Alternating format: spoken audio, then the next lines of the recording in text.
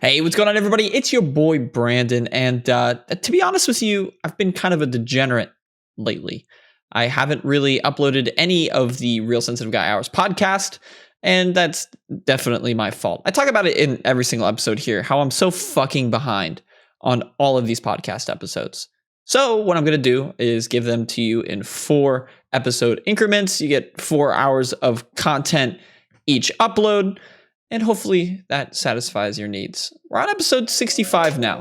And, I'm going to try to become more consistent in uploading these. Without further ado, let's hop into the action.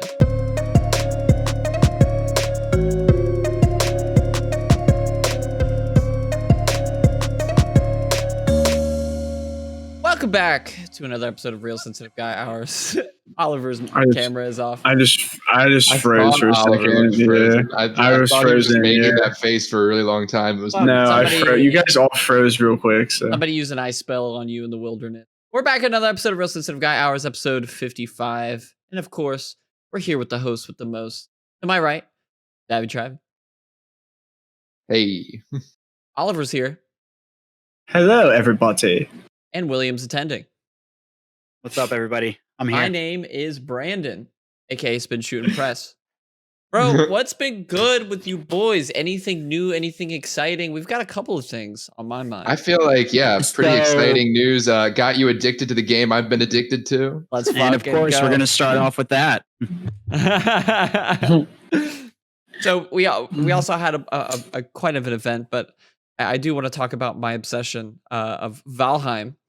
If you're not aware what Valheim is, it's a survival RPG where you're going in as one of Odin's warriors, trying to cleanse the world of all different types of mystical beings, and your goal is to make it into what is that called? Valhalla? Valhalla? Yeah, Valhalla. Yes. Thank you.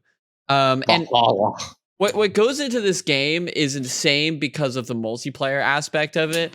Crazy shit happens, and it kind of works on that same progression system. I kind of think of it like Terraria, but it plays like Diablo and Minecraft at the same time. And The Forest a little bit, the other game that you've been obsessed with. Very much so. Very much. Yeah, shameless plug for this game. If you're in the gaming community and haven't heard of this game yet, you've been under a rock. Absolutely blown up. From the parts that I've seen people play, from the parts that people play, and I haven't played it for myself yet. I haven't gotten it. Why haven't you gotten it? Because I just don't have the fucking money. 20 bones. Bro, you should have told me. Brandon, that was the biggest hit I've seen you take in a hot minute. 20 That you'll fucking ever hurt. Yeah. So to kind of describe this craziness that ensues, I want to kind of go down a rabbit hole of what happened to me and my buddy Austin. He's been on the podcast in the past. So we need to find this merchant. This merchant is randomly generated on this world that is randomly generated. So it's not like you could just Google and find where this guy is. So Austin's like, I'm going to take my shit. I'm going to take my longboat, which is literally this boat that you control, and you have to go against the winds, go for the winds. And sometimes the winds are not in your favor. So it's kind of a tedious task traveling throughout the whole world because you're also trying to get food. Yeah, keep your supplies on top of, and it also has encumbrance. Fucked.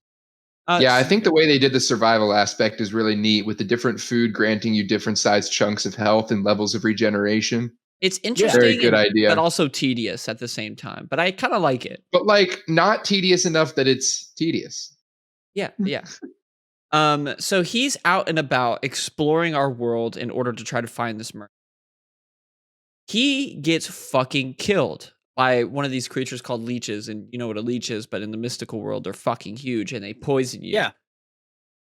So what ended up happening was after he died like 3 or 4 times, went to go after his shit in our boat because I want that shit back, and Austin cares about his loot, and I also care about his loot because we're working together. I fucking die. In this swamp, I get killed by a leech as well. I just wasn't paying attention. So him and I are both naked because you lose all your shit. We're running after our stuff. We die by a draugr, die by a skeleton. We keep getting killed by different things. And you have to go through a swamp, which is a pretty hard mode. And then you go across the plains, which is extreme hard mode. This is fucked. Like literally, you go there, you get pelted in one shot, and you're dead. They have these things called mosquitoes, death mosquitoes, that literally fly faster than you can run ×2, sting you in the back, and you're instantly dead. So we're trying to go around this, and I look to my left while I'm in the plains, and I see this random dragon fighting 2 mosquitoes just going at it. That dragon literally looked like a fucking Lich King dragon, whatever the fuck, from Lord of the Rings. So we're dying over and over again. We're so frustrated. I have work the next day, and it's like 12:30 at night. We finally are like, this is our last try. We're going to build this shitty raft that's made by 4 logs and some random deer skin and a few sticks put together. And we're going to go get this shit. The raft is going down through rivers, through the ocean at the tiniest fucking pace ever. We're literally going at like 5 miles per hour, but that's the only way you can get through ocean because you'll literally die. You run out of stamina. It happens all the time. Yeah, you're a mighty Viking that can only swim for like 7 seconds. Literally 7 to 8 seconds. So we get to the swamp biome where Austin's shit is. And we start getting attacked by leeches. We're like, oh, fuck. All right, we need to sneak. We need to get onto the other side of the sail. Sneak. All right, the leech doesn't see us. Leech doesn't see us. All right, row a little bit. Shit, there's another leech. These fucking leeches were just surrounding our boat, and we just drifted at 2 miles per hour towards his shit until eventually he's like, all right. Grabs his shit, gets in the big boat, and I'm sitting there trapped on the raft, like sneaking, still hiding from these leeches. He comes over, side, picks me up. I jump onto the boat, grab my shit, and we start drifting into the ocean towards our base again. I play some Skyrim epic music. And the sun's setting in the horizon, and you just see a deer on top of this hill. It's a silhouette of the deer, and you're like, did it, boy. Another day in Valheim. Another day in Valheim. And then we got back and got attacked by a troll. It seems like this game has impacted the community in that way, where it's a multiplayer game where you get to have fun with the guys, but you get to experience something. It's very strategized because you got to. I mean, there's people already hacking the game. I watched I think it was a TikTok earlier today of some guy who's able to he can spawn in 1,000 pieces of wood. I mean, that makes it. They make that really easy, on purpose. There's console commands you just activate it immediately. Mostly it's used for the creative mode, right? So you can give yourself materials and stuff. Exactly. But the bad thing is that they haven't pushed this into survival mode or away from survival mode because this guy is in survival mode doing all this stuff. You can always use cheats too if the server allows it. Exactly. That's up to you. If you want to ruin the game like that, go ahead. So I said too, when Will said that, I was like, isn't that kind of defeating the purpose of playing the game? You're really just literally and discovery. When I saw it earlier today, I thought the same exact thought. That's great that you're able to do that and you found a hack. Good for you. But it defeats the purpose of the entire game where the whole plot of this game is you are a mighty Viking working his way to get into Valhalla, to sit at Odin's table, all this stuff. You have to build your own city, build your own furnaces, build your own shelters, build your own fires, kill your own meat, get the leather, all that. And you're forced to fight these epic bosses of Norse mythology. I mean, you have the stag of life that I've seen pictures of. There's trolls, there's all these other mythical creatures that were brought in, but just by being able to put in a hack where this guy had a hack where he could spawn in a sword that could one-hit KO any boss. And it's that's great for this creative mode, like Travis said, but in survival mode, that takes away the whole point of the entire plot line of this survival mode. You're just going to run through shit at that point. Discovery. It's all about discovery, man. Exactly. I'm even wow at people who just play the game normally, but just rush through all the bosses. I'm no, you gotta savor that shit. Take your time. Bro, and that's it with any kind of game too, is if you rush through any kind of game that has bosses, that has a driven plot, if you rush through this game your first time, or if you rush through this game at any point, you're going to take away from the whole aspect of a video game. Where I've very much always been a play every side quest that I'm interested in before I beat the main story. 100%. Type of person. I'm the same way. It's the same tactic that I used when I played Breath of the Wild. I wanted to complete the storyline and all the mini side quests before I fought Ganon in the castle. And I did, and it makes it great. But these people that rush through games, you're missing the immersion aspect of video games, where you're supposed to get lost in this world that you're playing. And with Valheim, it seems like it's a very immersive world. I mean, I'll hop on a Discord every once in a while, and Brandon's playing with like Austin, Travis, his dad, anything like that. These guys are communicating in these terms, or like in like the terms of like this game. It's a beautiful thing to watch. So don't be an asshole and try to take away from that, or just be a dick and just try to ruin the game for so many people. Well, I don't mean to be rude. You put yourself a fist. How about you go fuck yourself and let me finish my story? I'm just trying to do my thing for the show. Hush, little baby. Don't say a word. Daddy's going to buy you a mockingbird. A mockingbird. If the birdie don't sing, I'm going to break actually its fucking neck. Just away. No. I feel like a lot of the appeal for this game too is like it's set in like an old age kind of thing too. It's like that you don't like. It's there's tons of this Norse timeline, and it's fucking beautiful. There's tons of games out there like it, but like yeah, exactly. A lot of people have pointed out like this is kind of like another, like everybody wants to say that hasn't played the game, this is another generic survival craft game, but it's not that. I mean, it kind of is, but it's like the best of all these games. Yeah. It's not another generic one. It's like these people have obviously played a lot of this type of game and know what's good and what's not, because I don't have a complaint about this game. Yeah, my favorite thing about it is the story that kind of comes from your own adventures.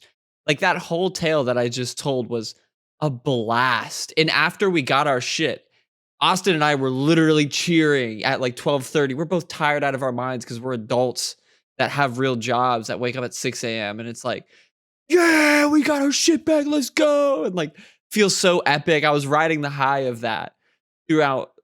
By the time I fell asleep, I was still getting giddy. It's one of those things where it's very memorable moments like those that make it worth being a gamer. It's insane. 100%. The beautiful moments that come from gaming. This is a very special game. What are some other like special moments that you guys have had like while playing video games? Like those high moments, like where like you get giddy, or like it's the late hours of the night. You've been grinding this boss or like grinding this one level. Like what's another high moment that you guys have had other than with Valheim? Obviously, Brandon's told his tale, but with other games, what other moments like he had have you had with other games? Oh my god, so many that it's hard. I've had a lot. One that I think was pretty sweet for me was so way back in the day when I was younger, I never, like, my brothers played every Call of Duty. I never played them, never got into them, didn't care for them. So I played Black Ops, the original, and like I was like, okay, it wasn't that great. There was this one Search and Destroy game on WMD. I had like 17 kills and like one death, and everyone was like, what the fuck? And I was like, all right, I'm like decent at this game. Let's go. Bro, these moments where you get into this state of, I know mine biggest one is I played, like when I first got into gaming, I played like console games. I played like Jak and Daxter. I played Ratchet and Clank. I played Sly Cooper, all these games. Then Sly Cooper's a baller. Sly Cooper was a baller. Most people started with a console. I think of like most people started with a console. But after that, I was like, all right, I want to look for something with some difficulty. And then I heard about this game that people were talking about that have difficulty. They're like, hey, you want a game that's difficult, that's going to drive you to be your best in gaming? Dark Souls. And I was like, the way that you describe that is so perfect, because every Dark Souls player is like, you think that's fucking hard? You've never even tried. I played the hardest game ever created. My brothers played it. So I was talking to my buddy, and my buddy, one of my friends from like middle school, I was like, all right, if you made this suggestion, which game should I play? He's like, he gloated for a second. He's like, well, I've like mastered each Dark Souls game. I'm getting ready to start playing Bloodborne. And I'm like, all right, I'll watch you play Bloodborne a little bit. So I saw Bloodborne. I love the Victorian era like aspect of it. Beautiful setting for Bloodborne. So I was like, all right, I'll get Bloodborne and I'll beat it. So I start playing this fucking game. I am getting my shit rocked on a daily basis to the point where I'm getting flustered and I'm like throwing controllers, like getting mad at this game. I forget what, I think it was one of the last bosses. It's like the Blood Moon Prince or something like that. It's some weird abomination of a thing. And I have been getting my ass licked by this fucking thing for about 5 hours now. I was just straight gaming. And I finally beat it. And it's that moment of satisfaction where you beat the final boss of a hard ass game on its hardest difficulty, that you literally just sit back in your seat and you're just like, it's just a pure moment of bliss where you're finally like, I beat it. I'm done. I can get away from this. I can go like cry in the shower for like 2 hours because I finally like got over this hump. Yeah, that was probably one of the most blissful moments I had. When you try to beat a level over and over, you're like, I've tried so many times that I can't just stop now. You go through like 7 stages of like until I beat it. You go through like 7 stages of like denial or some shit. Like you go through like 7 stages of like fighting a boss. Like one is like, oh, it's gonna be easy and you get your ass kicked. Second, like, all right, got time to focus. Third, like you're starting to get like really rage and shit like that. Fourth, you're getting quiet as hell. You're not saying a damn thing. You're not making any movements. You're like beamed in focus. I'm in that mode for like most of my time trying to beat it's a hard system level. When you play some of these games that are like meant to be difficult. And I never liked those games. Bloodborne is the only one that I've played, and I enjoyed it, but God, did I hate the experience. It was one of those things that I hate myself after I played. I loved it, but I hated the game because it was so hard and it infuriated me every time. It's the same kind of like feeling that like I got like when Brandyn first talked me into like coming into like the fraternity that me and him and Oliver are a part of. He was like, all right, during the pledging process, I'm going to tell you one thing and one thing only. You're going to fucking hate it, but you're going to love it when it's done, and you're going to love the experiences that you're going to have afterwards. And it's the same thing with like these Dark Souls games. You're going to hate playing it because it's very difficult, but once you beat it, or once you beat that one boss, once you make it past that level, once you beat that one enemy, you're going to have these memories and you're going to have that experience that you're going to fucking love for the rest of your life. And I love that game to the day. Now, will I play it again? Probably not. Probably not. Hell no. Hell fucking no, dude. Now, I thought of a really good one. If you guys have ever played Shadow of War, basically there's a system where you can recruit orcs to join your side. You can kill them. It's one. Yep, I know what you're talking about. Throughout the game, you can do all different kinds of things to fuck these different like orc leaders up, or have them join your side. Right. So like usually I like to make them join my side most of the time. I like to try to recruit them to my army. But there are some that just are really fucking dickheads. Like they'll constantly be barging in on you when you're trying to do other things. Constantly when you're just running through the world, they'll like suddenly attack you. And a lot of times it's this same fucking orc. All the orcs are like randomly generated. And but the same fucking ones will keep showing up and keep fucking with you over and over. So I always make a pledge to like track them down and kill them when they get too annoying. And the feeling that you get when you finally, after like, you have to like catch them. And if they're too high level, you have to like bring down their level and then they run away and you have to find them again. And when you finally catch that motherfucker that has been just like fucking up your day for the last like 10 hours of your gameplay, and you finally chop his head off, that's a great fucking feeling. Dude, I would get resentful. I would keep these fuckers alive because you'd be sitting there doing like slowly kill them. So yes, actually. So wow, I'll be doing a mission, and then him and his boys just pull up while I'm doing this insanely hard boss. He'll be like, "Oh, what's up, Ring Bear? I'm gonna beat your fucking ass." He kills me. And I'm like, "Oh, okay. I'm gonna beat this level, and then I'm going to literally make you hate your life." So I go and find him, and you can do this thing, and this is the thing where it lowers the levels, like Travis was talking about. I would go up, shame him, and it literally like screws with their mind. It makes them hate everything. It torments their soul. Makes them literally weaker. Like it fucks with their head to the point where you feel kind of bad, for fucking these trolls. You feel kind of guilty for fucking with these, like. Though I don't feel bad about it, honestly. But exactly, because they fucking killed you. So what I would do is like, it's a level 60 guy. I would beat him down until I can shame him. I'll shame him. He'd be like level 42. His mind's a little fucked up. He's like, I can't get this voice out of my head. Like blah blah blah blah blah. I go up, find him again, shame him again. This time he's like, I am literally freaking out all the time. I'm going to kill you for what you've done to me. Find him again, shame him again. He literally becomes retarded. His mind is so corrupt at this point that that's the best. And then you just keep on shaming him. Until that plays along with Brandon's playstyle. So if anybody outside of the podcast ever wants to play a game with Brandon, the way this man plays video games is he'll find an aspect of it, or he'll find if that game has a way of like torturing another player, Brandon falls in love with this like type of play style because he'll get good enough at the game to where he is goated, like Call of Duty or what was that one, that the Lord of the Rings one, like Shadow of War? Like he'll get to the point where he knows how to play the game on a goated level. And at that point, he'll just find like one player and he's like, all right, I'm going to fuck with this kid. I'm going to fuck with this guy for the rest of my time here. And he'll do it. And he'll do it to the point where if we're in actual game lobbies, they'll end up like this orc that he used to torment, where they go from like a level 60 down to just full fucking retard.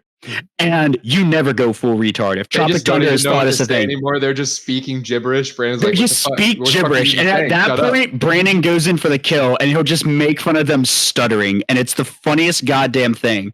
Dude, that was beautiful. I have never thought about it that way, but that was great.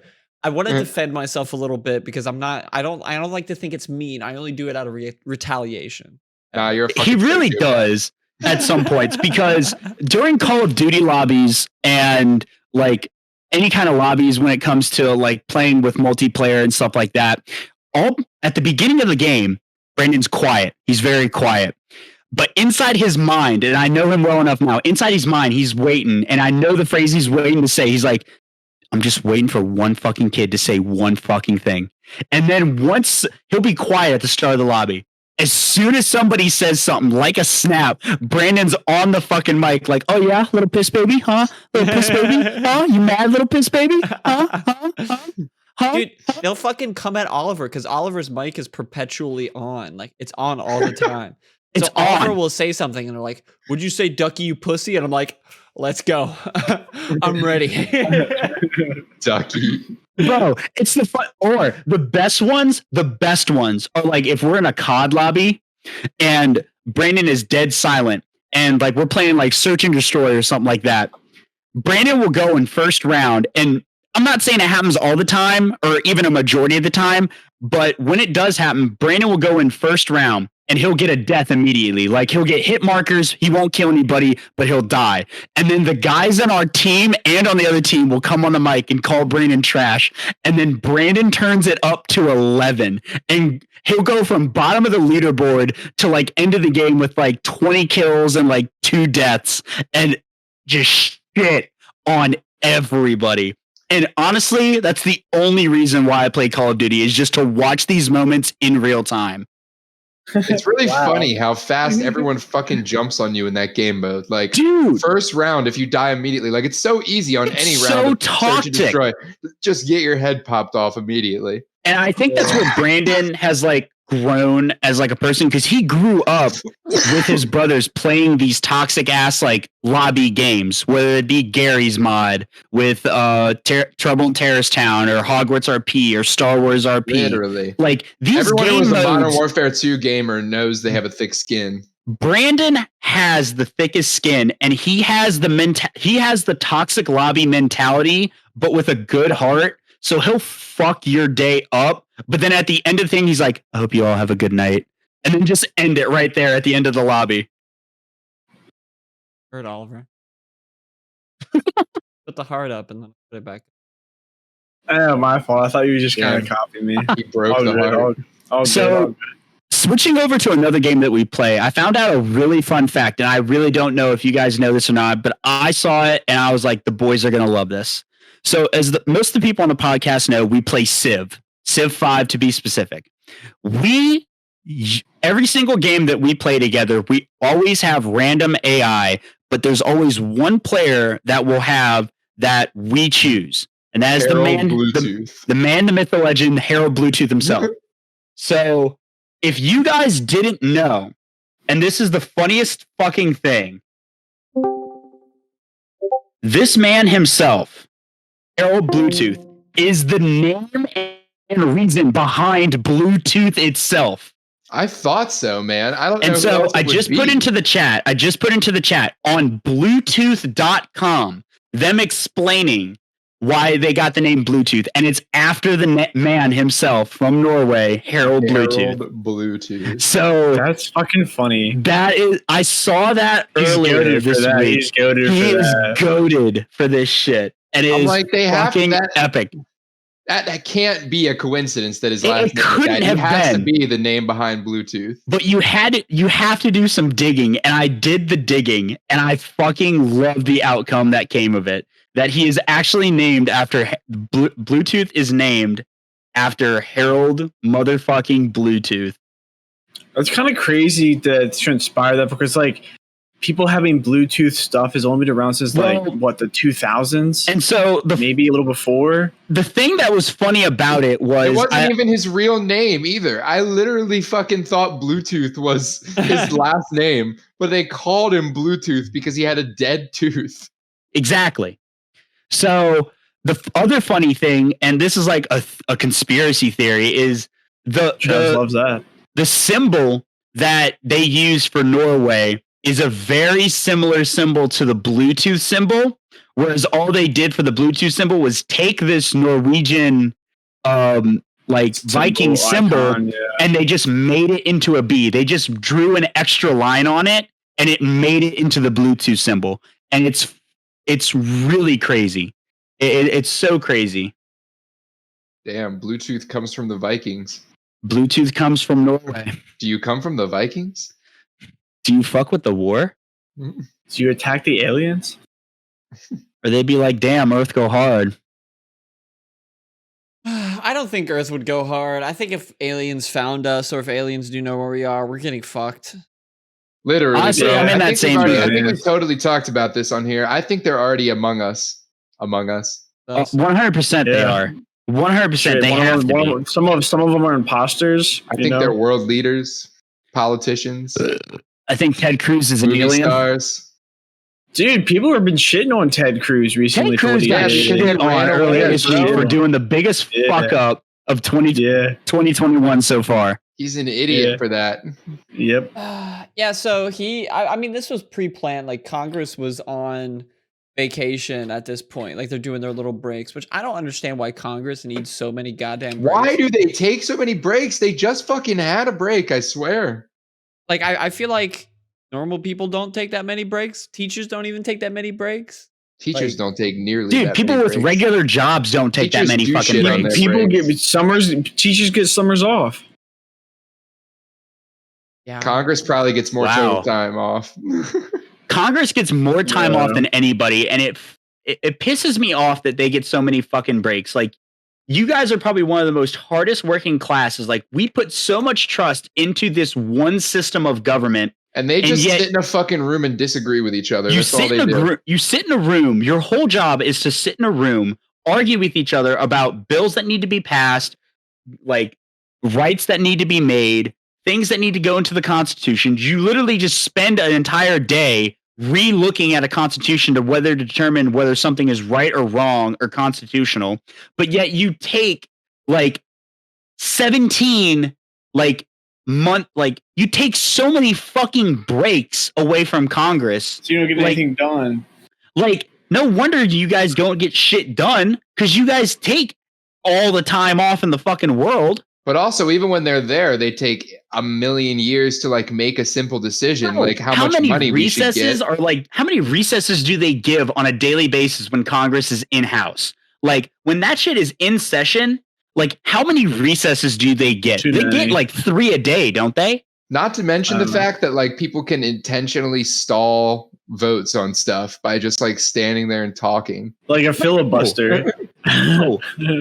That's like the biggest strat that they have there is like, oh, I don't disagree, but I don't agree with this thing. So I'm just going to stall and I'm just going to talk about like my kid's basketball game that I went to this weekend or some shit and try to play that in like, with some. What the fuck are they stalling for?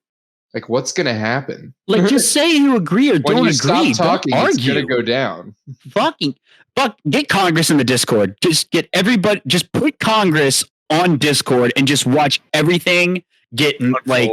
Put the White House on the phone right now. I want to talk. Put the White House on Discord. You know what? Joe Biden, hop in our Discord right now. Joe Biden. You know what? Camille Harris, you can come in too. We need your opinion too. According to Thoughtco, apparently, so what people refer to as the time that people are in the Senate versus time that they're not, or in the House, 174 days are spent, are legislative days for the House in 2018. 191 days out of the year are in the Senate, and the other time is spent doing congressional, like meetings, media press, things like that. And they say that they work typically 80-hour work weeks, but that's self-reported by senators and congressmen. I don't know how valid that is. Self-reported? The only person that has 80-hour work weeks is Elon Musk. Dude, Elon Musk is getting too rich. Elon Musk goes hard. He was the richest man in the world for a second. He was. Jeff Bezos took it back, though. Jeff Bezos is a god. He's not the CEO anymore. He stepped down. Brandon went a little bit of Jeff Bezos this past weekend. We had a party with our fraternity. Our old brothers it was social distance. It was social distance. They had what was called a stoplight party, which if no one was in fraternity life, Greek life, anything like that, or just never been to a party before in your life, a stoplight party is a themed party where the whole aspect of the thing is you wear a certain color to determine your social relationship status. So green means you're single, yellow means it's complicated, red means you're taken. So me and Brandon and his brother, Janko, pull up to this party. And for the first, we're told that people are going to start showing up at like 10:30. All the people that are there already at 10:30 are brothers and their girlfriends or people that just got there early. So we're sitting there waiting and people don't, for a hot second, it seems like no one's there. And then we turn around and the whole place is filled with fucking people. Sounds socially distant. And I don't know if Brandon remembers this incident, but this girl came up and started talking to Brandon and he swerved her so fucking hard.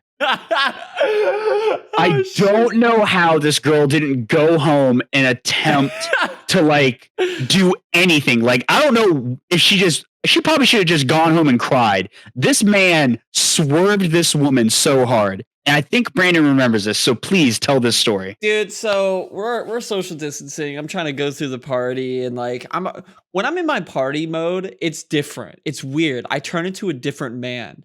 It's like jokes are flying everywhere. I throw smoke bombs. People don't even know what's going on. Somebody asks me a question. I just say some random ass shit and they're like, what the fuck just happened?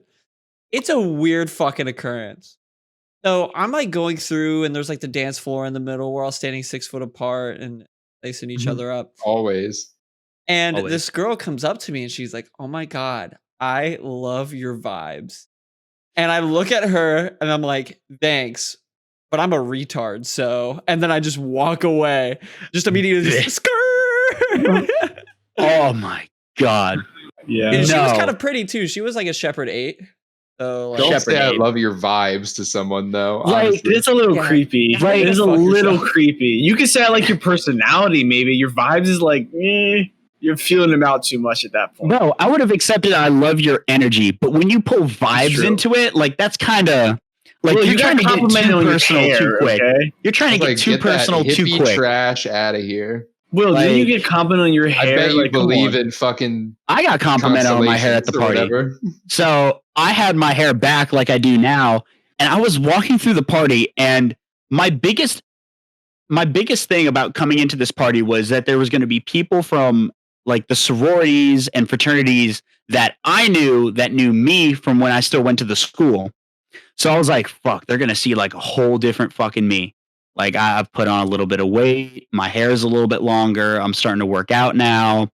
Like it's going to look like an entirely different person. And so the party starts and Brandon comes over to me. He's like, guess who got invited? And I was like, don't say it. He's like, it's her. And I'm like, fuck. And he's like, hey, you got this. You got this. You got this. And so about 20 minutes later, she comes into the party, doesn't even fucking recognize me.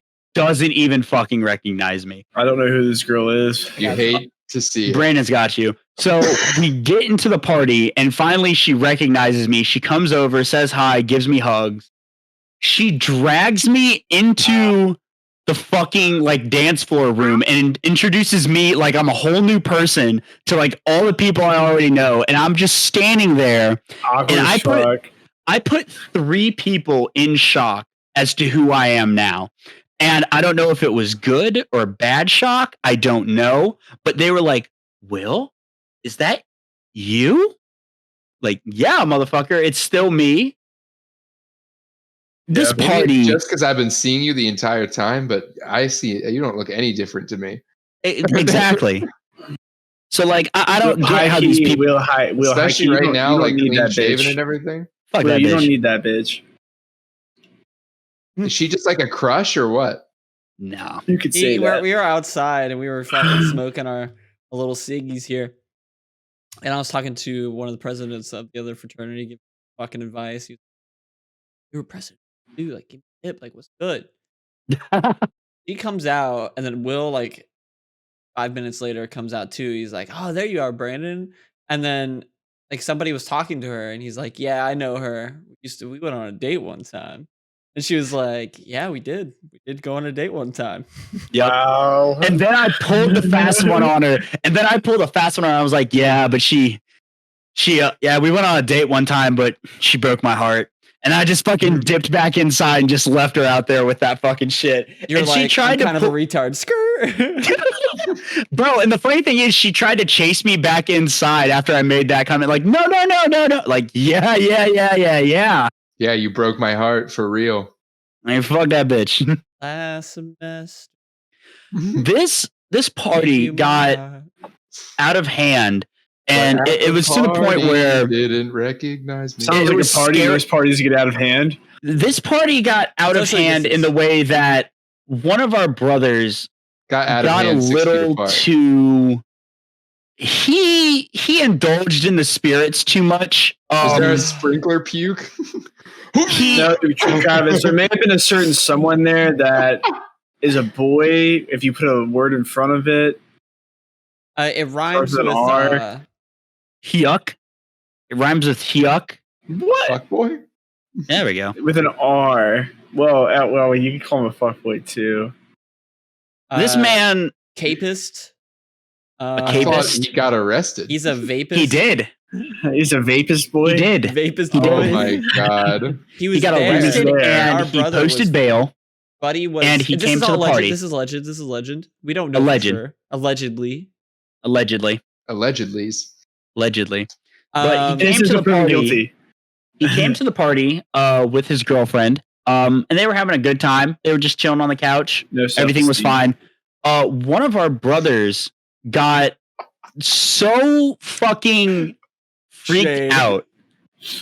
He got so freaked out by this shit that it took 5 of the current brothers, including me and Brandon, to calm him down.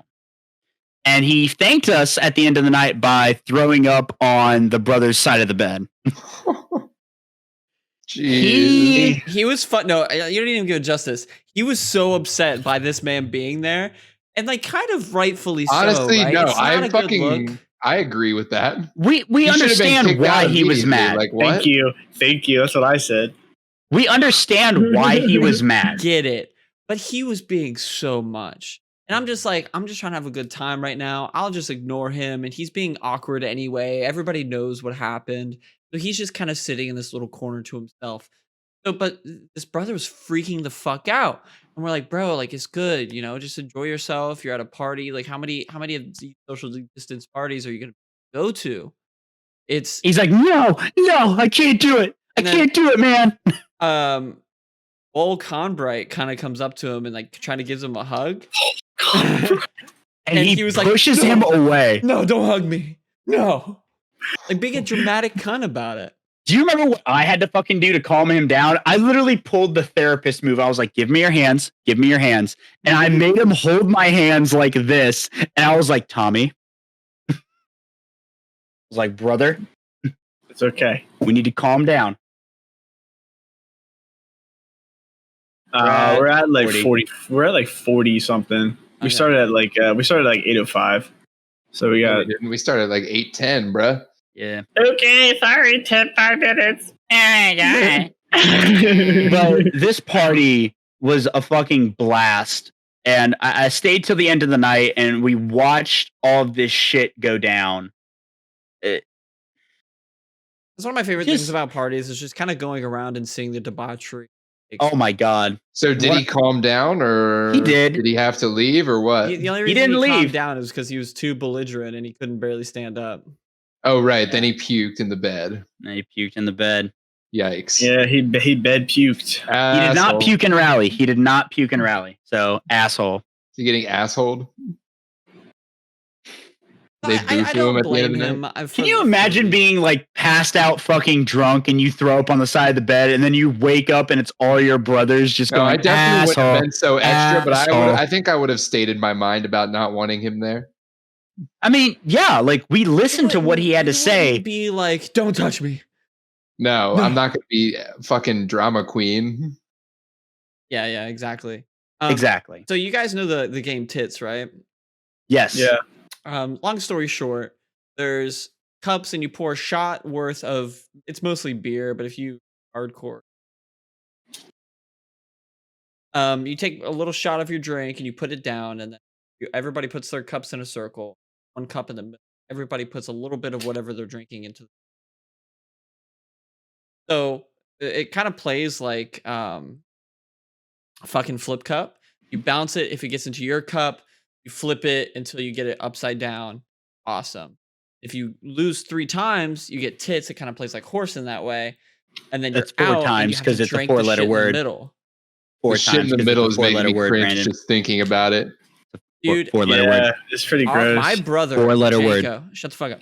My brother Janko got out. He was one of the first people to get out.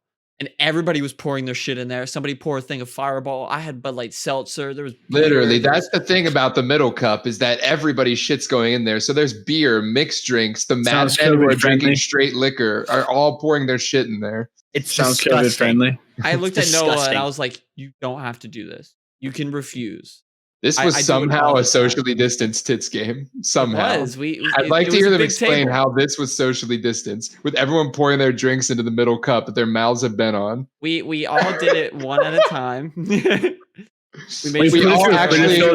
went through a Brita filter first. Individual alcohol swabs and swabbed. It went through a Brita filter first. We let it drain, and then we waited 2 weeks to make sure that all of the germs were off of it. Everyone at the party was COVID tested the day before. All came back negative. All negative. And Noah's like, I'm going to do it. I'm going to do this. And I was like, you don't have to. He takes the cup, gets on one knee, and just starts chugging. Damn, when they go on one knee, you know they're serious. That's some mad cunt shit. I couldn't do that. You guys ever been iced before? Yes. Oh, that's easy. Hell yeah. Yeah. Compared to that, compared to what fucking Janko did. Yeah, my sisters used to be obsessed with doing that when we were on vacations. They would like ice each other when they were younger. It got out of hand at one point. Like people were getting iced like out of nowhere on like crazy situations. On our beach trip, I want that to be brought back. Icing? Yes. I'm down. It's low-key kind of funny. Bro, if you do it, so the thing about icing is... Are we talking about the summer beach bash we're planning? The summer beach bash and the all-in-person Real Sensitive Guy Hours episode. Hell, we might do 2 episodes. We might record 2 episodes. 1 sober, 1 wasted. or all of them wasted. I don't care. I have never recorded a sober episode, so I'm sorry that I'm not going to be part of that. Jarvis, you can't dox yourself. Wait, but the you're thing not with sober right now? the thing with icing is that, like Oliver said, it can get out of hand really quick if it gets annoying. You can't do it all the time. You have to be sneaky and smart about who you ice and how you ice them. My favorite thing. Yeah, once you're doing it like every 5 seconds, it loses its magic. It's so boring. It's like, dude, just shut the fuck up. Come on. You know, I'll be sitting on the couch. I'll be like, yo, Will, a pillow? Like, yeah, sure, buddy. I got you. You move the pillow and you look down. You're like, bitch. Dude, there was one time when we lived at 482. It was Brandon or his ex-girlfriend tried to get me to tried to ice me. They put one of the bottles in our cabinet where we had our trash bags for some reason. So one of them needed a trash bag and I was downstairs, right? So literally I opened the cabinet. I'm so focused on getting this trash bag. I don't see the Smirnoff bottle at all. I don't even see it because I'm just so focused on getting this trash bag. And they were like, what was in the cabinet? I was like, I didn't see anything. Like, I just got the trash bag. Like, what do you mean? I don't think I believe that you didn't see No, that dude, shit. seriously, I did not see it. Is there a way to dodge an icing? Like, can that be a thing? Like, if you tell me to get something or open up something to grab something else, you can just can you? You have to actually touch your nose, touch your asshole, and spin around 3 times. Simon says, touch your stomach and your ear. You put the Smirnoff Ice Morty. so far up your ass, Morty. Stick it up your ass, Morty. Dude, high-key, I've been rewatching Rick and Morty. I've been rewatching it. Rick and Morty is a very fun-ass show. That was one of the first things I had with When's the next season come back? Anybody know? Who knows, don't man? know when the next season comes back. Literally, it could be years. It actually usually is years. And then we usually binge watch it within a week. Yeah, that's fair. All right, everybody watch the video. I gotta open the Valheim server real quick. Wow. Oh my God. Why? Austin wants to fucking grind while we're doing this. Oh, you're gonna play this while you're gonna play a game while we're on a podcast? No, I'm not playing the game. He's not playing. He's putting up the server. The thing is, if you don't have a dedicated server, one of the people who owns the world dedicated WAM? has to have their Steam in the game and the server open. How much dedicated WAM does it take to process a server? I literally think of that every time I see this shit. Now I'm looking up stuff for this game all the time. I'm seeing dedicated server all over the place. All I can think of is dedicated WAM. Dude, I can't wait for this dedicated server. WAM. I honestly think Will and Oliver should hop in this shit. Austin and I have created this board where you're able to draw and insert pictures and kind of comment on shit. We are planning out our fucking villages and our castles and drawing them out. It's gonna be dope as. I don't know if you guys are really gonna put that much time and effort in the game, but we'll see. So I got a question: Is there a way to Oliver? You fucking skeptic. Can you beat the game? Is there a way to end the game? Just end it all? It's kind of like Skyrim. There's no end game. I mean, you can beat all the bosses, but they have plans in the future to add more bosses and more biomes. So okay, you'll be able to continue at that point. There's so many but also side after quests. that, it's like an infinite game, like Minecraft. You just keep doing whatever the fuck you want. Yeah, it's side quest on side quest on side quest. Okay. Yeah, man. I'm very much looking forward to that. Having the dynamic between 10 different players all playing potentially at the same time and us creating our own. I just thank God every day that we live in the time of these video games. They're crazy. We're not too old and arthritic to not be able to play them. We're not too young to not be able to experience them at their prime. Exactly. We grew up, and I'm so happy that we grew up in the time period where we got good games. Dude, we saw probably the biggest jump in quality of video games. Oh my God! Growing up, when you think about video games aren't that much older than us. Speaking in the time of everything, when you think about it, the biggest one that brings me is, okay, what year was everybody here born? What year? 97. 97. The thing with 97s, what we have to remember is we are as old as the entire franchise of Pokemon. Pokemon came out and released the first game in 1998.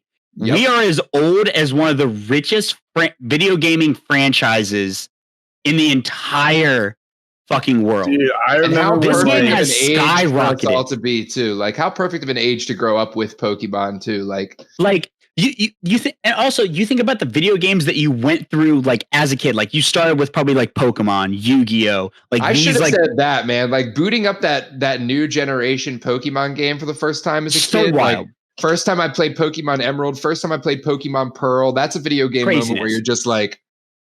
But you think about the other games that came through. We go back to Sly Cooper. We go back to Jak and Daxter. We go back to Ratchet and Clank. Then we make the jump to like first person shooters when they got big in like the 2000s. Call of Duty comes in. Brandyn finds his love. Call of Duty. Like you find the games like that. You find games like BioShock that come in. You find all these games. Then they make that transition over to computer gaming where you have games like I can't even think of like computer. Open world becomes a big thing. You get like Grand Theft Auto 4. Grand Theft Auto.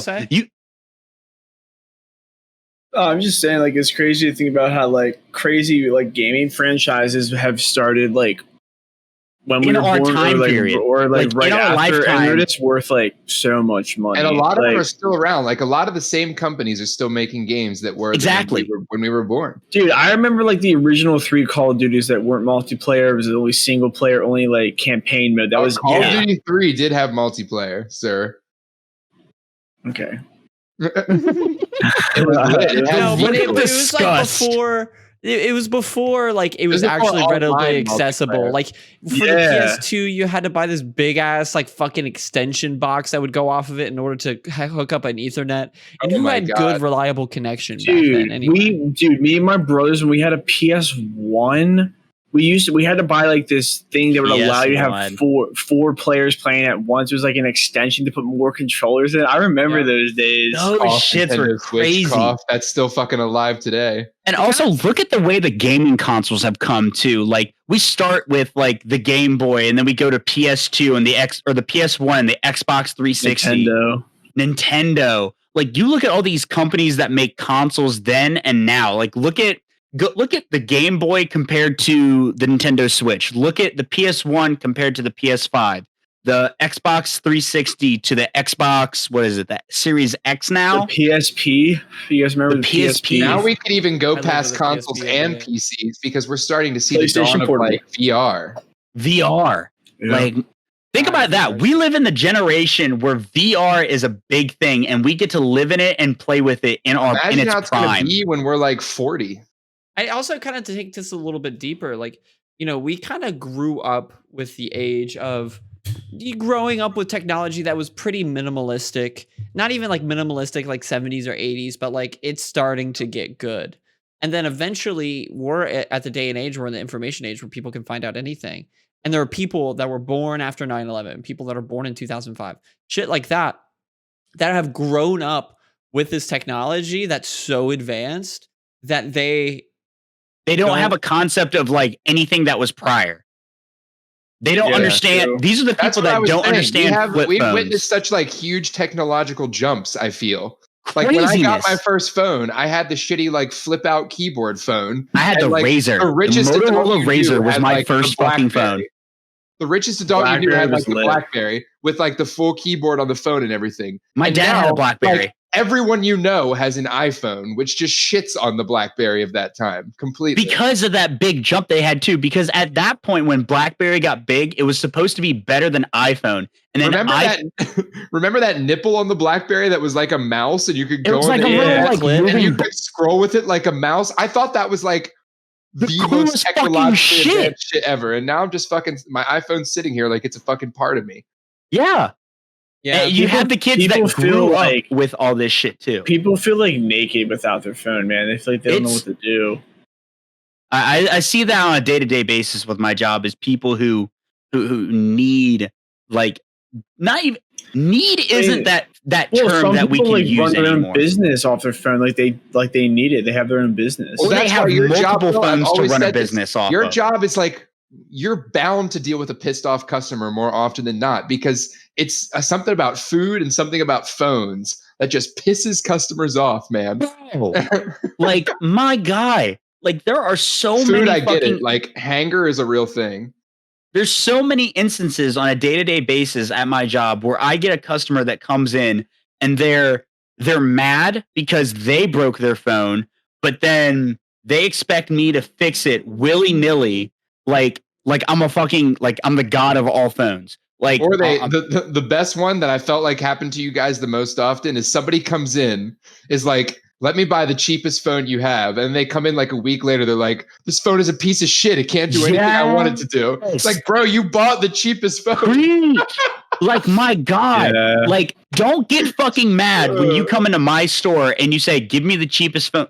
Or what they'll do is like, all right, man, I need the cheapest phone in here. And so you look at their options, you look at what they can do, and then you give them the price, and they're expecting something that's like $50 or $60 when like the only one that you have, the cheapest one, is a little bit over 100. They flip shit. And they're like, no, I can't pay that. I'm like, you asked for the cheapest. This is the cheapest that we can do. You sure you can't go any cheaper? No, this is as far as I can go. And then they get it, and then they'll do what Travis said. Like, they'll come in a week later and be like, phone's a piece of shit. They broke on my first day. Like, it's not my fucking fault that you're a piece of shit with phones. Yeah. Last thing tonight. How is everybody's fitness journey going? Why do you keep reading my mind with fucking topics? I don't know. Apparently, like in games tonight, I'm off 100%. But like when it comes to tonight, like on the podcast, I'm 100% on. Mind reader. This has been the mind reader right now. It's fucking weird, right? For fucking real. This is one of his 45 minutes of Will, 15 of us episodes. Get fucked, everybody. Get fucked. I'm glad. So I know I'm not going to be able to say that to anybody else when I play games. I'm glad somebody said it. My fitness is going well. My fitness is going well. I feel good. I've been eating better. Travis, you're the one that I'm most curious about. Right. And I don't mean to throw shade at you, bro. I'm the most worried about you. Well, so if for context, I see what Oliver and I do on a day-to-day basis. Oliver's always eating the most healthy meals. I'm eating like shit, but I'm putting on my calories, and him and I are going to the gym. Will's hitting us with the text messages. Just because I don't use our group chat as my exercise log like Will does does not mean I'm not working out. Right. All right? That's all I'm going to say on the topic. Hey, you can worry about me all you want, but no, but I'm just trying to give you context. I'm trying to give you context of like our point of view. So I'm curious. I didn't say what have you been doing? What's good? Like, get us hip. Like, we don't hear anything, so like we're curious. I basically just like I've been doing this journey with my girlfriend. She's decided to join in. Let's go. That's fire. Let's go. We do like we try to do like a dumbbell workout a week, take a couple days to recoup. Then we do like a cardio, like full body, like no dumbbell workout with a lot of cardio and stuff. Okay. All right, that's good. Yeah. Just general stuff like taking walks, eating better, drinking better. Like she's an athlete. Like she's been through the gauntlet of having to work out. Yeah, dude. I mean, she knows what she's doing, obviously, because she used to play a sport, which is super regimented at that point. She practiced 3 times a week, and her coach beat the shit out of her. Right. I know, like literally, but Do you guys have a lot of like at-home workout stuff? Yeah, I mean, we prepare. We bought like one of those tension bands or whatever they're called. Oh, those things are lit. You can do a lot of those. We bought some dumbbells.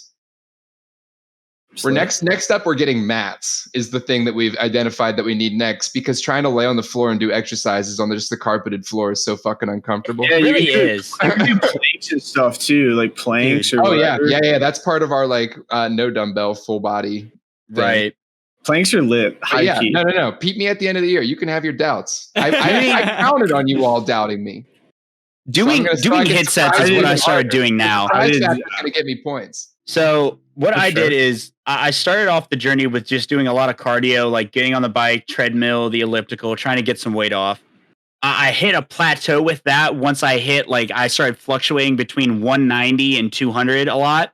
So I was like, all right, now it's time to start doing like lifting, like doing legs, doing arms, doing back, doing like hit workouts, and like doing planks, doing mountain climbers, doing crunches. So that way I can get the belly fat off.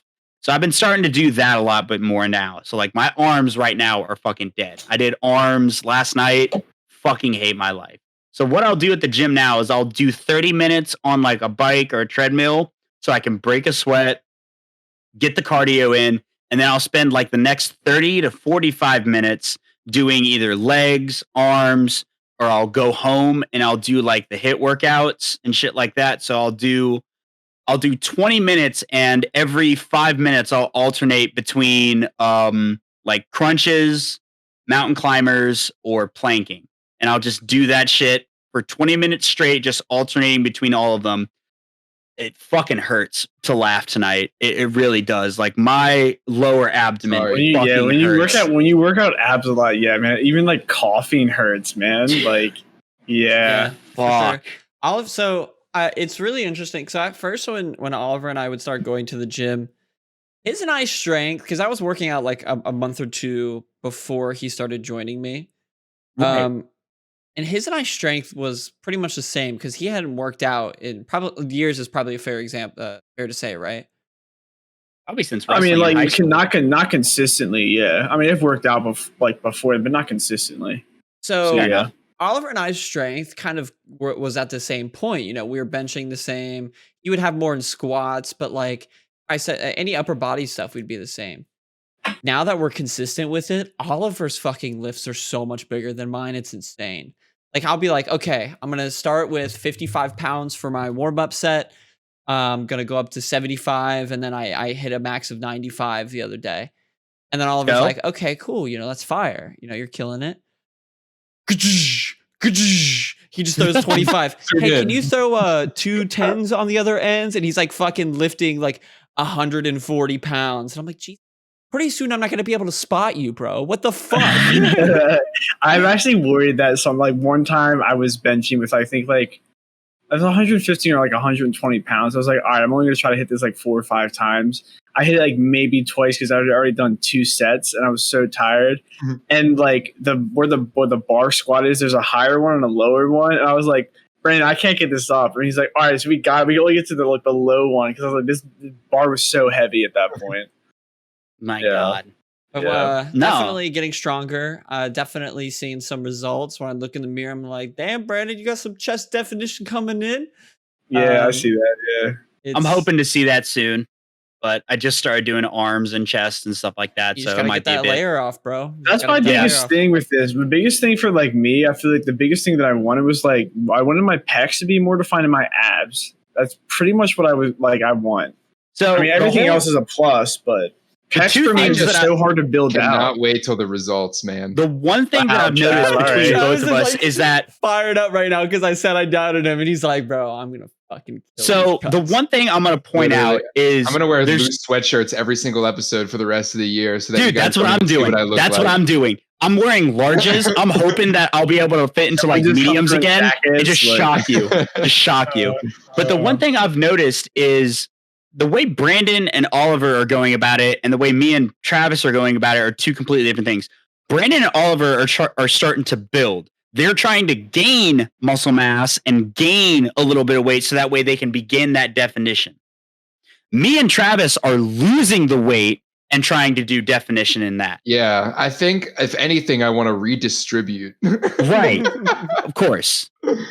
I can all the way go to my cock. That would be cool. Yeah, exactly.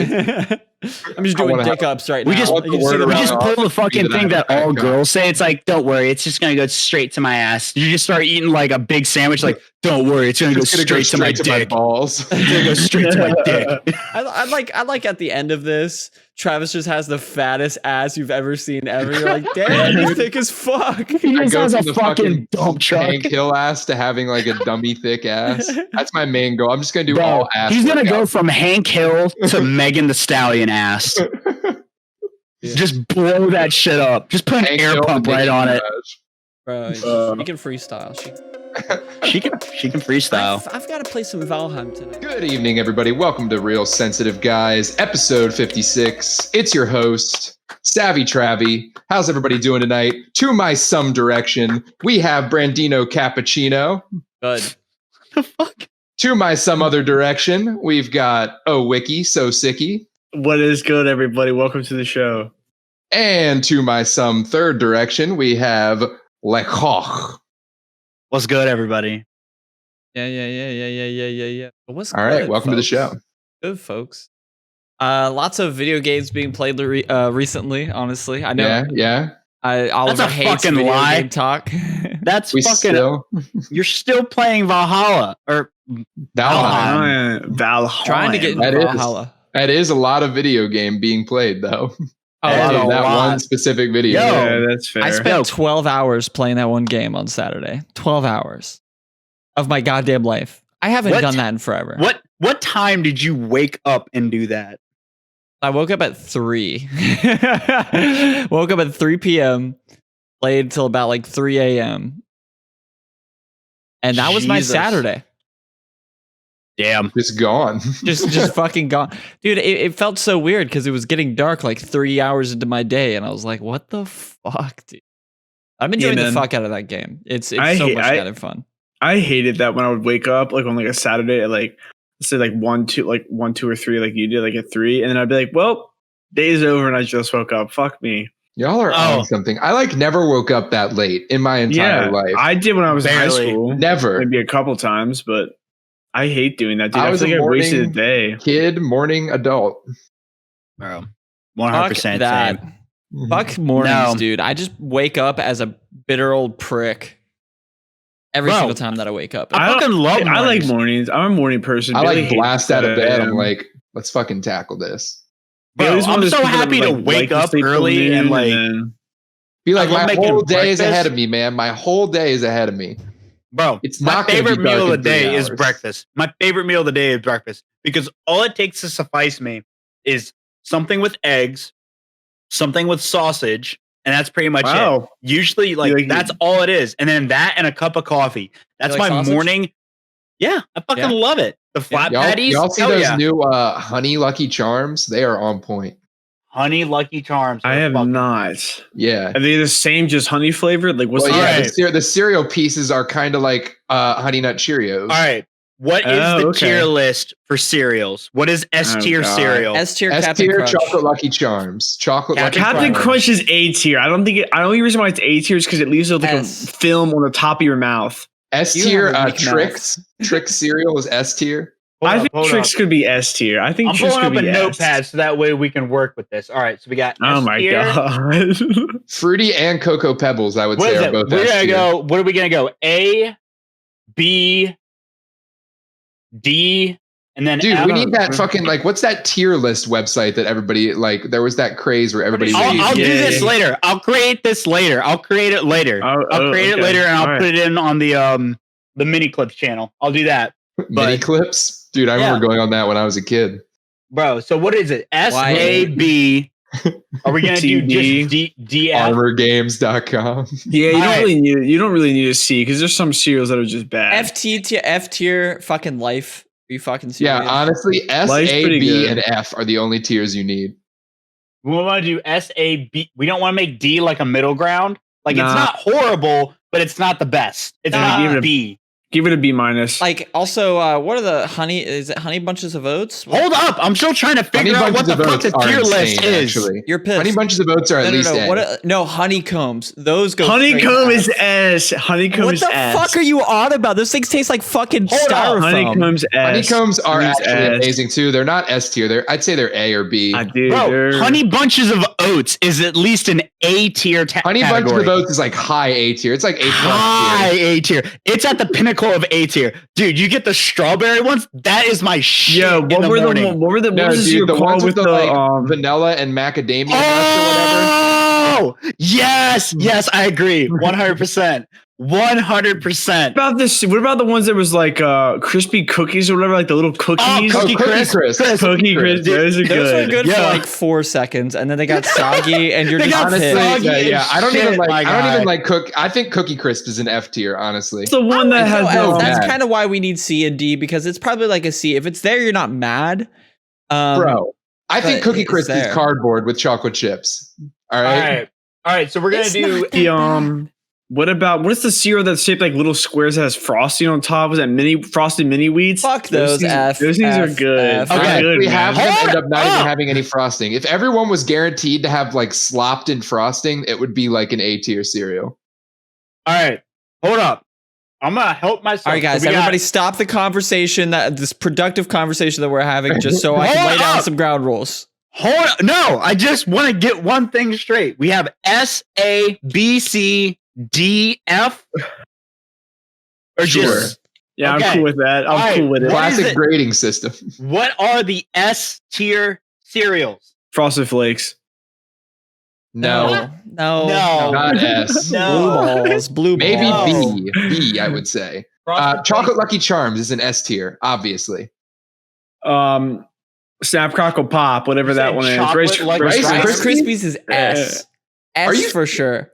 Yeah, you throw a little bit of sugar on that bitch. Not only is it healthy, but how is that healthy? If outside help, it can go to the F tier. What about all right, Lucky Charms? Isn't that S tier? Lucky Charms is A. Yeah, that's all right. What about Lucky Charms? Yeah, A or high B. What about regular Cheerios? That's what I was saying. Honey Nut. I would say B for regular as well. C. I'm calling that C. What about Frosted Cheerios?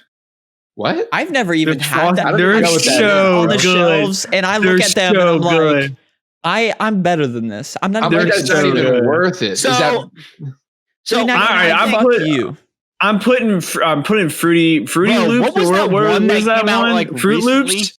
Fruit Loops is like an F, dude. It makes you poop. It makes you poop. No, they're delicious. Apple fucking Jacks, dog. That one's okay. I'd give that like a low A. Yes. S tier though, Golden Grams. Have you guys ever had Golden Grams? Golden Grams are not a while. What was that one with the frog? Honey Smacks. Honey Smacks. Never had Honey Smacks are not that good. They're like, they wish they were Corn Pops. Corn Pops though are like an A or B tier. You're talking about fucking cardboard? Corn Pops are cardboard, essentially. Dude, that's exactly what Captain Crunch tastes like, though. No, it does not. Dude, Captain Crunch gets all stuck in your teeth, man. That's what I'm saying. I do like the Crunch Berries, though. Crunch Berries are good. That's true. The Oops All Berries one, that's fire. What about Count Chocula with like the Boo Berry and the Frank? You can't go wrong with that because you only get it once per Halloween season. It's perfect. Yeah, that's like the special treat cereal that you always think is A1. F tier Raisin Bran. So I would say S tier for I think we can all agree on that. Raisin Bran, boo. Fucking dude, who doesn't hate Raisin Bran except for like my mom? Bro, Raisin Bran got wrong what fucking Honey Bunches of Oats got fucking right. Exactly. An adult cereal that tastes good and is good for you. It's so good for you. All the flavors are good for you. What about the Chex-Mix cereal? It depends. It depends on the day. It depends on the fucking day. But I wouldn't go to it constantly. Trix S tier. Trix is S tier. All right, what about Cocoa and Fruity Pebbles? I think they're at least high A tier. I would throw that into a solid C. Like, I'm not mad about it, but like, it's gonna be my last choice. Like Cocoa Puffs, like high B tier. I give it a B. It gives a few points in my book for the milk that you drink afterwards. You know, that Cinnamon Toast Crunch. Fucking shit. Cinnamon Toast Crunch. Speaking of good milk afterwards, that's a solid B. Crunch. That's an A. That's an A. I'm gonna give it a low A. That's an A. Yeah, I feel like it should be majority. Like where it gets tiered should be majority vote. Okay. Whoever the most people vote for. If it's like a 4-way tie, then I don't know. Okay. I'll remember that listening back to it. I'll remember that on the listen back. All right. What other cereals haven't we covered, man? We've hit a lot of them. Sounds like it. We've hit the good ones, at least the players. Like, did we miss any big players? We got Trix, we got Cheerios, we got Cinnamon Toast. Did we get Captain Crunch? Yeah. We did say Captain Crunch. I don't know if we set a tier for that one. I would put Captain Crunch in like a B tier for me. Yeah, I'm throwing it in B. I would say high B, low A. The teeth sticking is like a no for me. Kind of off-put. I don't know where you guys get that. What did we say for Frosted Mini Wheats? I'd put them in like a B as well. I'm throwing that F. Wait, what was that? What was that? You're such a picky eater. I don't even know if we should count any of your votes. Wait, what was the one? Crave, where it was like a wheat. Oh, those are actually good as fuck. Those are actually good as fuck. The chocolate ones. I would say high A. I would say A. It's not S. It hasn't gotten there because of legacy. It's only been like recent. So I'll give it an A. I'd put low A. No, recent cereals can really shine. Recent ones, but they So gotta have that one longevity. cereal that fucking really upset me was the Oreo cereal, and I remember this fondly as a kid. Oh yeah, but it's trash. It is Literal so biggest bad. disappointment. You thought like, wow, this is actually a great idea, and then the execution was just not there. Dog I think shit. it could have been good. Dog shit. It had the potential. But you know what is S tier though? Remember the Scooby Doo cereal? No, but what is S tier on the snacks is the fucking gummies, dude. Scooby-Doo gummies, are you fucking serious? S tier for sure. Oh my god, snack tiers! I could go on all fucking night, man. Fruit by the foot, fruit roll up, S tier, both. Fruit by the foot is probably like a C for me, but fruit roll up is a solid A to S. Fruit roll up is another level. I can't even put fruit roll up with fruit by the foot. Gushers is a high A on snacks. No, Gushers is S tier. Okay, what about this? What about the special sour Gushers? cereal? Have you had the sour Gushers? Oh my god! I think that's an F. I'm like addicted to the sour. I don't understand how you can eat so many sour things. Like I'm so lit for anything sour, but my tongue starts fucking bleeding. Dude. Sour Patch Kids are actually fire. Yeah, well, when that's I eat thing. I go for something now like the sour Gushers, where it's more like nuanced sour. I hate that. I hate like fucking my mouth up now. So if I eat stuff like that, like sour Skittles does that to you, I eat it in like sour Skittles amounts. made my mouth so goddamn bloody. I had to leave the movie theater one time. It was fucking awful. Yeah, well, if you're gonna turn into a movie theater sized bag of them, you're fucked. Every time I eat like doses. Every time I eat gummy worms are like a nuanced sour. Every time I eat like Skittles or something that's sour, like the inside of my cheeks get raw. So like I would say man, we could do fish. snacks, we could do candies, like so many good options. So many people have shat on this, but it's one of my favorite things ever. Nerds rope, dude. Absolutely fire. If you think Nerds ropes are bad, what are you even tasting? It's the perfect blend of gooey and chewy. I don't think I've ever had Will just said he hasn't had a Nerds rope. I've had Nerds. Have you had Nerds? I've had Nerds. All right, having a Nerds rope is a totally different experience. Yes, it's like the gusherness of like a fruit roll up or something. Eating Nerds is like chewing pebbles that taste kind of good, but eating a Nerds rope is like heaven. Okay. What was the candy that you would get in Halloween that you were just like, don't ask me to trade, you son of a bitch? Yeah, Sour Patch Kids. No one takes from me. Twix. I love Twix. For sure. Crunch bars were definitely a fire Crunch bars are fire. They were S tier. Musketeers. Musketeers. Never would take a good shit. trade. It would pretty much take a trade of Sour Patch Kids to get rid of my Crunch bars. I gotta say this one with a caveat. The first 5 candy corns that you eat, S tier. Fire. After that, I'm not a big 5 candy ones, corn fan. it's terrible. And I never liked the candy corn pumpkins. For some reason, they just are built different. They're too fat. It's too much. You know what's the worst? I don't like peanut butter. I love Reese cups. I love Reese cups. The worst thing in the world is getting a milk dud that's gone bad for some reason. Are you hip to that? Or it's like the life rings, like the life rings. Milk duds is another one where you're like suffering the entire time you're eating it, but it tastes good. Like you feel like it's gonna rip your every single filling in your mouth out, but it's so good. Yeah, it's I feel the same way about Tootsie Rolls. I love Tootsie Rolls so goddamn True. much. Oh my god! Remember the Tootsie Rolls you'd get in your Halloween candy that were like the fat version, and they were like that. They big were of a fucking log, fucking brick of Tootsie Rolls. Yeah, dude. How chewy that shit was when you took a bite out of it. Like, dentists actually recommend eating chocolate versus the other candies because it's easier. Chocolate. It's easier to get off your teeth, even just like chocolate in general. Interesting. Yeah, fun fact for the day. Everybody learned something. Brandon's learning the ins and outs of the dental industry. That's it.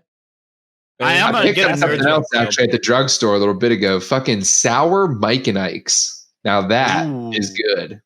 Mike and Ike's are pretty good. Mike and Ike's are kind of the same thing. You go through half the box, S tier. After that, C, D. Dude, I could down those things all day. Reese's Pieces, fire. Twix are fire. This one's kind of not a lot of people like this. The cookies and cream Hershey bars. Yes, they're okay. Yeah, they're fine. They're fine. The almond ones are pretty good too. Oh my god! Actually, I tried the most amazing thing just in this past year: lemon flavored Kit Kat. What? You think that sucks, but it's amazing. It's like lemony, chocolatey. Oh, it's so good. Why would you even say that in my presence? You say that so you try it, man. That's all I'm gonna say. I gotta say though, one of a really fire snack, good banana bread. If it's shitty banana bread, it's fucked. It's fucked. But good banana bread is fire. Like monkey bread. God. And it's kind of like healthy-ish too. It's not bad for you. Dude. And Travis, in the banana bread that I made, I had a special ingredient. Will made it. And the special ingredients, the special ingredient was peanut butter chips. So it's peanut butter and banana bread. The special ingredient was sandwiches. Oh, sandwiches. I know what that means. That's an old reference. Candy. What's your favorite strain of candy? Probably like blue raspberry. Girl Scout cookies. Raspberry. Probably like Blue Dream. Jack Frost. That was crack. Headband was good too. Headband was good. Yeah. The Northern Lights. I had some stuff called Gary Payton recently that was pretty good. Sour diesel is always a good one. I saw someone got a bag one time. Hypothetically, I did. Bag of candy, right? I saw someone get a bag of candy and it said Joe Budden. Wow, he's got his own strain already. I feel like every president should get their own strain of candy. The Don. I think they should too. The Trump. Yeah, I saw Donald Trump on TV for the first time today in like forever. Yeah, he had a speech the other day. What did he talk about? He basically called the election a lie again, and then he said DWI sitting there like, yeah, so true. He said something too like someone in the Republican Party is going to run again in 2024, and he kind of hinted it might be him, but he didn't like outrightly say it. If he reruns for election, I don't think he's going to. I think he's just going to like do it for like publicity and stuff, but I don't think he's actually going to. I think he actually thinks he has the balls enough to fucking do it. He'll get fucking shot down again, and it'll be fucking hilarious. I don't think he'll run. I think at this point he's kind of just like, yeah. I think he might. Dude, I think he's just doing it for media, bro. Any media attention. He said it himself. Exactly. Just do what Bill Clinton did, Monica Lewinsky. Get head in your office and then sell books for tens of millions of dollars. That's all you got to do. It's easy. That's the face that all the Trump supporters are speaking of pictures, did you guys all take a picture of the fitness challenge before? I know Brandon did, but did the rest of us? I did. I finally did. I did. Yeah.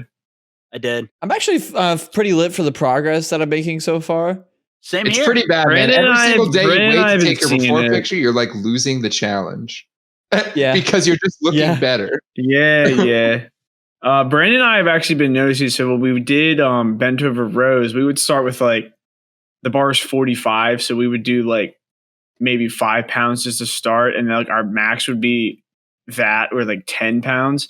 Now we're starting off with like 10 and like putting it's amazing how it like gets easier and I don't feel as sore. You feel less sore, yeah. I started doing my arms workout more. So I'd be doing like 30 minutes of cardio and like to break a sweat on the bike or elliptical or treadmill. Yeah, I got and then you. Finish the last 40. I've been doing it to 45 minutes, doing pushing, doing pulling, doing all that. And then coming home immediately and doing my HIIT routines where it's I alternate between doing crunches, mountain climbers. Like I've noticed too is like for Travis at least, like you can do so many things at home. Like you don't even really need weights. You can do so many things. Bro, if you know the routines, and all I go off of is like what I used to do when I wrestled. Like what we're just watching these fucking like YouTube videos. It's great. Yeah. You don't even need. That's cool. Yeah, it's like crazy. You have to like buy a workout DVD. How often? Every like couple days, every 2 to 3 days. Pretty much like 3 times a week is probably a fair sprinkle some like walk/runs in there for some cardio. after 3 days, you kind of like lose what you did before if you don't work out again. So that's fine. Actually, 2 weeks is the time where your muscles start going back down. Like relapsing. Yeah. All right. So I can't falter for 2 weeks straight. Dude, I feel like it's going to be hard during the summer because we're all going to be like vacation and shit. We're going to be like, fuck. Yeah, we're vacationing together. We're going to be vacationing together because we're having that beach house thing. Yeah, I know, but I go on like a family vacation too. Yeah, we just sit there and drink the entire time. Yeah, dude, we get so much progress. I'll probably just like wake up in the morning and do stuff like before everyone gets. I haven't been on a family vacation probably since. Oh damn, son! I go every year. Probably since like 8th grade. Oh, you go on a village vacation. Okay, you bring 30 people and try to fit them all. Like literally family vacation. We have like 3 houses. Vacation. Yeah, we have 3 houses. Like a fellowship vacation, you go on. Yeah, we have 3 houses. Shut up, rich boy. Own them. And my parents don't. My dad's side of the family rents out one. My sisters rent out one, and my parents own one. So, all right, rich boy. I wish I could go on family vacations. Dude, they're fun. Like I look forward to. We are your family, Will, and we are going on a vacation. Yeah, we are. Yeah, but I want to do that. Like, I want to do more. Like during the summer, like I want to be able to like call off work or like schedule off work because like all of that. So, dude, high key, I feel like one summer I just kind of want to like travel a little bit, like go to Europe. I haven't been to Europe since I was like 11. Like, I can't wait to swim in the river again, man. So traveling is something I'm for sure going to do. My buddy in Austin and I have already made plans. Like, where in Europe do you want to go? I was like, I thought about that now that I got a big boy job. So, single dude going out Europe. That sounds pretty dope to me. Dude, I'd go to like Germany probably and like probably France. That's where I would pick as well. Germany's fire. I'd pick Italy. Dude, I'm fire food, fire people. Oktoberfest. That'd be fun. I would love to go to Germany. If hella alcohol. That's the only reason I would pick Germany is if it was like near Oktoberfest, I would go 100%. That shit would be amazing. A bunch of old fraternity boys just going to Oktoberfest. I was talking to Austin and I was like, so you think whenever we travel, you think I'm going to find my wife in Europe? And I don't think you want to find a wife. Mm-hmm. I mean, I don't fucking use gun. I was like, oh shit. You're going to find her in a brothel in beer's Amsterdam. Usually warm too. About it, dude. So they hit you sooner, yeah. Wait, what? In Europe, usually they serve their beer at like room temp, so that way it hits you faster. Goofy. Seems kind of cringe. Y'all got any Celtics? They probably have like if you go to Germany, I imagine they have tons of like craft beer and shit like that. That's another point for Germany then, because ice in German is just ice. There you go. Yeah, but it's spelled EIS. Why? We're gonna be talked angrily too. Like that's one of those angry languages where everybody just sounds pissed all the time. Would you guys want to go to Belgium? I feel like I want to go to Belgium. I would love to go to Belgium. I feel like that'd be cool. I feel like they're chill. I feel like I would love to go to Sweden. I would love to go to Sweden. I want to go to Amsterdam at some point. I feel like Norwegian people are pretty chill. I want to go to Amsterdam. Dude, even though Amsterdam's kind of crazy. Amsterdam would be really fucking cool. It's kind of crazy though. There's a lot of. I imagine there's some sex trafficking going on there, but oh my god, there's like entire parts of this. There's entire parts of the city. Dude, if the trafficker saw Oliver in a white t-shirt, he would get sold into slavery for sure. I'm like in France or something, and Oliver's like, "You want some big boy, Oliver? Oliver, help me!" He's just wearing like a white t-shirt. He's like, "This is the only thing I can wear. They won't let me wear anything else." It's like dirty. God. They won't let him even take it off to wash it. They have to see me in it all the time. It's got stains all over it from all of his adventures. These shorts, I just wear the shortest shorts because they want to see my calves, bro. They want to see my calves. Like the highest cut off jeans, like jean shorts, like Daisy Dukes. And oh my god. And Diesel jeans. I wonder what that guy's up to. Diesel jeans guy. I love when like old people from like really old memes make a comeback. Oh. Like, did you see the video where the guy like is carrying a chicken strip in his hand and he like walks in through an airport and gets on a plane? He's like flying to another state. He like drives down the road, drives into a suburban neighborhood, goes up to the door, and like knocks on the door, and this like kid answers. He looks familiar, but you don't recognize who he is. And then he just like looks away, looks back, and he's like, "Fuck you, chicken strips." Oh my god. My God. Like 10 years later, I'm like, oh my God, it's him. Or like That's the funny as fucking well. chubby Old-ass meme Mexican come kid back. that's like afraid. That picture, I know everybody's seen this picture. And you see him on TikTok years later. He's like, "Yeah, I'm that kid." And you're like, "What? It's been that long? You're like 25." Literally. Yeah, dude, it's crazy seeing kids or like famous kids that were like our age, like growing up, that we saw on like the big screen and stuff, and now like seeing where they are is just crazy how different they look. I gotta tell you, I looked for Miley Cyrus's titty for so long when I was like 13. It took I spent hours. And We now saw all of our favorite Disney stars get corrupted. I can look up a Miley normal. Cyrus titty in like 2 seconds and find it. Yeah. She went pretty wild for a little bit. Yeah. So Same did a with, lot of our beloved Nickelodeon Lovato. and Disney I Channel feel like stars. we went over this in a Yeah, we were recent just episode. talking about Demi, her thick comeback. Very thick. Yeah, comeback. dude. Her OD and now she's back. I Yeah. really don't think she's that hot. Have you guys heard? Okay. You're tripping. So Yeah, tripping. Big one time. thing that I fucking heard about this week, and I don't know if you guys did too, is that there's a new thing that's going around to like schools nationwide. They are taking away, I think they said like 5 Dr. Seuss books. I saw from, something about like, this. Give yeah, they us a took- lowdown. So what the national like the schooling thing is, like whatever determines like what books are good and what good books aren't good for school. For the year, yeah. Yeah. So like it's the same thing that happened to Kill a Mockingbird. Like they took it out because it had offensive writing in it. Well, they're doing the same exact thing with 5 Dr. Seuss books, and I don't know the names of it, but they said the reasoning why they're canceling it to be released for schools is that it has these 5 books all discriminate certain people within the book. Yeah, I think there's like some super racist shit towards Asians, is what I heard. I have no clue. I didn't read I don't that know far which books into these it. are and why they were in kids' libraries, but Hold I'm up. sure we could figure it out. I doubt let's it's like look it up. redfish, bluefish type shit. Like, yeah, no, they're not fucking banning green eggs and ham. That one's a classic.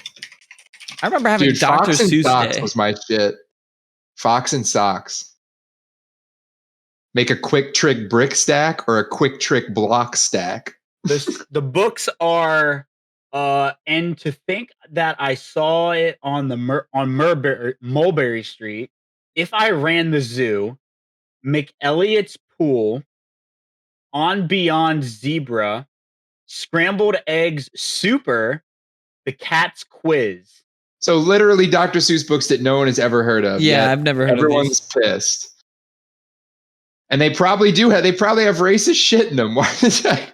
Did you really want to read Buddy these was writing obscure- shit in the 40s. Like everybody was fucking racist back then. But see, Do you care to read these obscure ass Dr. Seuss books that much? That's You didn't also care my- before. This is also like leaning towards like my opinion on like the whole ban of like To Kill a Mockingbird and like all these books and stuff like that. Yeah, on the other hand, I don't know about book banning in general. Ever read Fahrenheit 451? Yeah, like so. But my whole thing is like, why are we banning these books now? what Like, there's what Maybe they fucking should've done it irks years me from about now. it, and I'm not pissed. I don't care about these obscure Dr. Seuss books, but I really think that the spread of information is the most important thing ever. The idea that everybody can make a decision on their own on whether or not they like this kind of content is valuable because there's a decision there to be made. And if somebody makes that piece of shit decision, then they're a piece of shit person. But most people generally are going to make this decision that, hey, saying the N-word is fucked up. But at the end of the day, this is a book where you can learn great lessons. You should be able to decipher from these. And yes, they're kids. They need guidance in this sort of thing. But we need to talk about these things. And the fact that discussion isn't there, the fact that people are trying to eliminate any sort of discussion that's morally bad, is ridiculous. Like, fucking pull your pants up, take off your butthurt panties. Let's actually have a conversation like adults. Exactly. It's also not really a good idea, I don't think, to keep kids in this like bubble their entire fucking lives. That's called being that. There was like when we were kids, that was like the sheltered kid. That was isolation. That was the sheltered virgin, you know? Well, we don't want every kid to be a sheltered virgin, do we? My parents like kept things from me, and like I was a kid, but you know, I was kind of a smart kid, and it always irked me that they kept things from me because and it was kids like, are smart. That's the thing. Most kids are like really smart. We don't have to like keep things out of their eyes because like obviously you shouldn't like slit some guy's throat IRL in front of a kid, but I think they can discern that Dr. Seuss being hateful to Asian people is hatefulness. Like, I don't know.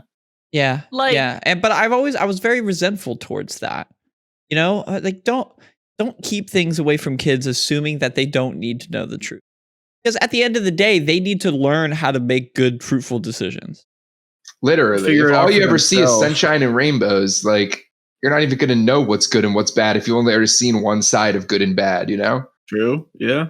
My thing on it is like these books or some of these things, they were published or written in a time period that was completely different from the world is now. Yes, so, and kids can understand that, by the way. They're not idiots, man. Yeah, like they're not just explain it to them, maybe. Like Brandon said, maybe open a dialogue. Like, yeah, like talk to them about it. Like have them read it in a classroom where the teacher knows how to disperse this information properly so that way the kids don't get the wrong idea, because it's not the kids that are getting upset about this, it's the fucking parents. And I bet a lot of this, I'm not saying it's everybody, but I bet a lot of this is the parents who want all this shit because they just want to like,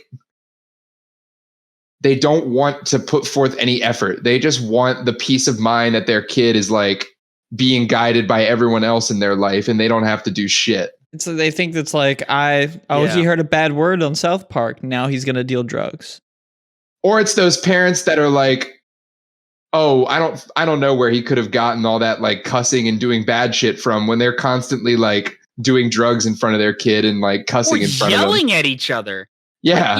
Like, kids hear shit, kids see shit, kids see and hear shit you don't think they see and hear. Exactly. Like my parents cussed and stuff like that in front of me, but they weren't like massive yelling fights or like giant like fists being thrown and shit like that. No, it was just like a quick exchange of words. But like, yeah, you hear shit as a kid. Like, of course. So you wonder why these kids repeat it at school. It's like when little Johnny sits down, you ask, hey, why'd you say cunt? And he's like, I heard my parents say it this morning. And it was because his dad was trying to fucking butter like a piece of toast and cut his finger and he called it a cunt or something like that. Like, you can't get mad at him for this shit. What always baffled my brain was I went to school to survive. Not in the general sense where I was getting bullied or beaten up, but I wanted to get to my end of the day as easy as possible. And if that was doing this school survival guide, there it is. If that meant doing some bullshit worksheet, if that meant listening to some teacher who knew nothing about what they were talking about, or if they were arguing with the class and yelling with the class, I'm keeping my head down and I'm doing my thing. Yeah, I was never that kid that like cussed out the teacher and stormed out of the classroom because I knew from my parents there was actually like words that were exchanged between us that I shouldn't do that shit and that I shouldn't do a lot of other shit. I got taught lessons in my life. I got talked to by my parents. We should try more of that. That's the parent that I'm going to grow up to be. Yeah. They just need to know to fucking get through their day and do it with least amount of resistance possible. Because at the end of the day, like you recognize that school is very much bullshit. Like you learn a lot of things and it's good for the brain to learn things that consistently. But you gotta, at that point, like high school and middle school, you just gotta move up. All right. Just move up. Yep. Get out of high school. After that, you can do whatever the fuck you want. You're fucking 18. Dude. Go for it. And if you want to excel and you want to get all A's, fuck yeah. If you want to be an A, B, C every once in a while student, fuck yeah. Don't be a degenerate and get D's and F's because that's how you fucking stunt yourself in life. Call me a goody two shoes, but I was always like, I never like said anything to them or anything, but I was always just like so for some reason I just got so mad at those kids who would just like do nothing in every class. Like, how do you come to school for 8 hours every day and just like sit there the entire day or with everyone screaming in your face to do something and just do nothing every single day? The thing that would like sometimes be like kind of irritating in college is like people like there are people that would show up to like half the classes, if not less, and get like a better grade, and you're like, what the fuck? How does this happen? Like, that shit's irritating.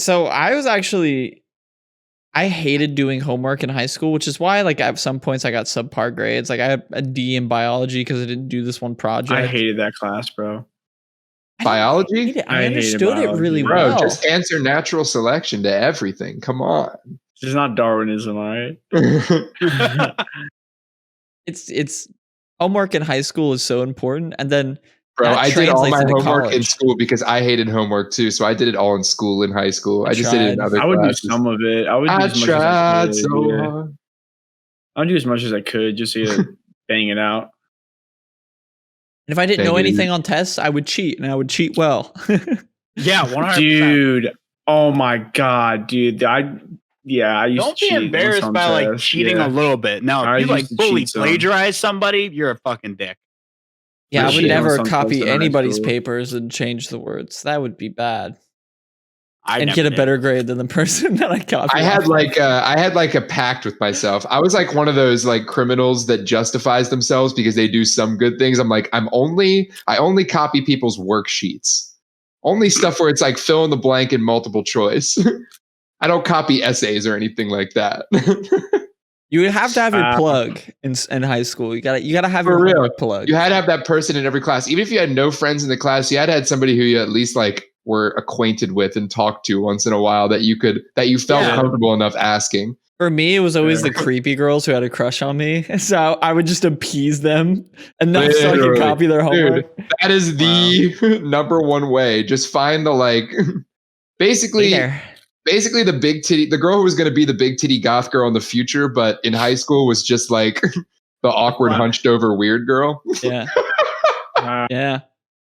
That's people thought I was always the in high school, like I did have my rough parts, but once I got acquainted with everybody and I started like kinda beating what was going on, I was like, I became friends with I knew everybody. So like I was friends with the band nerds. I was friends with some of the theater kids. I was friends with like all the art nerds, some of the jocks, a lot of the jocks. Because I played sports and like just all around everybody. So I would always like sit for some reason, like when they did our names, they would like put us in the seating area of like by like last name. I'm always in the middle because my last name starts with M. And for some reason, I got lucky as shit. And it was always like directly in front of me or right to the side of me or straight behind me was always like the hottest chick in that class. And this transitioned over to college too. And it was a weird phenomenon that I found out. But I was always asked them and I would just pull the friend zone card on myself. Like I would just be like, I'm just going to get all goody two shoes with this bitch. So that way I can like pop out. Steelers shit. Exactly. Sometimes that works, bro. I don't know have I told this story on the podcast about how I got hottest girl in the high school to like me back on the show? You have told that story. Yes. I'll do it in fast forward. Like this girl, I just like sent her this wall of text about how beautiful she was. And if she fell for it somehow, she ate it up. She was lit for it. It's like the episode of Fairly Odd Parents where Trixie was like in love with him all of a sudden. Yeah, because he ignored him. Yeah. Brandon did the opposite. I just showered her with praise and she grabbed my arm during a fire drill and I almost nutted my pants. I was so nervous. I was so fucking nervous. Yeah, dude, when you would get like pulled aside for a private conversation by your crush and she's like, it was like 4th grade and she's like, I like you. And you're like, like right there, you're like, oh, cool. Like, you want to go hands? But in your head, you're like, dude, See, that was weird for me in high school because my freshman year, so we had homecoming, and I was just gonna go like whatever, just to like have a good time. I had a biology class, and there was this girl in the class that liked me. I had no time. She was okay. Like I was a freshman. I hadn't had like any girl's attention before, so I was like, all right, whatever. So I was running with that shit. You run. Thank God I improved at that later. I was noticing when girls like me. Yeah. Oh my God, I was fucking. I was anus juiced at that. It was bad. I was in the cafeteria sitting with all my buddies, right? And she's like 2 tables away from sitting with all of her girlfriends. So I'm like sitting there eating with my buddies. Whatever. One of her friends comes to my table and was like, "Hey, can you come here real quick?" And all my buddies are like, "Oh, what's happening?" Like shit. I was like, "Okay." God. So I walk over. She surrounds me with all of her friends. She's like, "Hey, will you go to homecoming with me?" I'm like, "Wow, that's a lot of pressure." I'm like, yeah, her friends were just like, yeah, dude, literally what it was like. I actually ended up not going to homecoming with her, but yeah. Damn, what happened? Yeah, did you stand her up? No, I actually was like, I basically told her, I was like, hey, like I think we're good, like peer mates, kind of, because we had the same class together, but like. You kind of bombarded me with all your friends, and I got nervous, so I said yes. So I actually don't want to go with you. And she's like, "Damn, oh, thanks for letting me know." I was like, "Yeah, yeah." So I actually went with somebody else. And then she carved Oliver Wickheiser, the bastard. Yeah, in the wall, it was bad, dude. And her name was Peyton too. Yeah. Damn. Are you guys good at breaking up with people? No. Man, I'm horrible. I'm fucking garbage at it. Luckily, I was mostly broken up with. Actually, I take that back. I'm actually early in life, mostly broken up with. Later in life, mostly broke up with people and was still shit at it. Travis, you got pretty savage, honestly. I used to be horrible at it, but I think I'm pretty good at it now. Like I know how to do it. Just take a girl's virginity. I'm not a ghoster. Break her heart. I don't fucking just ghost. Okay, like you have to hit it with that one. Sometimes you're savage. Sometimes it just like goes well. Like sometimes just like a mutual understanding and everybody's okay. Both parties walk away like satisfied with the breakup. Sometimes you feel like shit afterwards. I've told this story before about Travis. One time he got broken up with, and then he was so fucking upset. Oh, I literally like sad. And then the breakup itself, there was like no tears really from either of us. Like there was sadness, but like it was one of those that I was just talking about. It was like mutual understanding. Nobody was like upset at each other. Everything was okay. And then I was driving home and I just started like breaking for some reason. Yeah, dude. I never really see you get emotional like that. And for that, like you were a whole day, you were just a wreck. Like, I literally don't know. I'm sitting in my PJs today. I'm not going to class, like the whole deal. And then that night, he just shaves his face. And he's like, all right, boys, let's get going. We're going to this party. We're getting lit. We're going to fuck some bitches. I was like, where did this fucking come from? Where did this dude come from? Happened while I was in class. You just got to get back on the horse, man. That was the fastest I've ever seen anybody bounce back. That was insane to me. Last night took an L. Literally, last night took an L, but tonight I bounced back. I was thinking of that song, probably. That song was out at that point, I'm sure. I think so. Probably. It was probably close. Around there. Yeah. Yeah, I think it actually came out the summer before that year of schooling for us. Yeah, sounds about right. Great bounce back song. Yeah. I'm so terrible at breaking up with people. This girl that breaking up sucks. Yeah, we know. We've all been there. This one girl who was a good friend of all of ours, we like started dating and like she kind of got close to my family a little bit. Everybody thought she was awesome. And I was like, I just can't do it anymore. I have no feelings for this girl. I feel like I could do better. And we sat there in the hallway after I took her aside for like, it was 15 minutes of me just explaining myself. And eventually she was just like, enough. I've heard all that I need to hear. You're breaking my heart more that you talk. Just stop. I was like, and this was we're talking about like Barty, right? Yeah. See, and she was like the weirdest thing about that. The weirdest thing about that is like she was like the most soft-spoken, shy, quiet girl. Like if she didn't like you, honestly, you'd never know. Yeah, dude. Her and I used to have sass battles, bro. Yeah, but if she did like you, you knew. But if she didn't like you, you'd never know because she'd just be like complete neutral towards you. Could not read this girl. I remember that. But she like served Brandon up that night, and honestly, I was like, "Go Props. You," because you yo-yoed her back and forth so much.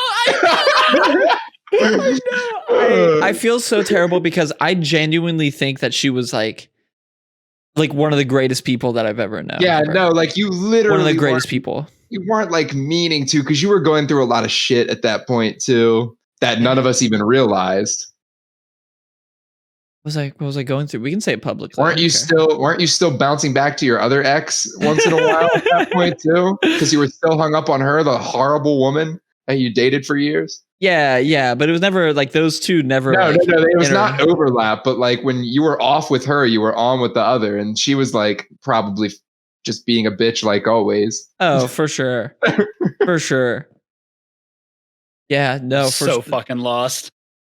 I hate breaking up with people, especially when I'm the one doing it, because it's like I never know what to say. Because normally these people, I like them as people. I want them to still be in my life. It's so hard when that's the hardest breakup to do, man. When it's like I know I'm going to lose you from my life because I'm breaking up with you right now, but I just want you to know that I don't want to. Exactly. Right. I want to break up with you as a girlfriend, you know? I still like you as a goddamn person. And then I tried to be friends with her and she ended up going to different schools. So Shit happens. I was always horrible with it in the fact that I was the ghost person. Like I would just ghost them. I would be just I've used that tactic once or twice. Yeah, that was my go-to one because I didn't know how to do it, and then they would confront me, and I'd be like, I'm sorry, you're right. You deserve a thing. And I'd be like, I just don't have the fucking balls to look you in the face and just say it, but here you go. I'm done. This is another situation where I tell myself I'm a good person because I have like this inner pact with myself. It's like only ghost girls if we haven't made it official.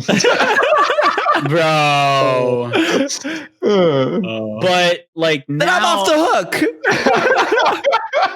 But now she just thought we were. I would say now I'm a lot better with it. You're like hanging on the hook still, but not as much. I'm still pretty good. I'm good with it. Like the best. I'm not mad to do it. I know that there should be like, if you want a little bit of emotion to leak in, that's fine. But don't be a fucking lunatic and just start hysterically crying. Like that's not helping your look, buddy. Like that's not. If I lost me, honestly. If I lost the love of my life, like what if you literally can't help it? Like, what if that person for the other person that got broken up with was like the end all be all for them? Yeah. If that's the case, I understand. But when that happens once every like 3 months, I'm sorry, you're just crazy. That's true. So like you gotta look for that stuff.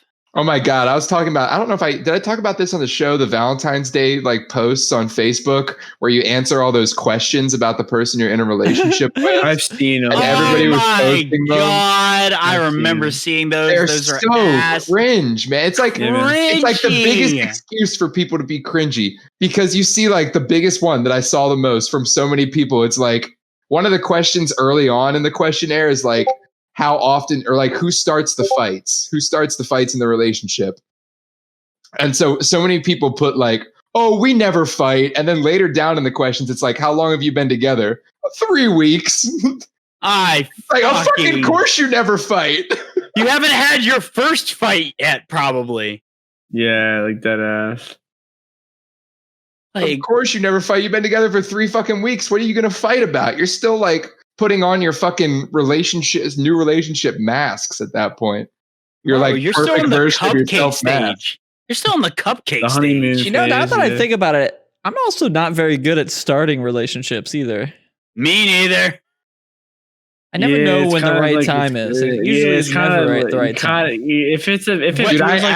At starting relationships, I'm a fucking pro, man. I always know the exact. I'm about to say, if it feels like the right time, it's probably the right time. And if guess what, it doesn't work out, and you move too soon, she'll let you know. I can't do that. See, like my whole thing is like, so like what'll happen is like I'll end up like either like if I know the person like in person, what'll happen is like I'll see them and like we'll become like really good, like buddy and all that.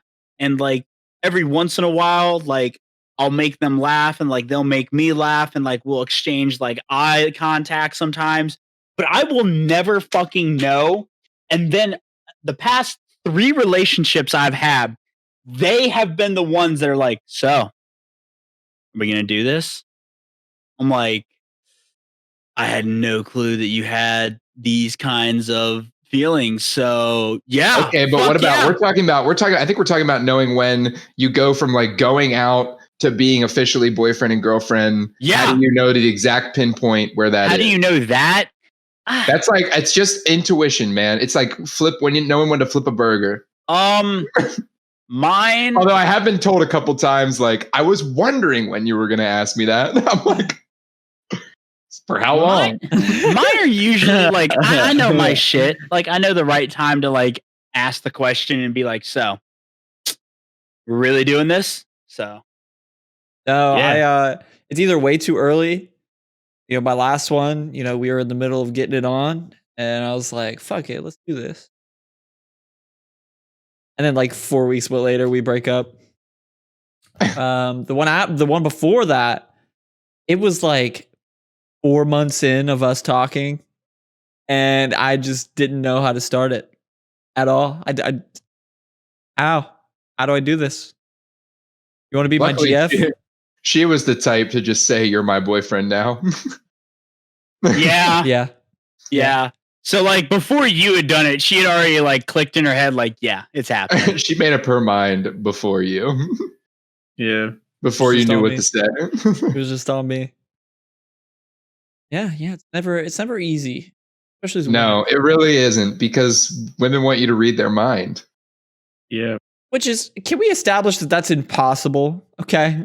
Okay. To be For our 4% fair, female viewership, I hope you know, mind we reading have no is in fact fucking impossible. clue what you're thinking. And yeah, like that's the thing too. Not only can we not read minds, we're actually like, I feel like you in a relationship, you think about your significant other on the same like awareness and intelligence level as yourself. But just by being men, we are by default not noticing things that you think we're noticing. While we're talking about the show, while I'm sitting here engaged having a conversation with the boys, in the background, in my head is thinking about how I'm going to build my base in Valheim. That's just my default. And on this end of my brain is the never-ending loop of the songs I have on shuffle. That's just what my brain is. It's just a bunch of retardation. Memes.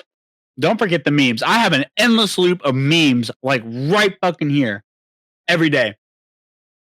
Any word. Literally, this entire show I've just been hearing, and diesel jeans in the back of my head. And diesel jeans. And diesel jeans. Oliver, you've been trying to say something for quite a while. I honestly forget what it is. Sorry, son.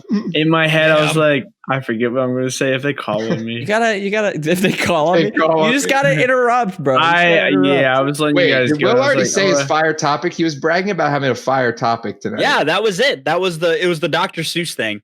We had a conversation about it. Right. Yeah, Trav, you were here. You were present. I was present. All that the viewers I'll say were there. it. But yeah, we cannot read your mind. We cannot fucking read your mind. And also, like the subtle hints. We can like the opposite of read your mind. Subtle hints, I can not read half the time, honestly. But most of the time, men are pretty stupid. So, like, I mean, they're not gonna, they're not gonna put 2 and 2 together unless you almost hold their hand sometimes. Nope. Yeah, no, I need to have a fucking adult conversation about pretty much everything. Everything. Or else I do not understand a word you're saying. Spill it out, bro. Just tell me. Because like I said, I've got a million things in my brain and all of them are retarded. All the time. It's like easier for everyone. Every second of every day. If you're like feeling the slightest bit unhappy, just let me know what it is and I will literally fix it. I just need to know what it is. I feel like that was kind of my problem in my long lasting relationship. It was like, I was just kind of like, I am who I am. Fuck you. And like not willing to even change when. Yeah, you can't, you don't want to, you got to know there's like it's about intuition again, knowing this pinpoint where you're changing so much that you're not yourself anymore. That's the point where it would be like not even worth it to be in that relationship anymore. Yeah. But every relationship has a little bit of give. You got to give a little, she's got to give a little. It's just naturally how it is when two people are intertwining their lives together. Yeah. It's got to be 50-50. And like as a dude, you know, I think one of the most important things to have is a backbone and like knowing when to stand up for yourself and knowing when to call out people on their bullshit in a manner 100%. That's productive. Like you can't just be a dickhead. Yeah, don't be a fucking dick. But also it's like there's give in every situation. You know, you got to put that ego aside and say, hey, you know, I fucked up or I'm consistently fucking up. Tell me what's good. And I think you need to go. A lot of the things in life you kind of have to overcompensate at first and then kind of dial it back, especially with that, because dudes these days don't know how to fucking defend themselves. That's kind of nice. I mean, we're already kind of experiencing like a lot younger people, the ones that are like just becoming teenagers, have kind of grown up in way more of a bubble than we have. I feel like. Where they only let the like uchi coochie nice things in and keep all the bad stuff away. Yeah, it's not healthy. I was kind of in that fucking bubble for a while, and like I would constantly get friend zoned and wonder why. Like I'm this nice guy. I'm this nice guy. I call you pretty. Why don't you like me? I held the door open for you. Why won't you fuck me? And then I realized that like nah, like girls like it when you have a backbone. Like stand up for yourself. Like, if she's on some bullshit, you make sure she knows. Literally, sometimes a wall text about how beautiful she is gets the girl. Sometimes, like, being like, okay, and walking away gets the girl. I don't know. It's weird. Depends.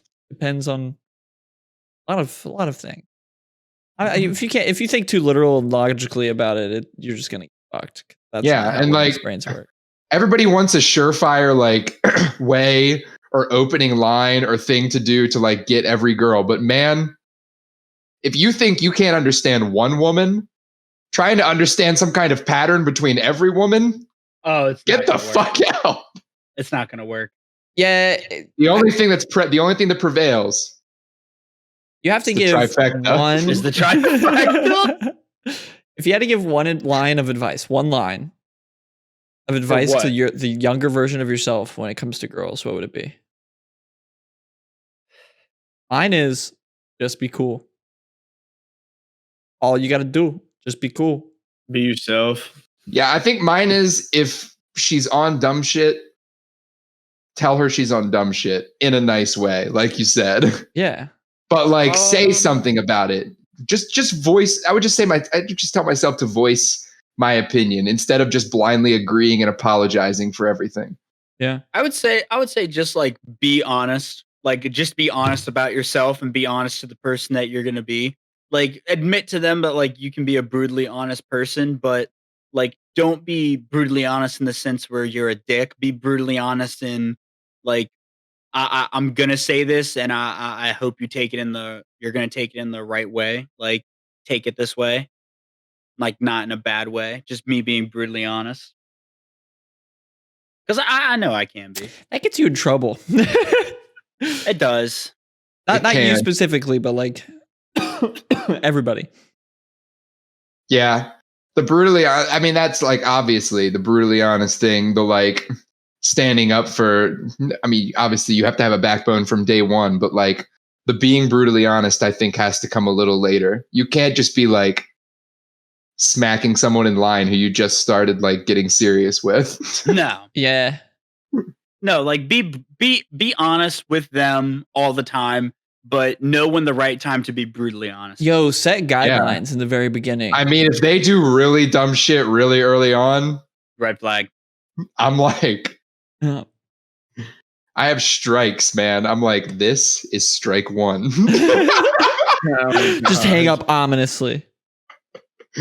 Set up fucking guidelines in the very beginning. Like if you're trying to make this girl your girl, just be like, hey, this is how I operate. This is what you're gonna expect. Take it or leave it. Usually they'll take it because if you have the balls to do that, they're like, let's go. Yeah, I think we talked about the girl I sent out the door on this podcast before. We have to have. Fast forward it for the one that I said to get out the door. That had a strike. Remember the night before, she called me and was trying to get me to pick her up from a party because she was drunk. But I was also drunk, so I was like, I can't pick you up. And she went off on me. I'm like, strike one. And then the next night she comes over to apologize and does some dumb shit again. I'm like, there's only one strike. Get out the door. That was so savage. I can't believe you just told her to leave like that. I literally, in my head, there was no other option. I never even questioned myself or anything. I was like, then maybe you should just leave. Damn. Savage.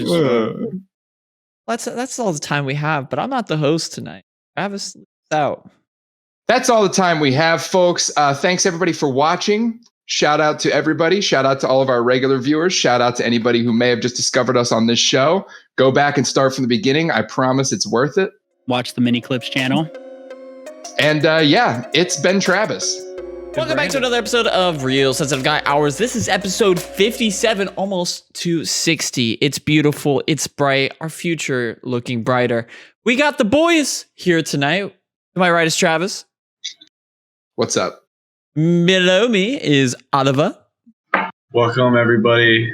And finally, actually not finally, William LeConquer. What's good, everybody? And then the host with the most. What's good? What's cracking?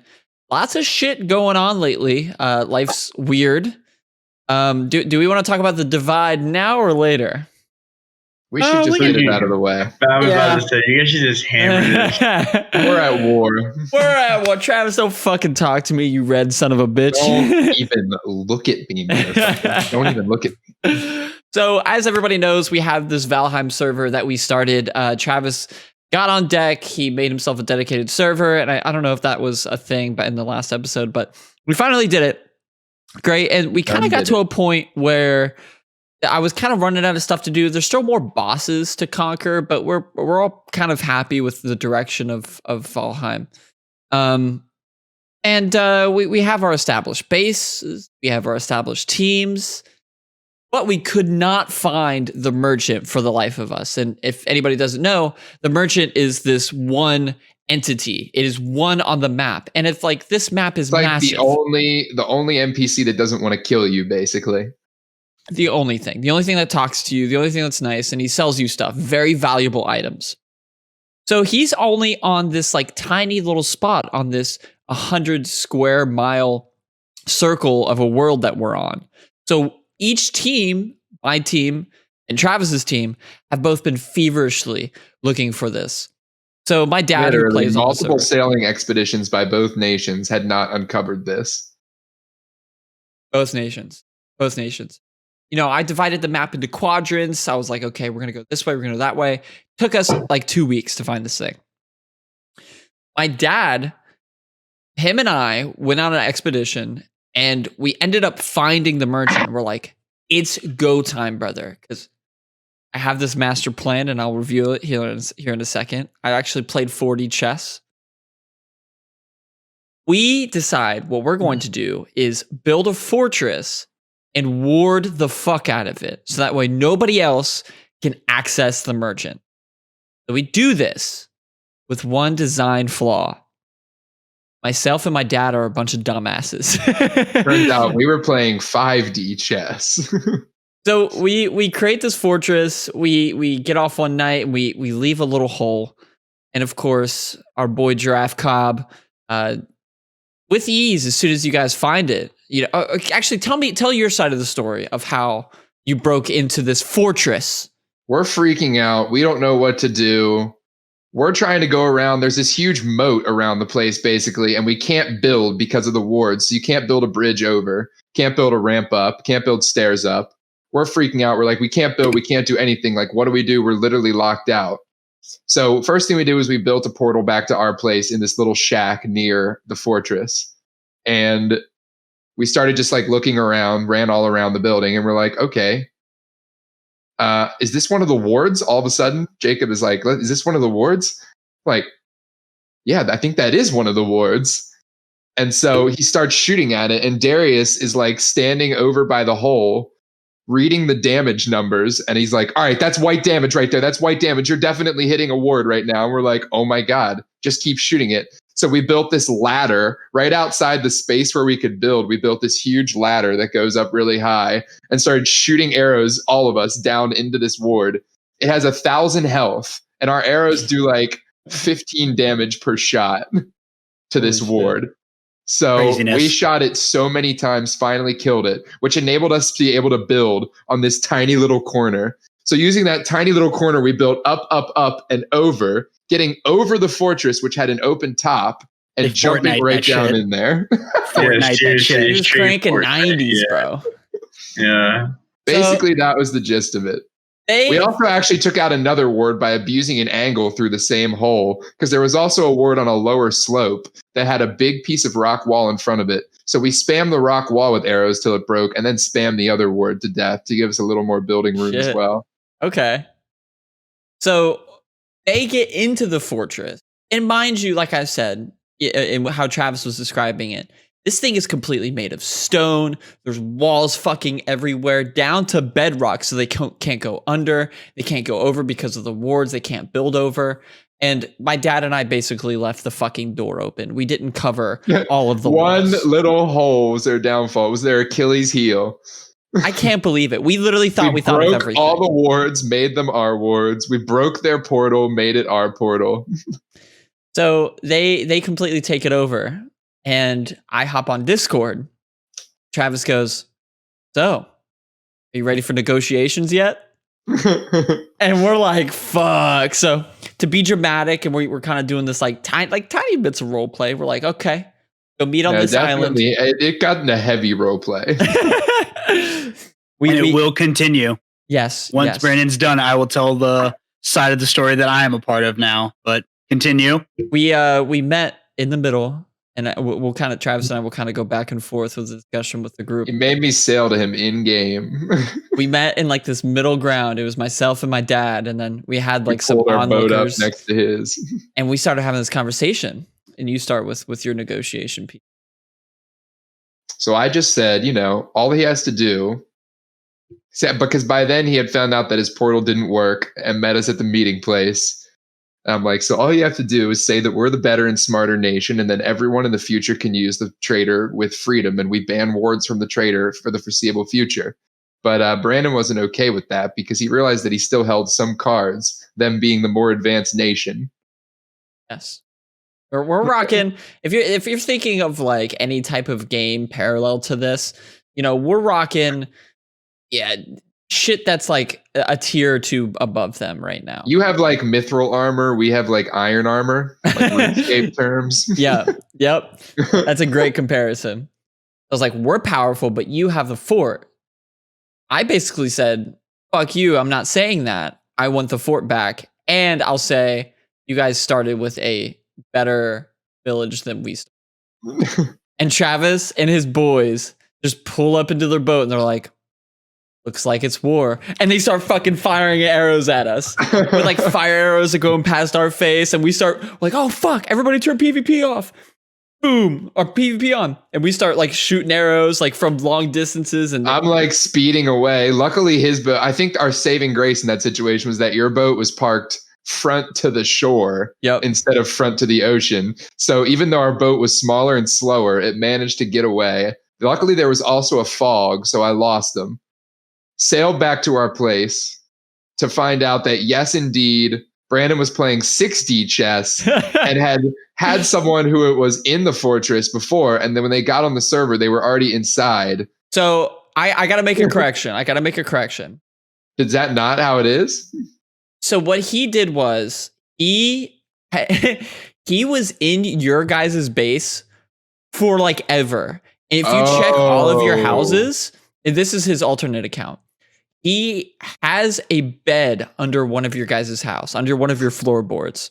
Oh my God. So what he did is he went over to the fortress where the merchant is, found out what the name of the portal was. So and then he did use the alternate account. Hold on.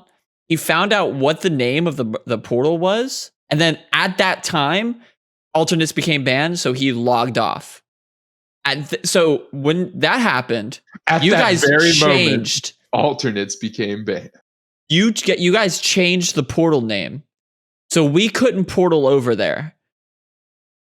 What we did is we took the fortress back. Long story short, one of the vulnerabilities that we didn't take care of were the tree surrounding it. So what Austin did was cut down a tree. It landed on the side of the fortress, and he just climbed in. If you look into the moat and all the tree logs in there, that's what we were trying to do too, but we couldn't figure out how to get the angle right. And then we came up with that other plan. He got it first try, I think. It was like super quick.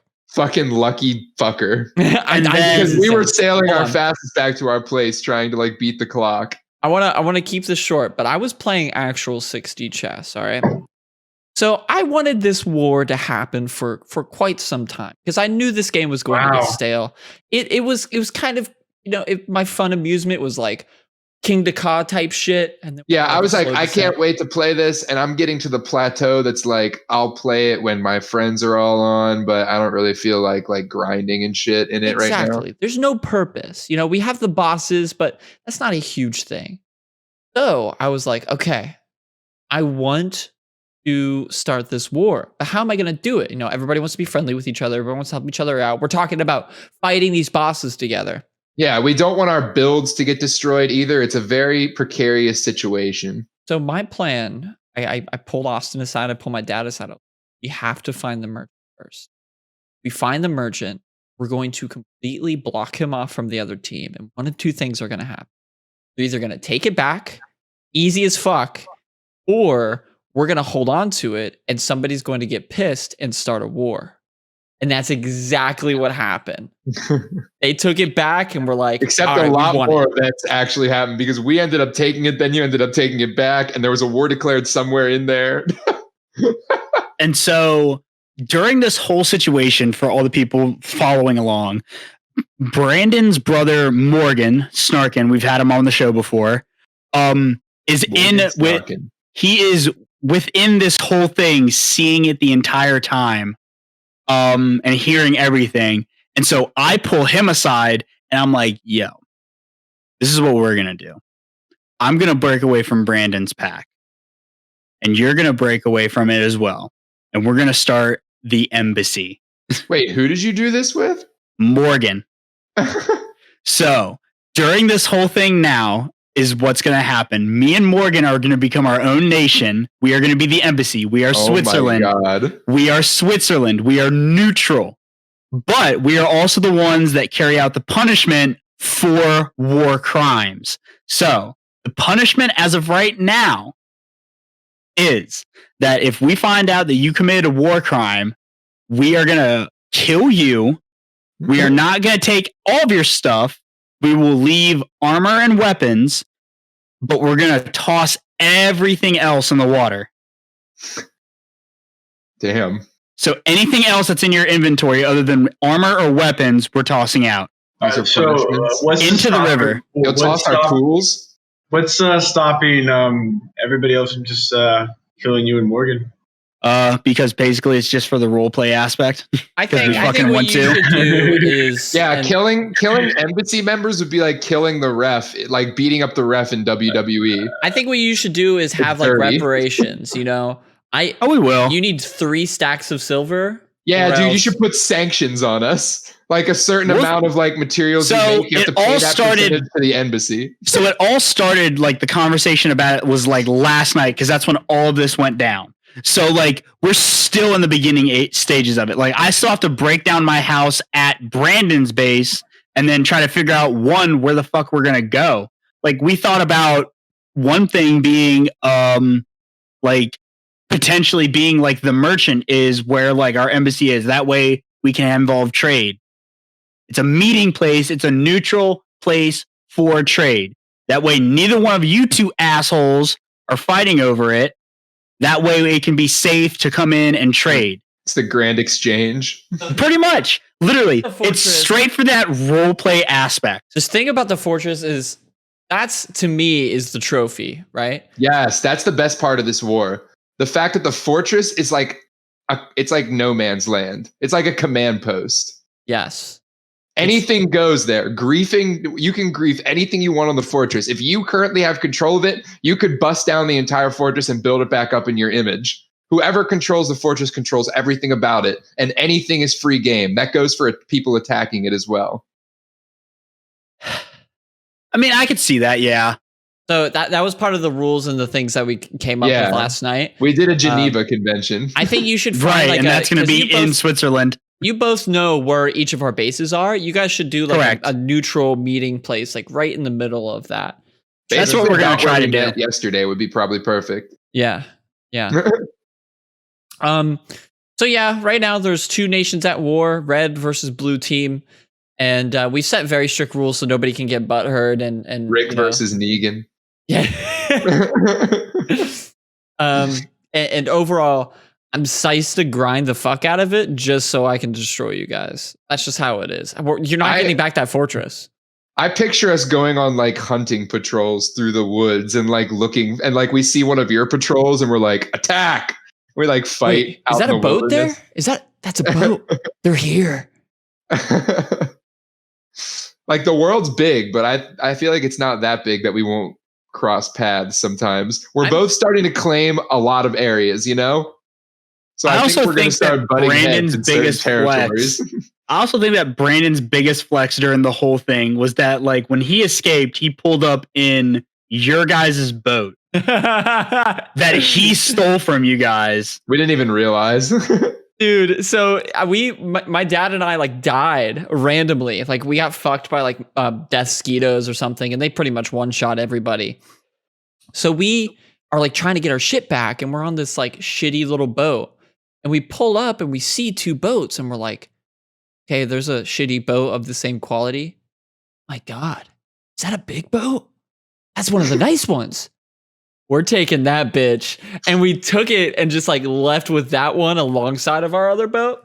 That was our only one too. You know how pissed we are? That was while you guys were shooting arrows, I was like, yeah, buddy, and I stole your boat too. And Connor was like, what? That's where that went. No, it's becoming a lot more fun now with this whole role-playing aspect that we're going to be a part of. I'll play it a lot more when it comes to that, solely because I want that to be a good aspect of it. So is Connor recording all of this? Connor said he got most of last night as footage so far. So I'm guessing he's going to be recording this and we do like war shit. He wants to make like a personal video just to like, not even probably to upload, but just to like share with us. Oh shit. I would love that. And honestly, I would upload that on my channel if he would let me, if he doesn't upload it on. I'm sure he will. I'm sure he'll want to upload it wherever. Because if you offer. This whole storyline of this happening has been such a long time coming with how we started and kind of how tensions were rising. And now it's kind of blown up into this thing. And started with some innocent pranks. Now we're in a war. Yep. I still haven't knocked down all those trees in our fucking base. I gotta ask, do you know where our base is? Nope. You guys have to find us, dude. And we've made sure that we were hidden as fuck. Yeah, we have no idea where it is. I guess I don't like that fucking face, bitch. No idea where either of your bases are. What do you mean by either? The old one or the new one. Interesting. Okay. I now know something that I didn't know before. Brandon's getting ready to get on like right after this. He's gonna be like, all right, boys, we got to put in work. Dude, it's been a fucking trip. But I'm sure there's some people that are not interested in Valheim War. But Travis, do you have anything to put a bow on it? Just you guys are fucking going down. I am ready to be the mediator in all of this and just watch the punishment rain down on anybody that steps out. I'm All right. Oliver said that he had a shit ton of shit from what's been going on in the world. So what about? I want to talk about the royal family, man. My God. Dude, that has been like when everyone's talked about it recently. How Oliver, I saw like, can you give us the lowdown? Can you give us a TLDR? Give us a TLDR. Yeah, honestly, I don't know that much about it. Jess told me a little bit, but I want to hear. You got some info. I'm pretty sure what it was is like at first. Harry or Henry, whatever his name was, his wife came in. Yeah. Didn't like know any of like didn't know like any of like Meghan? The royal guidelines about anything. Even just like little things like curtsying the queen because she was never taught that. She didn't know, so she didn't know like any of like the general stuff. And then I'm pretty sure like wasn't like a year or two ago he wanted to like pull them out of the royal family like Harry wanted to. I forget his name is. Wanted to pull them out of the royal family. And now she wants to pursue her acting career, her actress career again. And it's just the royal family wasn't going to make their son a prince, presumably because of his race. They're racist. I don't know. Yeah, well, apparently, like I saw like Ben Shapiro. I saw like one of his things. He like ripped into her about how like, before she married him. She was a third-tier actress, like a behind-the-scenes person, not a main role, none of that, right? When she was on Oprah, she was like, I married him because I'm in love with him, not because I wanted to boost my career. And Ben Shapiro was like, but now you're going to become a first-star actress because you married into royalty, so this is boosting your career. So I don't like that. Yes. There are some people who fucking suck dick in order to advance their career. You know, what do you think the whole fucking Me Too movement was about? That happens, and that happens strategically. But at the same time, shaming her for probably actually being in love with this guy. Yeah, that's true. Just because she married into power. It's just kind of like she's also not just like here's the thing that they dropping out of the royal family to pursue her acting career. She's trying to get away from them. They like hate her. Exactly. Yeah. So like everybody is comparing. I haven't seen the whole interview. I haven't seen any of it. But what I've been seeing is people's reactions to it, and what I've gathered from it is people are saying that this is comparing a lot to the same interview that Princess Diana had with the press, and like. It's scary to think about that because when you think about what Princess Diana said, like she felt like she was outcast by the entire royal family. She felt like they were pressuring her into a situation in which she didn't want to do. She was also a famous person along the lines of like she loved to sing and do stuff like that. I'm having flashbacks and I really do not want like something like that to happen again. She's about to die? I think like it's a conspiracy right now because think about how like similar they are in this situation. They are. People are already making a lot of comparisons. I heard like some of the Oprah thing too, and like it's just like it's crazy to think that like Britain is still in like that old age kind of like royalty thing, but like.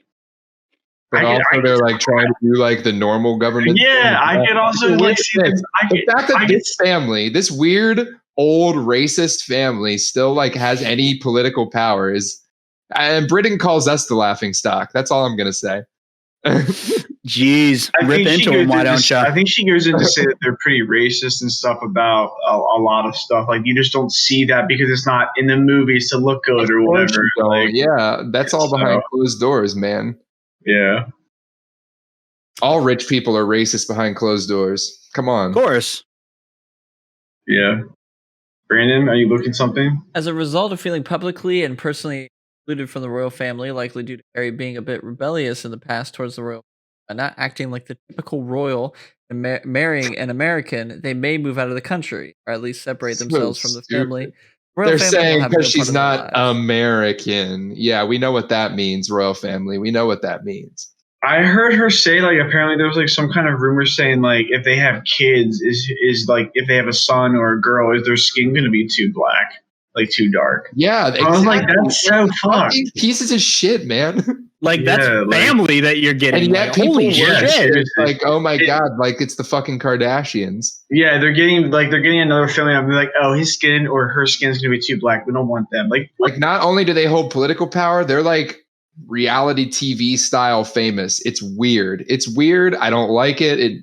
Yeah, from what I'm reading going on here, for centuries. What I'm reading here is that the UK press is like the paparazzi in LA times 1,000. Like they're constantly harassing these people, and it's no wonder. I'd want to get away from that too. Holy fuck, that would be annoying. Yeah, you can't live your life. You can't go to fucking Taco Bell without somebody shitting on you for getting the chips and cheese because that's fucking whack and it doesn't have any taste to it. That was really specific, and it's because I do that. Okay. Yeah, I mean, speaking of the press too, did you guys see what Daily Mail did to what's Jonah Hill? They like took another he was like surfing somewhere, yeah, and he ripped back followed at him. He fucking he laid into him. Like, he took a picture of him with his shirt off, and like they had like a crazy headline. And he was like, why is the tabloids following me like I'm on vacation surfing? Like I didn't read his whole thing, but he like repubbed it on Instagram and just roasted them about how he still gets like picked on. Yeah, that was like a week ago. I saw. Yeah, he's like, however many years ago, this would have like totally broken me because of how the media like constantly picked on me for my entire like career for my weight. But now I'm like comfortable with my body, so like fuck you, say whatever you want. Yeah, he doesn't give a shit anymore. Go Jonah, man.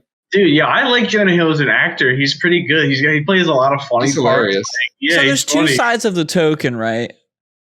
I can see why the royal family would want to get out of their situation for being constantly in the spotlight of the media. But also, when you're that famous, that kind of comes along with the job. You know, you kind of have to be able to traverse through that shit. I feel like just because they posted a picture of him shirtless doesn't mean that they're necessarily picking on him. I think that's just no. But the headline said some really dickish shit. It was like weird as fuck. It was like it was telling him. They was saying like how bold of a choice it was to be like wearing a tight wetsuit and going surfing with his body type and everything, shit like that. Yeah, it's fucking just disgusting. Like typical backhanded media bullshit. Yeah. No, I think for the royal family though, like. Obviously, if you're in that type of like famous environment, and obviously it sounds like it's not that great. It sounds pretty terrible, and that's why they're trying to move away from it. But don't you want something better for your kids too? You want them just to go through the same bullshit that you went through? Like, they kind of want to move away from it, it seems like. So yeah, man, I don't know if I'd like. I feel like I'd get really annoyed being famous. If like paparazzi and shit was up your ass all the time. We've seen this. We've talked about it before how like kids who were famous when they're young, they like grow up to be corrupt. Now I'm not saying that's all famous kids, but just like there's some of them that have done that. Something about it messes you up, I think. Yeah, exactly. Jonah Hill slips into his black wetsuit for surf day in Malibu before showing off his tattoos while going shirtless to towel himself off. Okay, first of all, who the fuck reads this shit? Dude, who fucking cares? I was like, this is the kind of shit that gets clicks. Yeah. Yeah, like first of all, that's fucking degenerate journalism. You fucking. It's a weird headline. Like, sir, you dumb cunt. I don't know. They just all don't know what to write about because they can't write about Trump anymore. Yeah, I reckon. We're going to go back to the petty bullshit that we were at, and it's going to feel all meaningless from here on out. Like, don't you feel like nothing has happened in the world ever since Joe Biden's come into the office? Yeah, after the election, it's just like, wow. Everything's went silent. Yeah, I saw something that was kind of crazy. They said in the month of February, last month, Biden's first month in office. I forget what news channel it was, but they only talked about like Biden and like some of his related stuff for like 1,800 minutes on air, right? When Trump's first February in office, they talked about him for 4,700 minutes on air. I was like, okay. I mean, it's a pandemic. Well, like I'm not expecting them. Yeah, I'm not expecting Biden to be the talk of everything that happens with the pandemic going on. If you expected it not to be business as usual after Biden got elected, and you expected there to be actual change, but also think about it too, like in the sense that like what's something that's crazy that's happened this week that's been like really bad. Like, yeah, someone can say that like the whole like royal family meeting with Oprah thing, like that was bad, but that wasn't like world thing. Like think about this time last year, we had Kobe Bryant die in January. We had like forest fires. We had giant outbreak of the pandemic. Dude, this time last year, I was like 1 day into work from home. Yeah. And I've been working from home for a year and a day now. A year and a day. Like, it's crazy. But think about this too, is like Oliver said, in this year, like what all has happened in this past month that was like crazy. Yeah, exactly. Nothing. Like it's just gone silent. What are we at? March 10th is when we're recording this shit. The world is just like silently dying to COVID right now. So, wow. A year ago, so a year and 5 days ago was the epic argument that Will and I had. You remember we were in college, so I was still in the dorm. I was still in the dorm. And then 2 days from now is going to be the everything is canceled episode that we release. Whenever everything started to really start getting crazy with COVID. It's still happening. Yeah, people are still getting canceled. Because it was within that week that we had to. Now it's everything is canceled, but different meaning. Yeah. The reason everything was canceled was because of COVID. So a year ago was when this shit started. Yeah, I got you. Which was wild, dude. I didn't know what to think. I thought the world was gonna fucking end. I was like, do I need to go and get a gun? Like, or my house gonna get broken into? I was like, cool. I get to work from home for like 3 weeks. I'm like, here I am a year later. Yeah, I saw one of my brother posted something the other day that in our family chat that they saw apparently like Maryland's like reopening a bunch of their shit, like their West Virginia is. Yeah, West Virginia's going to 100% capacity. You just have to wear a mask. Reopening, yeah. I heard that in Maryland too. Yeah, Texas opened up everything and you don't even have to wear a mask either. Yeah, they're like done. Fucking Florida's like everything. Just no more. Well, the thing about I saw in Florida is a lot of people doing like spring break and stuff like that. That's just going to spread like wildfire because no one wears masks out there. Oh, like, bro. It's been a year and a month since my sickness. Since I had to go to the fucking hospital, dude. Oh my God, that was crazy. Yeah. Now look at you. How much can you drink now before it starts hurting? I can kind of go crazy, honestly. Like the medicine that they gave me solves all of my problems. Wow, you rely on drugs to save your life. I have to. They literally told me I have to take this shit for the rest of my life. No, that's fair. I was like, how long do I have to do it? And the first doctor was like, for a very, very, very long time. Yeah, I remember that. I was like, okay. Forever. And then the dude who deals with fucking shitting and guts and things like that, I was like, bro, like how long do I have to take this? And he's like, for the rest of your life. Oh, okay. That's a long time. That's a very long I know, Big Pharma's got you, man. Big Pharma's got you. I know you guys just talked about Valheim, but did you hear about like what's happening with EA right now, Electronic Arts? Their big thing that happened like yesterday. What? So there's a big thing that's happening right now in terms of FIFA. I'll say it real quick because I know you guys don't care that much about it, but whatever. I'm into it though. There's been a bunch of shit. So basically what happened is, so there's icons in a game that you can get, which is like old players that are like that were ridiculously good when they play. They're in the game that you can get. And usually takes forever to play the game, or you have to spend real money and hope you pack them in like a pack, right? Or you can scam a little kid and get them. That doesn't exist anymore in the game. But so what EA employees have been doing is they've been like messaging people outside that like they know play the game, like, hey, if you send me $750 or $1,000, I'll give you this card in game. So that way it ruins like the unfairness of the game because more people would have said cards. So it like ruin the balance. The economy. I mean, crashing the in-game economy. There is an in-game economy. It is kind of a little bit, but like so far, I mean, I've seen like massive screenshots on people's like WhatsApp and stuff like that, all over Twitter today about it. And like EA came out and like made like 4 statements about it, how they're going to handle the situation. Fire the employees that are doing it. I mean, that's probably what they're going to do. But like knowing EA, they're not going to do shit. Probably they're just going to sweep it under the rug.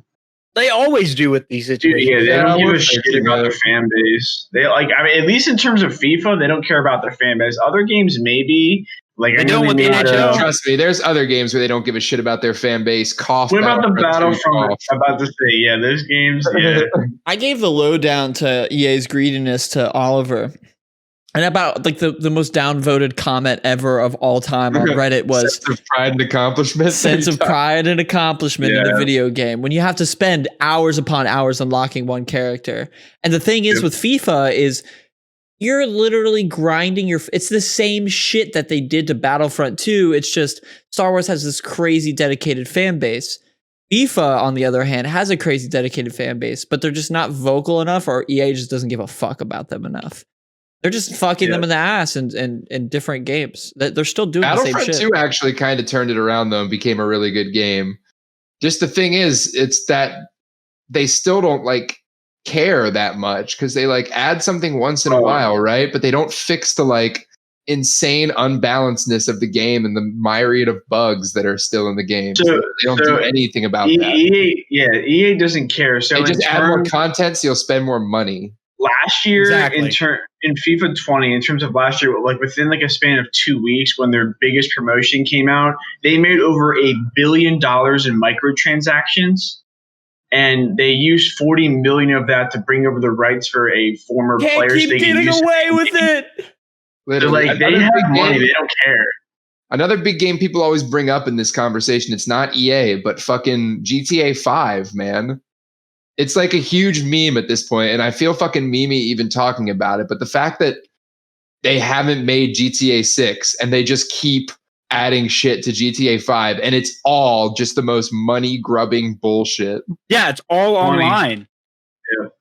It's all for online. That's all it is. They could have done so much cool single player shit, man, like the GTA 4 DLC. Yeah. Amazing. They were great. GTA 5 had some great single player DLC. They didn't even attempt. They didn't even do single player DLC alongside multiplayer DLC. Oh, dude, they just dumped shit. They just took shits in multiplayer over and over and over for how many years now? Dude, there's been 5 come out? A long time. There's been not to bring up EA again, but one more thing on it. There've been like multiple lawsuits all over the world about like loot boxes or packs and how it's like a casino type thing for young kids. Now to, like, I'm getting flashbacks. There's also been something that's called, in terms of FIFA, it's called scripting. Which basically what that is, let's say I'm 1,000 times better at playing against Brandon. Like I'm 1,000 times better. I have a better skill rating. I have a better team. Brandon gets every scripts that like auto. Yeah, so Brandon gets, and I'm up 3-0. Then all of a sudden it's 3-3 because Brandon gets every bounce, he gets every call, he gets everything. They script it to make the game seem way more even. So there've been lawsuits all over the world about it. Yeah. People really want to like win this bad, and they actually feel a sense of pride and accomplishment when they beat someone by cheating. It's sad. It's really sad. Because all they care about is winning. I keep finding myself going back to older games. I know everybody's sick and tired of me talking about Kingdom Hearts, but you know I'm going back to older games too right now. I'm fucking playing Fire Emblem on the Game Boy and GameCube right now. That's actually a pride of an accomplishment thing. You know, there's a set difficulty throughout the game, and then in my case, you know, there's like the easy mode that you can play if you just want to have fun and riff. There's the critical mode that's like the hardest shit if you're really wanting to challenge yourself. But no matter what, there's parts of each old game that are going to provide some sort of challenge. When you look back onto your childhood, I guarantee you all of us have this memory of one boss or one moment in a game that took you weeks to try to get past. Literally, you were like, I can't even imagine. Like when you were a kid, you experienced like you had hormones and shit. Like you got mad. I would get like seething angry at these games when I would have to replay a level over and over and over, and just seeing the like same intro to the level over and over and over. Like and most of the time, it wasn't skippable either. Dude, yes, I had Shrek 2, the video game, the mission where you have to fucking fly on the back of the dragon and like under roots and go over rock piles, and then you have to dodge like wagons and shit. It's so infuriatingly hard. Mine was the final boss in Jak and Daxter 2. Ooh. That one gave me so much trouble. I hated that one. I hated it so fucking much. That game was genuinely hard sometimes. That game, compared to the first Jak and Daxter, it was hard as shit. They changed the setting. They changed the mechanics of the game. You had guns now and everything, and you could go like beast mode on them. Like, it changed the whole thing of it. So like, you had so much more to learn. By the time you're at the final boss, you don't know what the fuck to do. Honestly, I've recently but I love the game because the final part was so hard. Like, I played all through Watch Dogs 2 and got to the last mission and I kept dying over and over. So I'm like, you know what? I'm going to say I beat the game. And I fucking closed it, haven't opened it since. Oh my God. Oh my God. I'm going to play Legion now. I beat it. I'm telling myself that I beat it. I could have beat it. I could have gone through there and just like shotgunned every single person in there. But where's the fun in that? I wanted to be stealthy and like try something cool, but I just kept dying. So I just said I beat it. Fair enough. Yeah, playing Kingdom Hearts 1 when I was a kid, dude. There was this fight between Riku and Sora, and back in the day, you know, there was no skippable cutscene. So I pull up to this one area, and it's like a 3-minute long fucking cutscene, which is not terrible until you've seen it literally 105 times. It's fucked. So I wish they would bring it back to the day when games actually required that real sense of accomplishment. When you like Final Fantasy. Like Final Fantasy had some hard fucking not shit just on mindless grinding, an actual sense of pride and accomplishment from a hard actual boss sense or a hard level or whatever. How hard do people play platforming. Destiny? How do people play GTA 5? That game got so much shit on it after it came out. Because all it is it's a grind. They're trying to recreate what World of Warcraft was and make people addicted to it through endless grinding. And it's like, I'm not going to sit here and do the same level 1,500 times. Not only do I not have enough time for that shit, but it's not fun. It's not fun to me. That's fair. What's fun is playing through the Pirates of the Caribbean stage in Kingdom Hearts and like all that shit going down. That's fun. Dude, I played all the that was a backhanded. I played all the original Ratchet and Clanks. Those were a good time. Dude, Ratchet Deadlocked was the best. It was a good time. Yeah, it was a good time. I could not find where's the first game that had skippable cutscenes. Sly Cooper. I talk about it all the time. Sly Cooper was a fucking amazing ass game. That was one of those games that were always actually, I played it recently. It was not as easy as I remembered. It is not as easy as I remember. Like, I had a little bit of challenge in the first game. They got to bring this shit back. I don't know. Like, Oliver, what was the most difficult boss that you played? We didn't get to yours. Oh, difficult, bro. I mean, I didn't really play a ton of those games. Probably the only one I can really think of right now is myself and my brothers. We used to play Twisted Metal and trying to be like in like one of the original ones, trying to be like Axel or Sweet Tooth. Yes, like, those were like not that hard, but like back Sweet Tooth was a scary ass motherfucker. Oliver, wait a second. I remember you playing over and over and over and over and over against the super team in Super Mario Strikers, trying to beat them. Yeah, you played them like 30 times before you beat them. I think I beat them maybe once or twice. That's true. That was a good one. That was tough.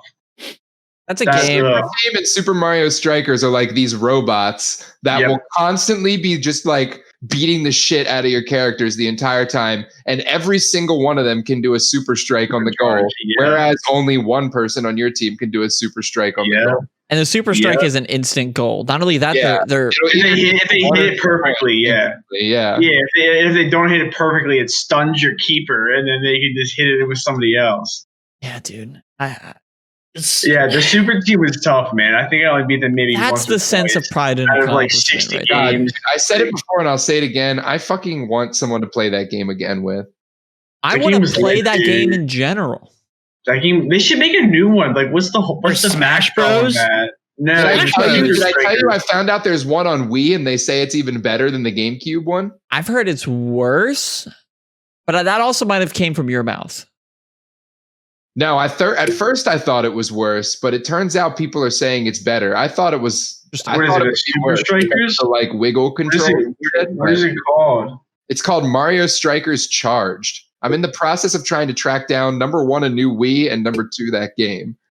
Just so we can play that game. Honestly, you probably have to get it off eBay. If you find a link, send it over here because Oliver has a Wii and I'm totally fucking down to play.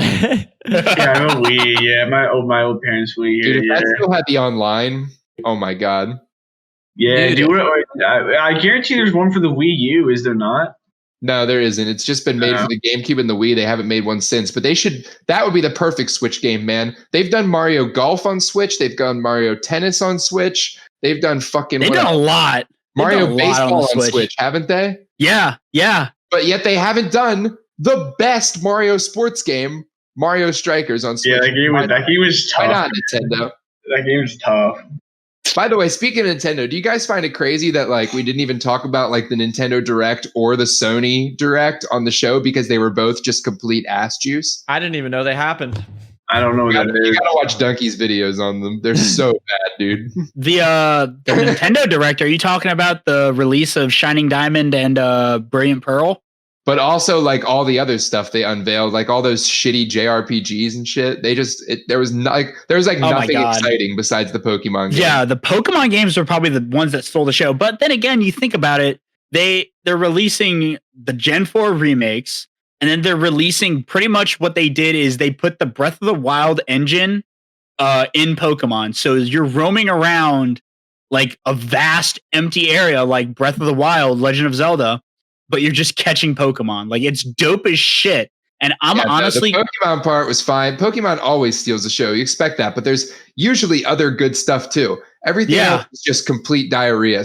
And then for the Sony Direct, I couldn't see one good game that I was excited for. What were some of the ones on the Sony Direct? I didn't get to see. I literally can't even remember because they were that fucking forgettable. Damn. Everything was just that fucking forgettable. Fuck. I'm not excited for anything right now. Yeah. I gotta tell you, boys, I'm like thinking about like trying to come up with topics right now. It's like, I don't know if you guys can reflect the same thing in your lives, but there's just not a lot going on. There's like 3 things going on in my life right now.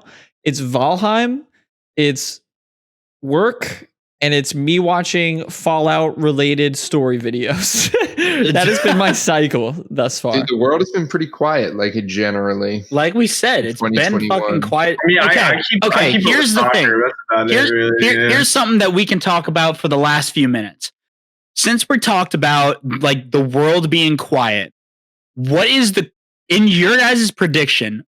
What is your prediction to be the crazy thing that starts the cycle of it happening from month to month? Well, instead of shitting blood out of my ass, I want to shit blood out of my mouth. That would be pretty cool. Wait, what is the question? What is your prediction to be the crazy world ending crazy event? Can you repeat one more time? Travis. Like we have said, Travis. He's frozen. What's going to be the apocalypse? No! Oh my God. Travis. Okay.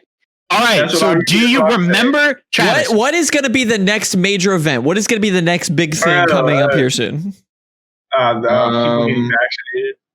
Yes. Jesus. Yeah, they're gonna find some like insane side effect from like one of the first people that got vaccinated. They're gonna turn into like a mutant or something, and then everybody who got vaccinated is gonna start freaking out. People are already freaking out about that's gonna be the next big event. Like, I think if there were mutants, we'd be fucked. Like I really don't think that if like hypothetically mutants were to come about and people were getting like flames out of their hands and like fucking Wolverine type shit, I think we'd be fucked. I don't think enough people. It would be a boys type situation where these people go on fucking ego trips and then every company is just going to try to monetize them. But if it's everybody who got vaccinated, like what if everybody who got vaccinated either dies or becomes a mutant? So there's like an insane amount. What's the percentage of people that mutate into mutants? 75-25. 50-50. 50-50. 50-50. Take the vaccine, 50% of the population died. The other half became mutants. So it's just gonna be a fucking old. It's a bunch of old people and like doctors and nurses gonna have like flame shooting. I think in that instance, the regular people, the regular human race, is gonna be extinct. Either that, or we're gonna have a bunch of mutant like hybrids going around. Yeah, like the mutants would start breeding with all the anti-vax people, and man, what would happen then? We only time could tell. Half mutant babies. That'd be a little nutty. One of the most interesting movies I've ever seen, and I forgot what it's called, but essentially it was vampires have taken over everything. The humans are the minority. So now vampires made fake blood, but human blood, no. Human blood is like the most coveted thing on this universe, and they're trying to find some more. Why do they suck each other? Because vampires don't have any blood? Because mostly everybody's a vampire. They need real human blood. I got you. But like, I love the idea of that. What if the vampires fucking won? And this new lifestyle that life has created because vampires are like vampires. Everybody lives forever. They all like are under the vampires rules. Everybody comes out at night. They all hide during the day. Shit like that. Yeah. Maybe. Everybody's like super fast and super strong. They have these epic fights. The UFC is just like a whole fucking arena dome. Holy shit. The UFC would be amazing. Yeah, because it would have to be in the dark. You can have all those giant spotlights on the entire thing. Lights are fine. Vampires can be under regular lights. Can they? This can't be by garlic. Sunlight. It's just sunlight. But that would be weird, though, because think about it, too. Like, a vampire can't enter your home unless they're invited in. So, like, every single time on repeat, you'd have to be, please. Okay, but that doesn't work on other vampires. So since everybody else is a vampire, you can just come freely and go like you're all normal humans. Daybreakers, a 2009. The vampires can't come into your home thing does not apply to other vampires. Is that what it's called? Daybreakers? Daybreakers. And not a lot of people liked this movie. My stepdad said it was trash, but I thought it was pretty good. Hey, I like a lot of movies that people call trash. So the film takes place in a futuristic world. So this is the scenario that we're dropping here. The film takes place in a futuristic world overrun by vampires and centers around a vampiric corporation which sets out to capture and farm the remaining humans while researching a substitute for human blood. Oh, because they're all like starting to starve because there's barely any humans left? Probably, yeah. So you're a vampire, right? And we get all of the abilities of vampires. I'm speed, strength, we live forever. Sharp teeth. Humans develop a cure. Humans develop a cure. Fuck off. That's what he's most excited for. So he can watch him squirm. Oh, wow, that sounds devious. There's a cure. You take the cure as a vampire? No. I feel like if you're a vampire, wouldn't that like fuck with your psychological? Yeah, honestly, most vampires I see end up like revealing that secretly they like hate their lives because they have to live forever and they see everyone they ever loved die. So I'd probably take the cure. Or unless like the vampire was like, you had to like trick them to take it because of their brainwashing. No, you're the vampire, Oliver, and you can take the cure or you can keep your vampire powers and live forever. Oh, I see. Powers. Yeah, I probably can vampire bitches get pregnant? Yeah. Are you trying to have a lot of baby I just watched Twilight. Usually vampires women cannot get pregnant. Usually vampires are just like sterile in general. They can't. Are you trying to have a bunch of baby mamas? That kind of changes my answer. Are you trying to just fuck all the vampire women? Like, fuck yeah, bitch. Then how do you produce more vampires? Everybody lives forever. There's no detail. Why do you need to produce more? You all live forever. Yeah. All right then. Yeah, I'm fine with that. Just keep them on Uncharted Island. I'd take the cure, man. I wouldn't want to see everybody I loved grow up and die over and over and over. Then I start loving new people. They grow up and die. I would just. But no, this isn't a Twilight situation. Everybody's Travis. a vampire. Travis, the flaw. Oh, you're saying in Daybreakers. Oh yeah, I would fucking just do it then. Yeah. Travis, I was about to say the thing that is wrong with your thing is if you are the part. And if you're a vampire and you don't take the cure, what happens if everybody else that you know that you wanted to protect and the reason that you didn't take the cure, what if they didn't take the cure and they stayed vampires?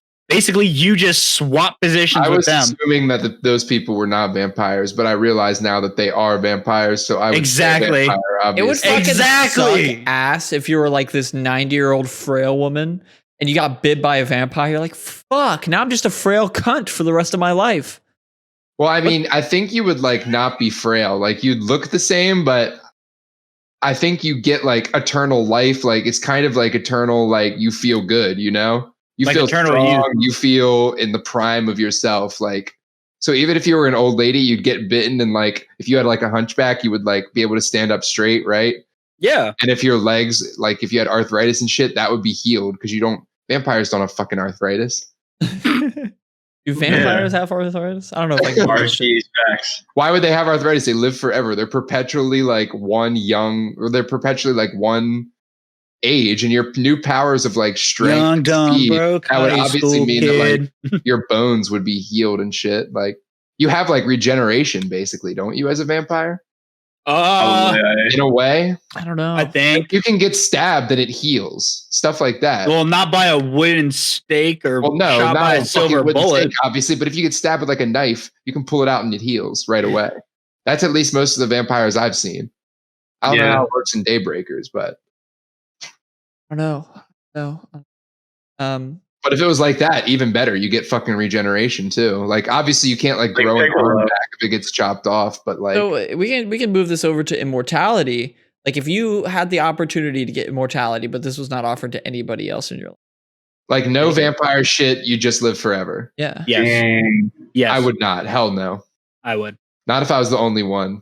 That would be. What if everlasting? What if it was they all like hated their lives because of the exact reasons I said? Everyone you love dies over and over. What if it was like you but I get to be there and watch my generation, the whole world, my lineage. I get to watch my lineage take place. Yeah, true, so you could like pick a favorite tree of your family and be like, this is the line that I'm protecting. Exactly. And just be their perpetual ever living bodyguard. Exactly. What if it was like I get to watch all of those. I get to watch all the people I love have a wonderful life, whether it be with me in it or without me in it. I get to watch that from the afterlife, man. No, I want to stay alive. What if it was like you and 100 other people across the world that you didn't know also got this opportunity? So basically, we're going into the movie Hancock right now. There's me and one other person that are completely immortal. It's still Hancock. I got you. I know what you're saying. Yeah. It better be somebody that I have really good chemistry with, because if it's some annoying cunt, I'm gonna be pissed. You don't know him. You like eventually one day you all might meet each other, but you don't know who this person is. You've never met him.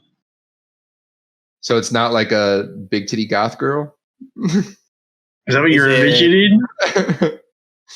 It's literally like a 2D anime bitch. It's R2D2 and C3PO.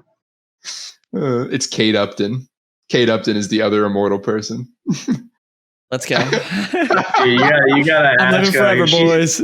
She's dating a baseball player, dog. Well, he's not immortal. He'll die eventually. Exactly. I just have to wait 70 years, bitch. Do you know how long that is? She's dating Justin Verlander. Yeah. Yeah. Is she still as hot as she used to be? I don't think so. I don't think so. You don't? Are you just predicting right off? I haven't seen a picture of her in a while. So you're just predicting right? I think the last time I saw a picture of her was when her and her husband were at a basketball game. I haven't seen anything about her in a long time. I know everyone was like freaking out when she first became a model because they were like, she's the hottest girl ever. She's still a little baddie. She my little boo thing. And Shorty got the fat baddie. Yeah, she's still a cutie. What is she, like 20 something or 30s? She's only in her 30s. 30s. Yeah, she's like 32, 33. I remember. That's all I know. I remember like fucking fanboying over that girl whenever I was like. Will Ferrell is the king. 14. Will Ferrell is the king. We have like 3 more minutes left. If you could meet any celebrity in the world, who would you meet and what would you do? Dead or alive or alive? Like you have a date with this person, a guy or a girl. Ooh. Dead or alive? Alive. Alive. Alive. Jessica Alba. Damn. Really, you don't want to talk to like Vince Vaughn or something? Fuck no. It's if I had to pick a male and a female Jessica Alba, male is Ryan Reynolds. I feel like he is hilarious. And then I'm going Jessica Alba. Okay, I guess we're going girls and it's Chris Rock. Chris Rock. Bet he's hilarious. Yeah, I think if you get the N-word pass from him, that's just like a blank card. Yeah. It's either him or Samuel L. Jackson. You got to get the N-word the pass from one of them. Samuel Jackson would be really cool to hang out with. Samuel L. Jackson would be He would probably would just yell snakes on a plane. Will Ferrell. Yeah, I feel like Will Ferrell would be a blast to hang out with. Oh my god, I feel like he would be hilarious. Steve Carell, Jerry Seinfeld. I feel like Jerry Seinfeld would be fun to be. Oh my god, I didn't even think of that. I would totally do Jerry Seinfeld. Jerry Seinfeld would be. If we're doing dudes, I still hold my thing with Ryan Reynolds. I think he'd be a fun guy. He seems like he'd be down to pull some pranks and shit like that. I want to hang out with somebody that'll do fun shit on our that's day what I'm together. thinking. So for female, I would do Zooey Deschanel. She'd be fun as fuck. Zooey Dude, from New Girl, from Elf. Oh yeah, is she the girlfriend in Elf? Yeah. Oh, I got you. Yeah. Oh, yeah. I didn't know that was her. She's cute. She's on that one show that my ex really liked, and I pretended New Girl, probably. Yeah. It's a great show. I didn't think it was that enticing. You gotta watch. It gets better as it goes. So I've heard. So I've heard. All right. Dude, high key, young Reese Witherspoon. Yeah, Halle Berry. Drew Barry. What about Reese without her spoon? Drew Barrymore. Oh. I feel like Gronk would be really cool to hang out with. Gronk? Really? Yeah. He'd be jacked as fuck, dog. The only reference I know from this is an Impulsive podcast and also that Family Guy episode where he parties all the time. He parties. What about, he parties all the time in real life. Daniel Tosh. I feel like him and I could riff pretty well. I would vibe with him at a dinner. Yeah. Wow, that Tosh dude's funny. Yeah. Where would you go? Where would you go with Daniel Tosh? I would go to like take him to a Waffle House. IHOP. Would you rub Daniel Tosh's boobs? Would you rub barbed wire on his boobs? All right. Would you guys let all the boys in the stall room pee on Daniel Tosh? What? Shout out to our fans. I'm just saying, I would go to Walmart with Daniel Tosh. Walmart. We'll have Annie Ann's. Yeah, Walmart. True. Just people watch Annie Ann's, Subway, Waffle House or IHOP. Just people watch. Or an Applebee's. No, I would go to an Applebee's with Daniel Tosh. To another episode of Real Sensitive Guy Hours. This is episode 58. And we're feeling great. Shit, it's dude. St. Patrick's Day. Happy St. Patty's. Founders Day for the boys. 3 of the boys. Founders We're all Day. wearing green, except for Travis, who's definitely wearing gray. I'm wearing fucking turquoise. Oh my god! Right, in the comments tonight, you could see it in different lighting in my house. Look, I admit the lighting makes it look gray. But question of the day: is Travis's shirt green or gray? I think it's green. Yeah, you've seen this shirt before, Oliver. It's the Crab Races one. It's fucking turquoise. I think it's green. We're out here. To my right, we have the non-green wearer. Will's not even wearing Travis. green. Look at his colors. By the way, Brandon interrupted pre-show conversation. We're not going to let him off the hook for that. Below me, we've got Oliver. What's going on, everybody? Welcome to the show. Yes, we are. And to the bottom right, we've got William. What's good, everybody? Host with the most, B-Pain right here. A lot of debauchery happening at the very moment. It sounds like there's talks of some mutiny going on within the show. Care to explain what's good? I was just saying you interrupted pre-show conversation. There's no mute. I don't want to take it that far. You I just wanted it to be brought to the that, table that Brandon interrupted with the 5, 4, 3, 2, 1 count. Literally, like we'll be on a roll with a fucking conversation. He's like, and we're on in 5. I'm just trying to stay on with the energy. You know what I'm saying? We gotta keep it going. He's got a lot of energy. Well, let us get those thoughts out. He's got an agenda. He's trying to keep things pulsating, you know? Yeah, I gotta pulse at least 3 to 4 times, or if I'm not satisfied.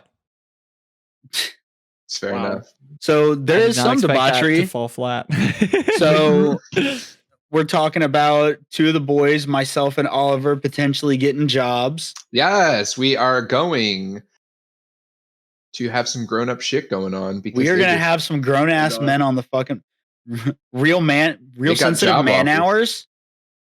Now, Oliver had a job before. Oliver did have a job before. Didn't work out. That's okay. I wouldn't say he didn't like it. He enjoyed it, but like they just kept fucking him over.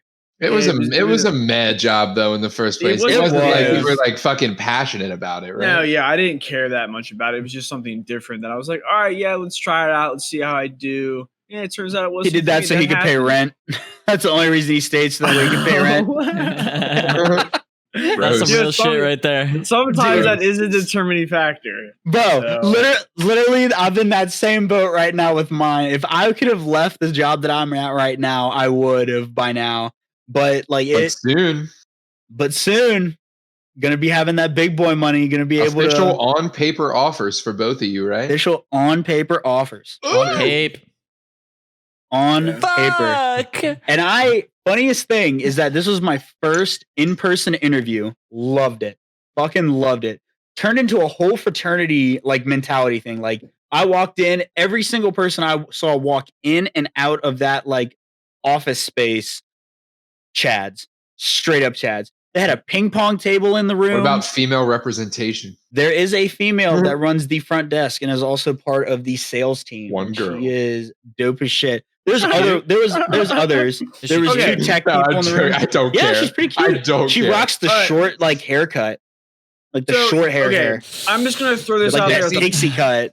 I'm gonna throw this out there as a blanket statement. In most sales job oriented industries, it's usually male dominated. Most of the time. It's a boy. This is misogynistic. This is a Chad mentality place. I swear to God. Market of I hope none of them people find selling this shit. makeup products. That's probably predominantly women. You know what I mean? I'm just most of the time. You misogynistic motherfucker.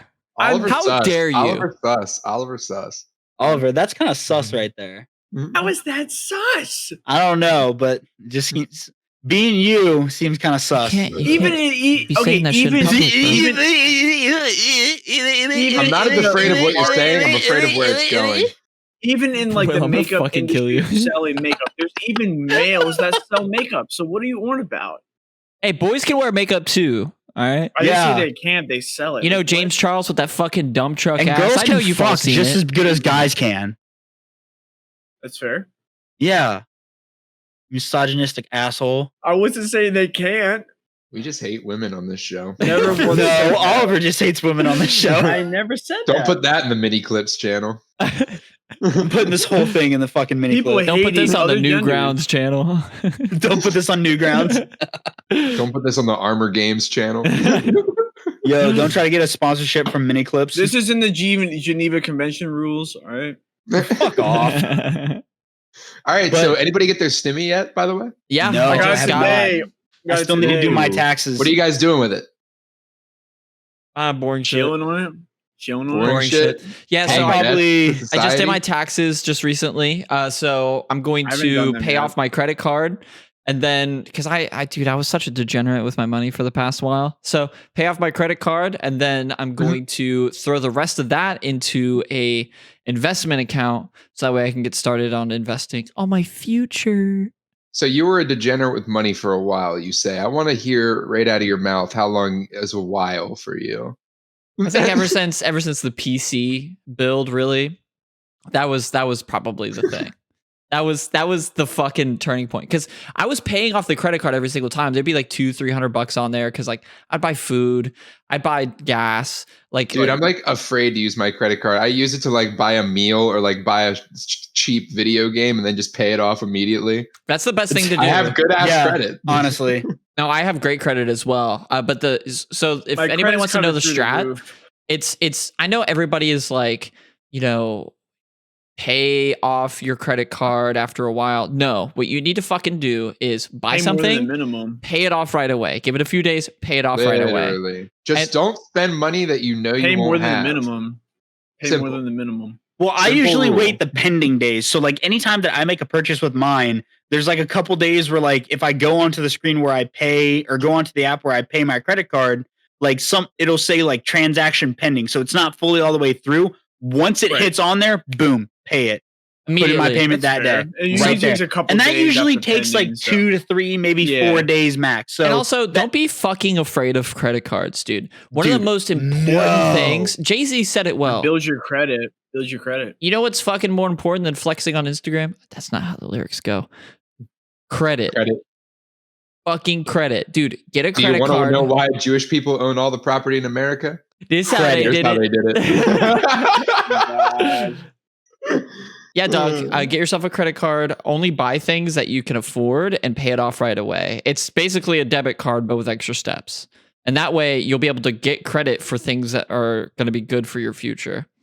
You know, how it be is how it be. You know, real adult hours. We're talking facts. We're just adults. It's almost like an installment plan, kind of. Let's say you just listen to the story of OJ, and you'll know smart money. Like if you bought something that was like, let's say like $2,000, you might pay that off in once, but most people won't. They'll pay it off in installments. Well, I definitely don't do that though. But people do that all the time. They charge their car for like $2,000 for furniture, and then they pay month by month more than the minimum. The problem with that is I feel like a lot of people are very impulsive, and they'll be like, okay, so I'm going to buy this insane PC because my Heroes of the Storm keeps crashing. So I'm going to throw it all on my credit card, knowing damn well they don't have the money to pay that back right away. They don't have $2,000 in the bank. Right, but if you can pay more than the minimum, doesn't that still help your credit? It does, but it's not as helpful. And also it leaves as just paying it off.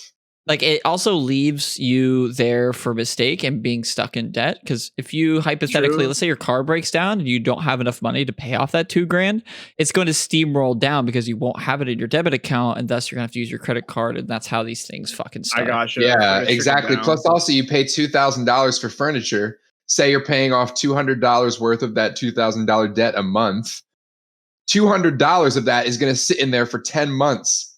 $400 is going to sit in there for 9 months. $600 is going to sit in there for 8 months. It's not good for your credit. It's things paying it off in the $200 installments is helping, but also it's sitting there. Just sitting there is hurting it. Right. But again, don't be scared. What they're looking for is essentially, if you think about it in a business sense, what they're looking for is somebody who is able to buy shit on credit and pay it off. That's all they're looking for, because they need to get their money back. Right.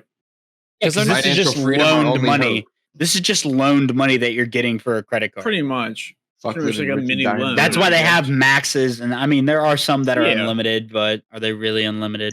Dude, as soon as I got my new job and I was buying shit, paying it off right away, I immediately got an increase within a month. And I've had my card for a year, and I requested an increase, and they told me no. They're like, "Oh, your balance was too high for too long. Like, we don't want to do that."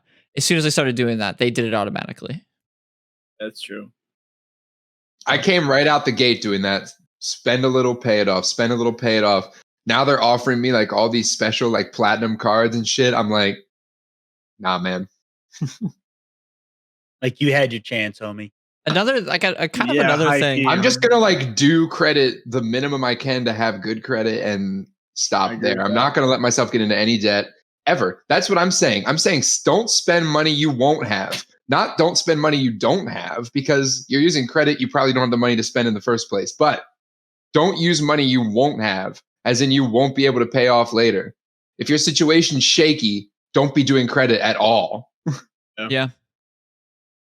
You know, I feel like there's been conversations outside of my existence about me being shitty with money. By the way you said that. You're like, oh, tell me when you were shitty with money. It's not that you're shitty with money. It's just you've always been the type to, like, when you get a big paycheck, when you get a lot of money that comes your way, you go and buy something big for yourself. Yeah. Unless like he builds up his commission and just hoards it.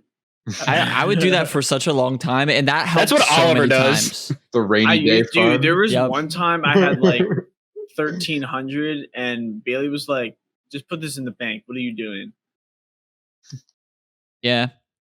So that's what I'm gonna be smart with my fucking money that I'm getting back, and then The goal is to put 10% of my income into that investment account. And then over time, it'll double, triple, quadruple, stuff like that. Yeah, over the course of like 20, 30 years. It depends on how much the American dream, baby. American dream, investing, baby. It'll, skyrocket. So. No, this is what I'm thinking. I'm thinking I got to get a side hustle, man. You have to, 100%. Yes, I have a job that pays well. Yes, I'm comfortable. I don't know though. I just want to pad myself even more. Something about getting more money in life makes you want to have even more money. The best one that I've heard is the best kind of investment for it is realty. Do realty as a side hustle. Real estate. Yeah, real estate. Realty, be a real and a T. I'm not. That's too basic though, man. That's too basic. And I want a side hustle that takes less time. How much time do you think it takes to master a side hustle then? A month? I don't know. I don't know how much time it takes. I know how much time I want it to take. I know a lady that started with nothing, knew nothing about realty. Took her 6 years. She now is a broker and is starting her own team and everything. You can do whatever you want. You have you broker. Yeah, it took her 6 years. That was it. 6 years to build up enough money to become a broker. I try to brainstorm side hustles for myself all the time. It just always falls back to drug dealer. Some side hustles are more. I would be so good. Some side hustles take more time than others. One of the biggest things. Something crazy. Go ahead. So one of the biggest facts that I kind of always this helps me be motivated. It takes 10,000 hours for you to master something, right? And everybody else. How many years is that? 10,000 hours is not that much. I don't think it's even a year. Yeah, 6 months. So you got to put in your time for these things because there are so many other people that are trying to do the same thing. So hypothetically, let's talk about doing graphic design. I've probably put in 10,000 hours into doing graphic design. However, there's just such a saturated market on Fiverr. You can spend $5 and get yourself a logo and shit. So you kind of have to take that. Actually, it's a little over a year. 10,000 hours is 416 days. A little over a year. Thank you. Sorry. But yeah, 10,000 hours, bro. Speaking of financial freedom, I know this is super interesting for everybody. One of my coworkers was like, I'm going to buy a car. I've got this much money. Let's call it 6 figures. This is the mistake everyone makes. They start making to get a good job. They start making good money. They immediately buy something super expensive that they have to pay monthly. Yeah. And it's you just fucked all the extra money you were making right there. So good job, I guess. If I were to get a car after if I start making decent money, I wouldn't get a new car. I'd probably get a new used car. It'd be a new car to me, but to be used. Dude, I'm still rolling in my literal fucking bucket of bolts because number one, it's been COVID. I've been working from home. I've driven this car less in this past year than I've probably ever driven it. Right? I used to drive that thing a lot because I would go on vacations, be driving my friends all over the place. That didn't really happen in the past year. Right? What do I need a new car for right now? Exactly. And it's all situational. A to B, and it's not a bill you have to pay on monthly. So it's why not run it until it burns? Run it to the ground. Literally, dude. Old ladies. Lawn cars is the way to go. That's what my girlfriend did. And she crashed it. No. Her new car. Not the old lady's fault. No, that's what her new car is. Yeah. It was a lady who was 95 years old and hit mailbox. Wait, she has a new car now? Yeah, it's nice. We keep thinking we see Bailey everywhere because we see somebody having that same car with the hubcaps popped off, and we're like, Bailey? That Honda Accord or whatever the fuck it is. Yeah, I see that shit all the time. That same tan color, bro. And I'm like, how many people drive this shit? How many people pop the hubcaps off just the back tires of this shit? Yeah, she's got a blue, a baby blue Mazda 3 now. Ooh, and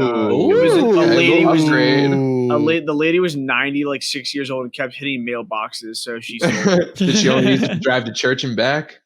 I don't know. Probably. So something kind of crazy happened to me today when I was heading home from work. Is this the one that you told us to remind you about? Yes. Oh my god, I'm so hyped for this.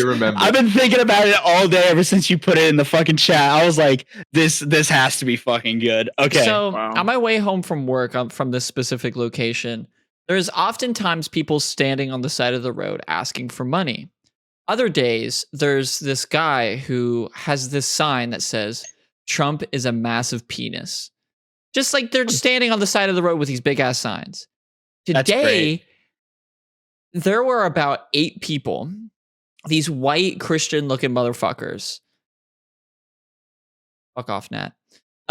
Who were standing on the side of the road and with signs that say abortion is murder, get some help with a phone number on it. I'm like, oh, that's kind of funny. Like, cool.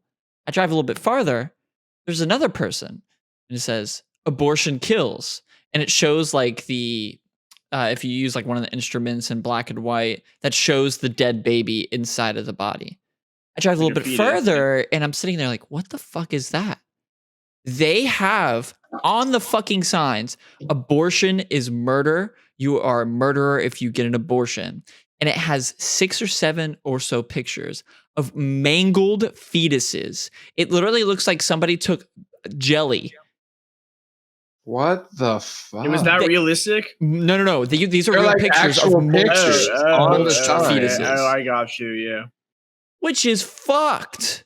How many 8-year-olds are driving by and seeing this shit? Number one. Mommy, what's that? You're fucked up for exposing people to this shit. And then I drive by and then there's like the only thing on this sign, and there was like, it was a big ass sign. Not as big as a billboard, but you know, about a third of the size of that. There's like 3 or 4 people holding this up. Oh, okay. And it's 8 photos of these mulched fetuses, dude. Jesus fuck. Dude, I had to sit there and laugh to protect myself from the hurt that I just saw. I am for abortion. I think women should be able to make their own decision as 100%. Long as the man is involved. What the fuck, you selfish cunts. Okay. Yeah, plus what they don't tell you is that most of those pictures are from like pretty much all of those pictures are from babies that are like already dead. That have already like died in the womb. Would die shortly after being born or would kill the mom during childbirth. Before like crazy shit happens. It's not that they're just like killing fully grown babies because the mom 9 months in is like, I don't want the baby anymore. It's babies that are going to kill the mom, babies that are going to die shortly after they're born, or babies that are already dead that they have to like pull out like that. Yeah. Yeah. That's still like, dude, that just seemed like as like you were driving, you had to be thinking like, why is it getting worse with every single one I pass? That's just literally their goal. They literally are like, yeah, they set it up that way on purpose. I swear to you. Oh, 100%. But still, like, that's a fucking scheme right there. That's up, man. Dude, I was blown away. Because at first, like, I saw the lady and I laughed at her. I was like, oh, you're fucking hilarious. Like, you're the type of person to do this shit. And then I keep driving. And it's like, what the fuck? They have a whole army. Now, I'm thinking to myself, these signs are not cheap, right? No. You get a printout probably the size of a paper, and maybe that's like $12 or so if you use high quality ink. These big ass signs had to be a couple $100. So they had to go to a company to like print this shit off and make this. Think about that. Think about that. They're changing people's minds driving by on the road. No, think about that. Think about that for a second. They had to come to a company that prints these things off, and they're like, "Hey, we've worked with you in the past. Can you please print? We got some good shit for you this time. We're trying to say abortion is murder." And the guy's like, "Okay, yeah, I can see that. Yeah, all for it. Whatever gets me that sale, whatever. Blah blah blah blah blah." And he's like, "Yeah, I can help out with that." She's like, "All right, we got some IDs." He's like, all right. She's like, let's just take pictures of dead fetuses. We've got a bunch of blender babies for you. Like, and then you have to think like the torment that's going on in this guy's head. He's like, if I say no, I'm losing out on some money right there, but fuck, this is going to be too much. Like if you're the ones doing this, you had to have second thoughts. Or maybe they just like printed the pictures and taped them onto the... They have like a shitty Epson printer, so they have to like post it on each side of it, and there's like borders on each side because like the margins. You remember in like elementary school, they'd have you like stick stuff. They'd have you like stick paper to paper by taking like a glue stick and just running over the entire thing. It looks like a middle school science fair project. No, even better, they took it to an elementary school and was like, "All right, kids, it's time for arts and crafts," and they're just like.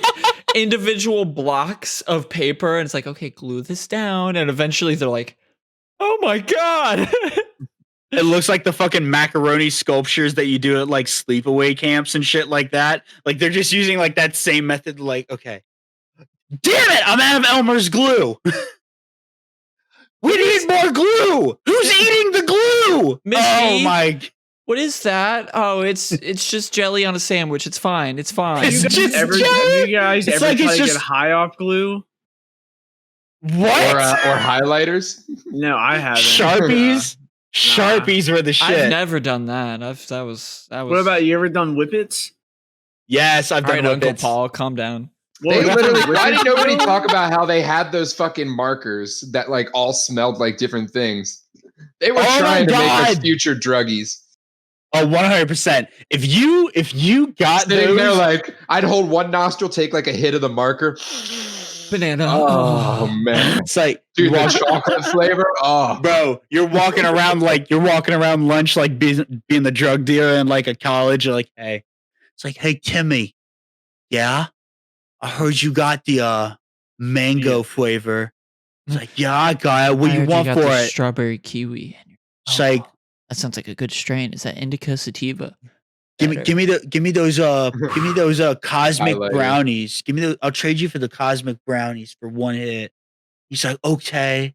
And then you just see a kid run to the bathroom with a marker in his hand, and you just hear Dude, lunch trades were the best shit.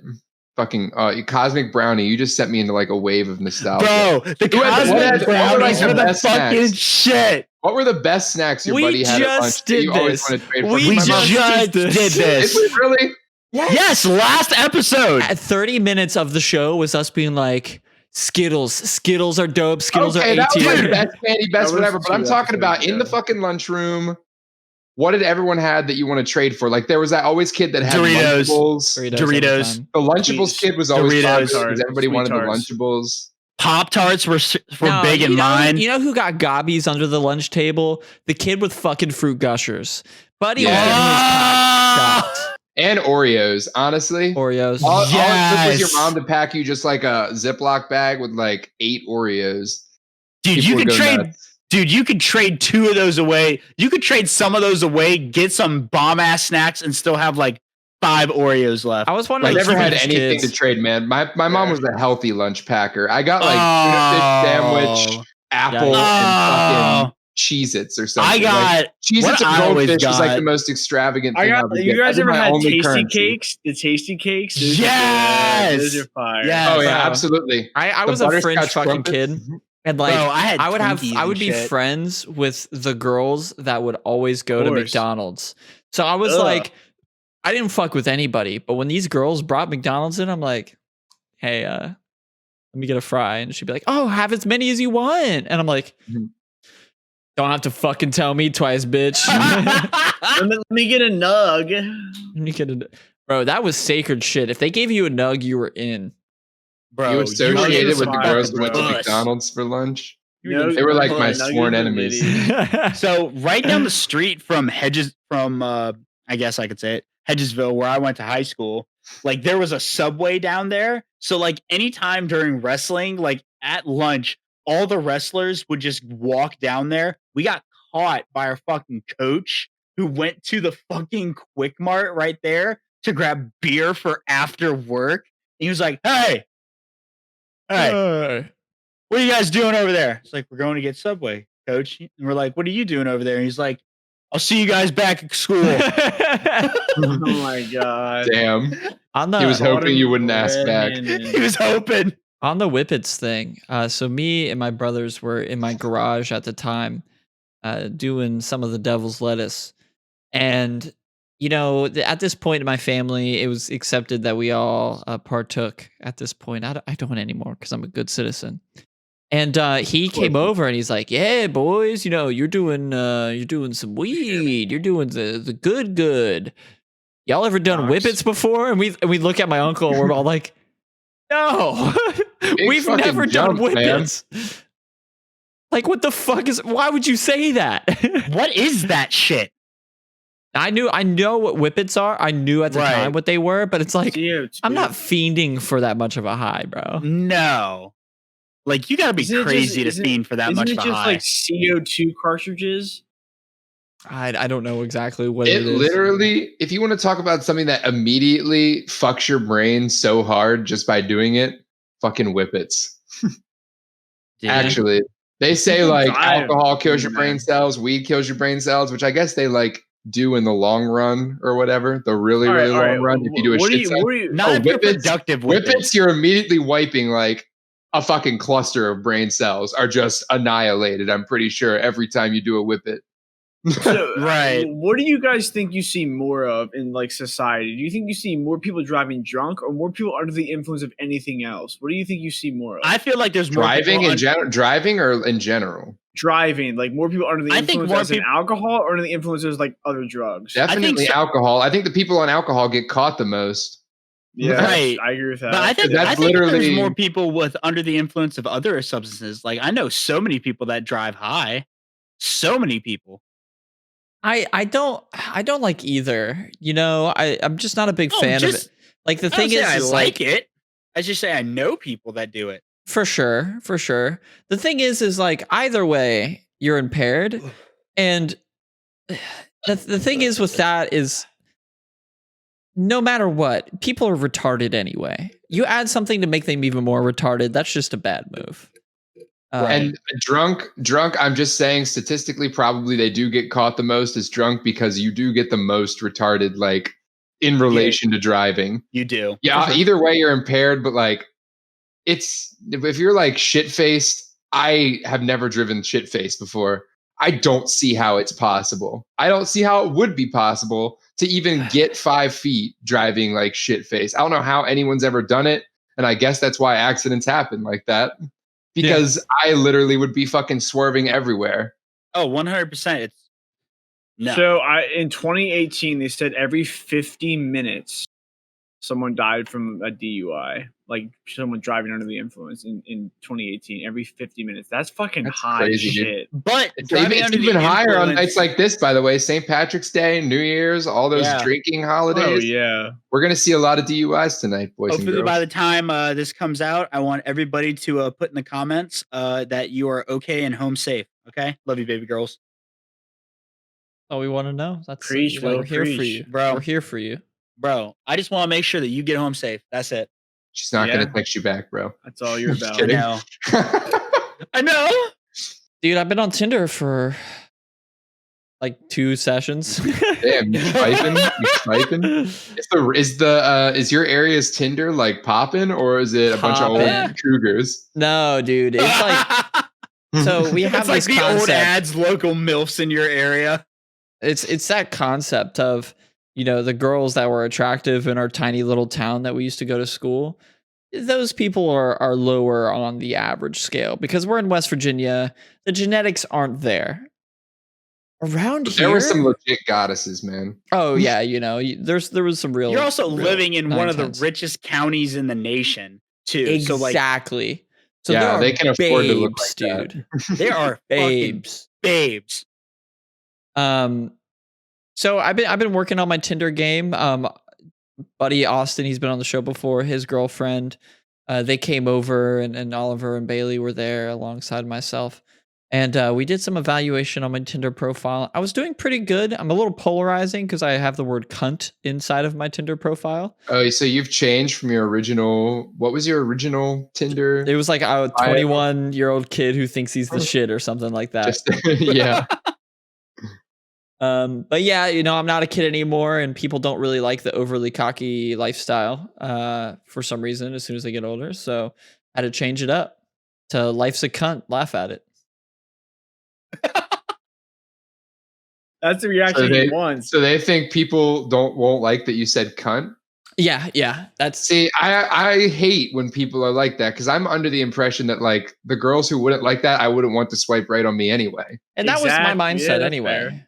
You know, like I want a specific type of girl, somebody that can get down with that fucked up kind of humor. Yeah, you gotta say 420 friendly. That's the Travis starter pack right there. Also, the fucking I was like, if you need a smoke buddy or a hookup for tacos, I'm your man. There you go. That was my bio. I might steal that now. Will you have a hookup for tacos? Fuck yeah. Taco Bell, DoorDash. Taco Bell, DoorDash. Dash the door or door the dash. I got to hook up. I would just Mongolian. I would offer people the free tacos at parties and stuff. I'd be like, yeah, swing by my job.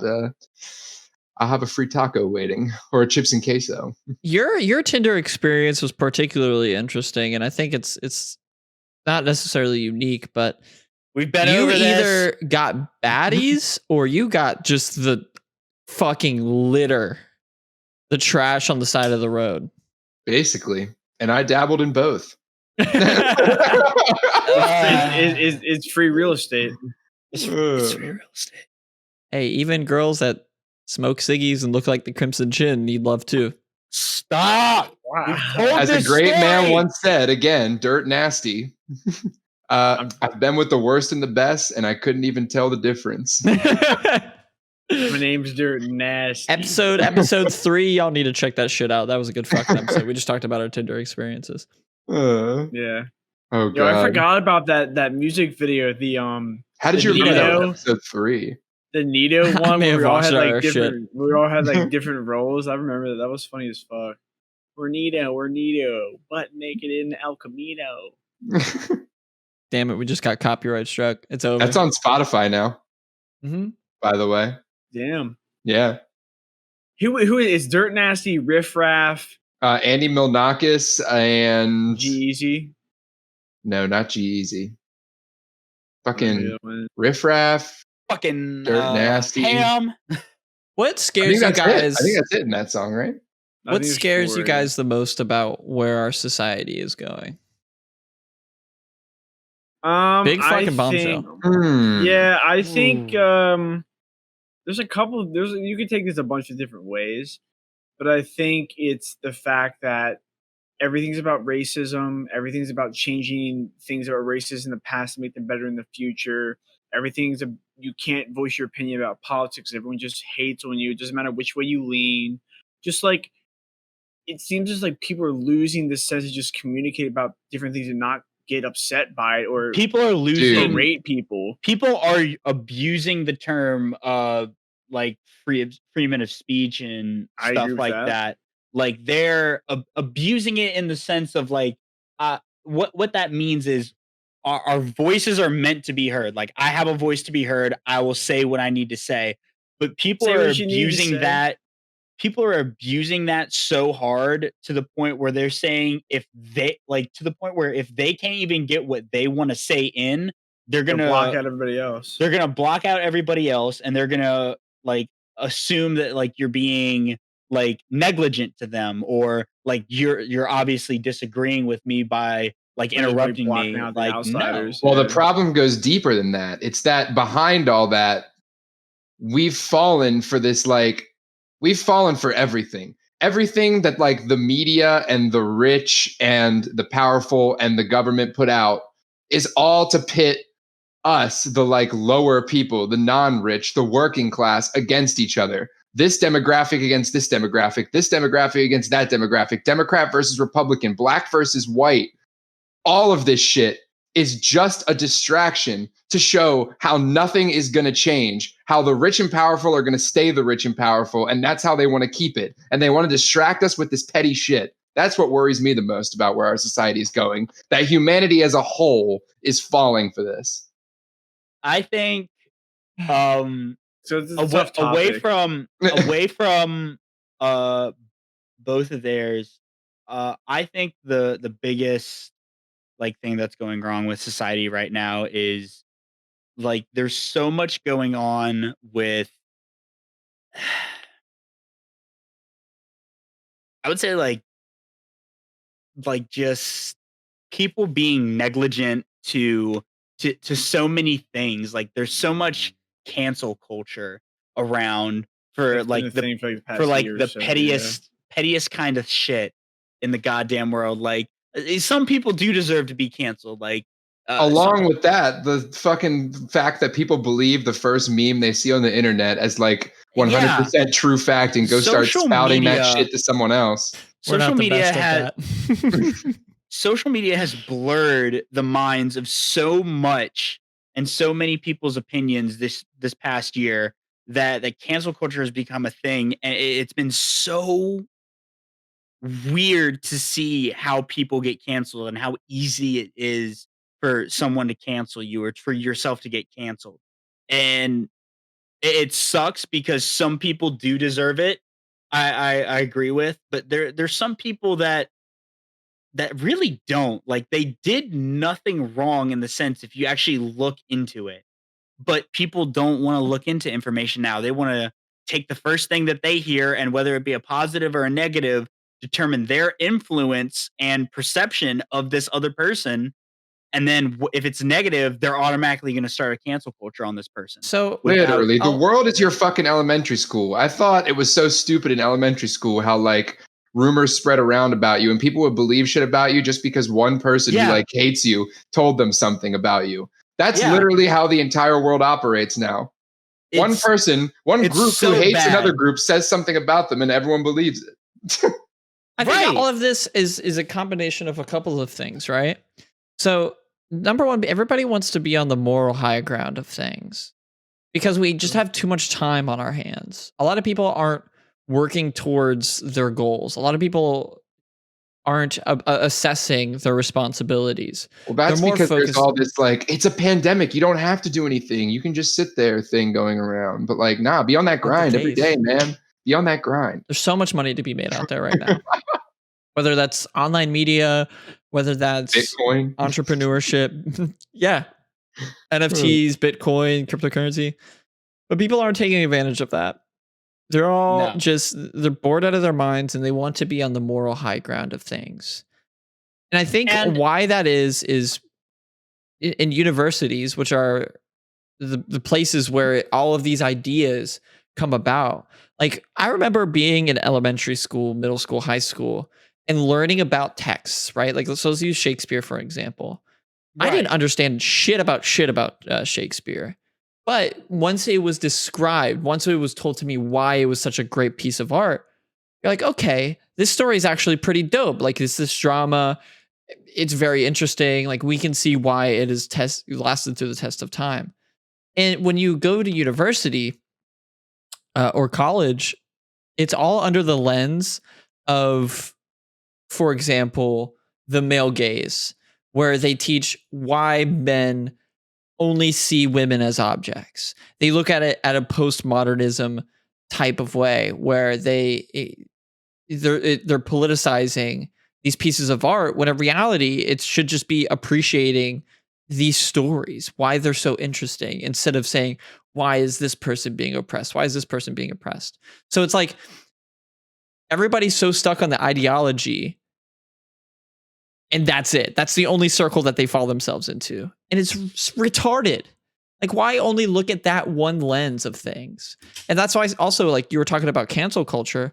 Nobody can make a fucking joke anymore because they're so focused on the ideology. Can take a fucking joke. And everyone has so much like tunnel vision too. So they only think one way or one certain thing. So that way, if someone throws somebody out of left field as a joke, they're like, bro, this makes zero sense. Why did you effing say that? And then nobody can separate anymore what's actually problematic and what is just wasting their time. It's so bad. Like Brandon said, no one can take a joke nowadays. No one can crack a laugh in dire situations. One of the things that I always tell people is one source of happiness is laughter. It can get you out of the fucking tightest of fucking things.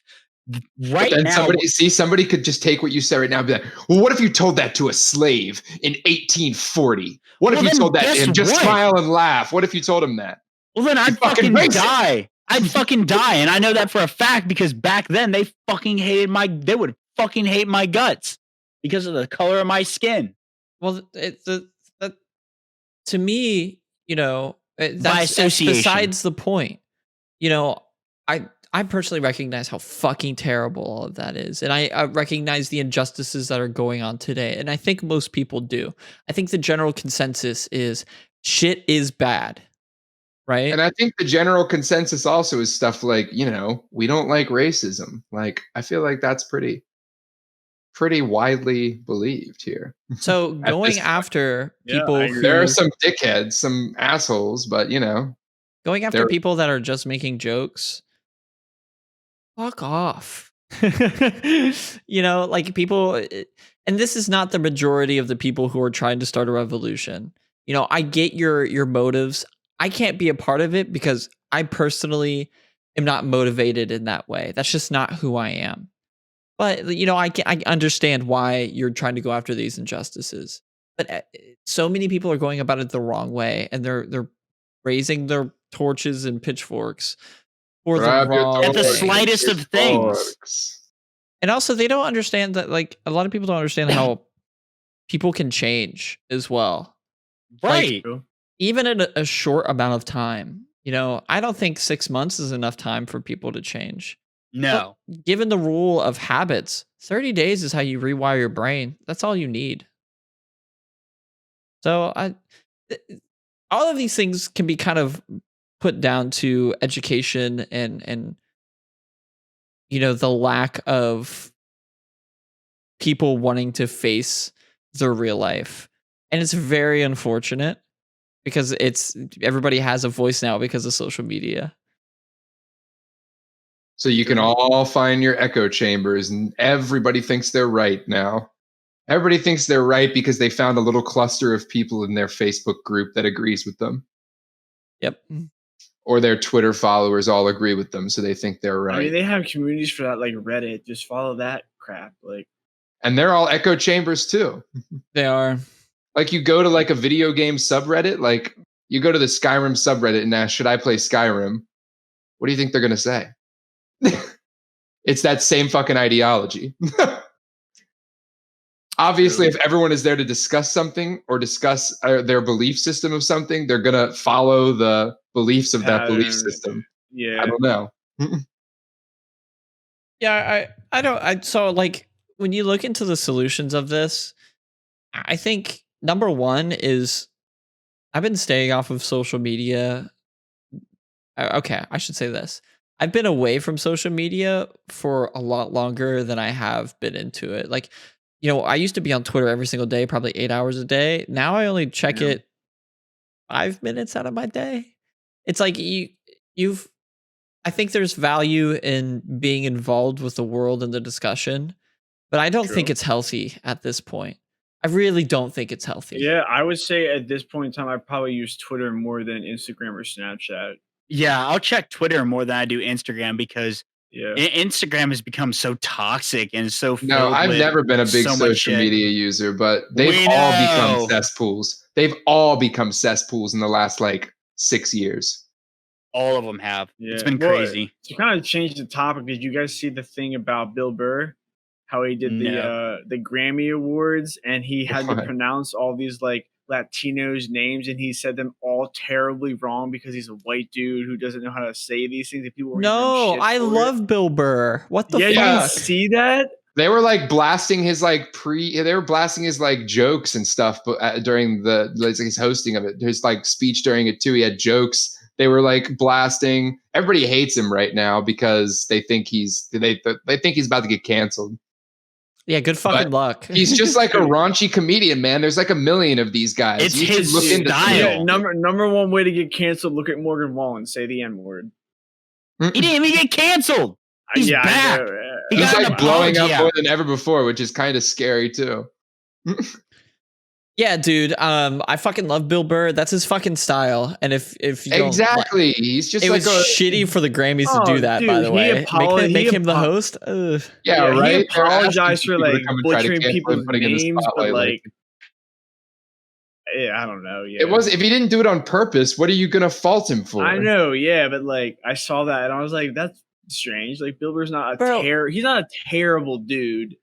And people do this, but I honestly, if people let's say I meet somebody that doesn't speak great English, I don't blame them for not speaking great English. I just don't. I'm not sitting there, oh, why don't you fucking speak American, brother? No. They just don't know how to speak English.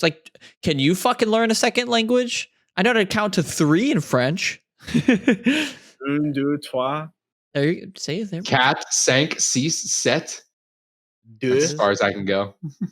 I used to be able to count to 10. Peace. I don't remember.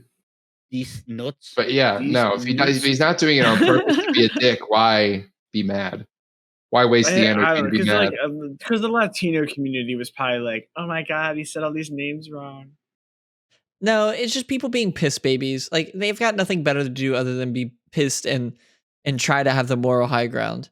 It's like, oh, respect our culture. But like, dude, there's only so many things that we can do in a day. You know, we only have 10 hours per day in order to do shit. And buddy, Bill Burr, he fucking flies helicopters. He knows how to play drums. He's learning French. He's got a successful comedian career. He's got a wife. He's got kids. Buddy doesn't have fucking time to do any of that shit. No. They act like these people are like sitting behind the stage before their speech, like plotting their racist agenda. Like, I'm going to be so racist. I'm going to be such an asshole out there. I'm going to say the N-word. Literally. Like, no. And these are real sensitive guy facts. We don't fucking know shit about shit. This is just our, like, Oliver told us something and we're just giving our initial reactions. Yeah, this is like, we're on social media. We're one of your social media friends giving our like daily shit take. Just imagine it like that. Because you all have the people that do that. It's actually most of the people who post, just the people that I like follow on social media, just post shit takes on things all day, every day. Fair. That's why I put in my Tinder bio, and this kind of comes around full circle. Life is a cunt, okay? It's literally the worst of the worst. 100 years ago, free speech didn't fucking exist. In most countries these days, free speech doesn't exist. Life's a cunt. Just laugh at it. You have the ability. If you're listening to this, you live in the first world. Oh, I got my little first world problems. Fuck you. Cry about it, pussy.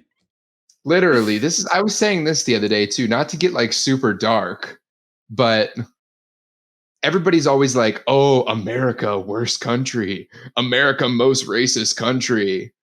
But it's just because like we're open about everything because we have to be, because we have the freedom of speech, freedom of press. We are the country that has all of our business is on blast. But what would happen if there were more like reporters and cameras from other countries checking out what China was doing behind their borders? Who would they be saying is the worst country? Who would they be saying is the most racist country? The one bringing all the brown people to the death camps, or America? Yeah. I don't know. Yeah. And we're definitely sounding like we're a bunch of bitchy cunts about how society's going right now. I'm not whining. We're bitching right now. We just need to talk to fill this hour, man. You can listen or not. Give it to him like that. That's fair enough. I'm trying to think of other shit. I've been listening to a lot of podcasts recently, but like no relevant shit has been happening whatsoever. You know? Nothing crazy. Compared to 2020, 2021 has been pretty tame so far, besides the Capitol riot. I mean, like, I've been thinking about this recently after my coworker said, she's like, I wish I had your life. It seems like you have no worries. And it's like, right now it's I just go through the motions. I go to work, come home, play video games, watch YouTube, go to bed. And it's honestly nice. Fucking nice. Yeah, not having like literally nothing to worry about right now. Not worried about money, not worried about any of that like I have been in the past. And I can't wait to be in that place. I can't wait to be in that kind of sense. It's nice, it's all of my work and my energy goes into like the relationships with those around me, and then like work. That's it. That's it. Work hard, play hard. Yeah. I'm not going to say it's fun to go to work 8 hours a day, 5 days a week, and then only have like a weekend that feels like it goes by in 2 seconds. But I do be making money though. I do be making money. We got to hang out with my money though. It's kind of wild, honestly. Now that Will and Oliver are kind of hopefully getting cozy into their new jobs. Yeah, it doesn't feel bad to talk about it for us. Boys, it's the fucking come up, Like I feel like we all kind of I've always had this thing where I've always wanted to be independent of others, and I don't want any handouts from anybody. Mm-hmm. For the past, like, what is it, since 2015, I've been on my own, just doing my thing. And like, even when I was counting pennies, I would wait until I was deep, like until I absolutely needed to even ask my parents for like $100. I remember I like starved myself because I didn't want to ask my mom. Yeah, I'm exactly like that too. I just want to like do it for myself. I want to pay my own way. I don't want anyone to be able to hold anything over me. I feel that. That's fair. You want to like make your own path. It's really dope seeing all of our come ups and like our journeys and everything, and just fucking going through it. You know, we've all gone through some shitty shit in the past, and what's amazing to me is that's not held any of us back from moving forward. Thanks to each other, I think, in a way. Dude, I gotta tell you guys, and Will, you're part of this too. You guys gave me so much fucking confidence to get through whatever. Because it's like, you guys are my fucking family. No matter what, you guys are there. Go. Yeah, I'm always like, imagine if I had like most people have roommates that is like just their roommate. It's not like their best friend. It's not someone they might not even talk to that much. They just have roommates. I'm like, that's so fucking weird. I'm so glad I didn't have that situation. Yeah, that's true for a lot of people. There's just someone in the room like to have. Like, how is your roommate not someone you'd bust into their room and cry at midnight? Exactly. How are they not? Yeah. It's just a lot of people are fucking weird, you know? They have a lot of trust issues, or, you know, they take everything to heart.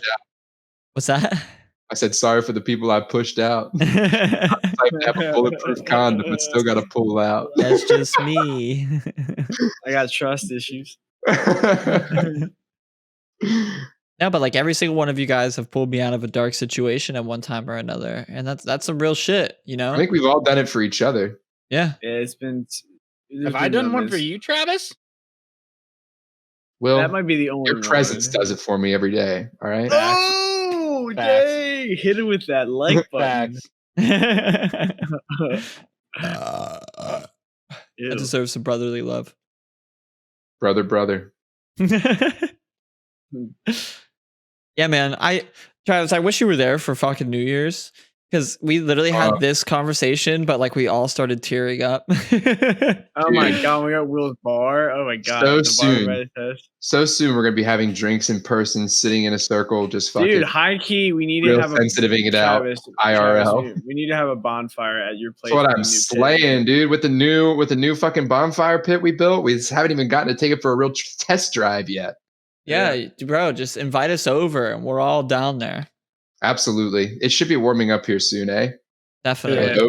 You never know. Yo, it's supposed to snow on Friday. Last week it was like 70 degrees. Tomorrow it's going to fucking snow. So I don't know. Just a 90% chance to snow on Friday. Also, when like clubs and shit start opening up again, you and Jess need to come down and fucking you was at the club. You know what I'm saying? Dude, I just saw this bar in a city near us that I'm not going to say the name of, but it's near us both.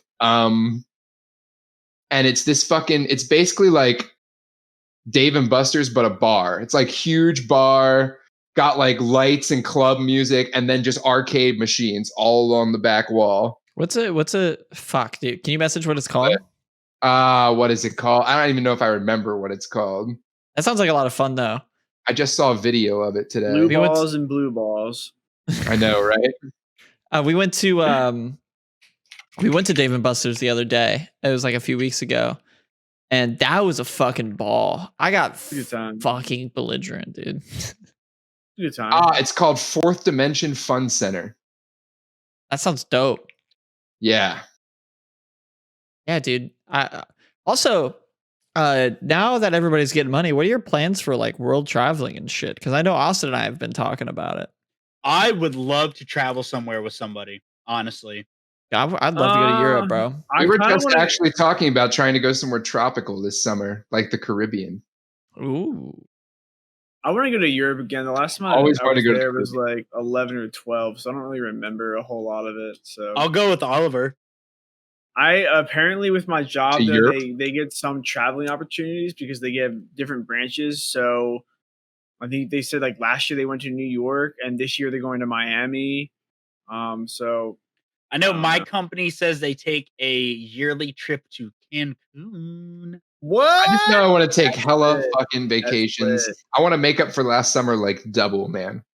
Yeah, and like tomorrow, this IRL Real Sensitive Guy Hours podcast, you guys are not fucking ready for at all.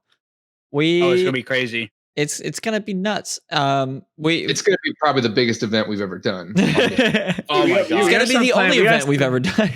We did the 2-hour special.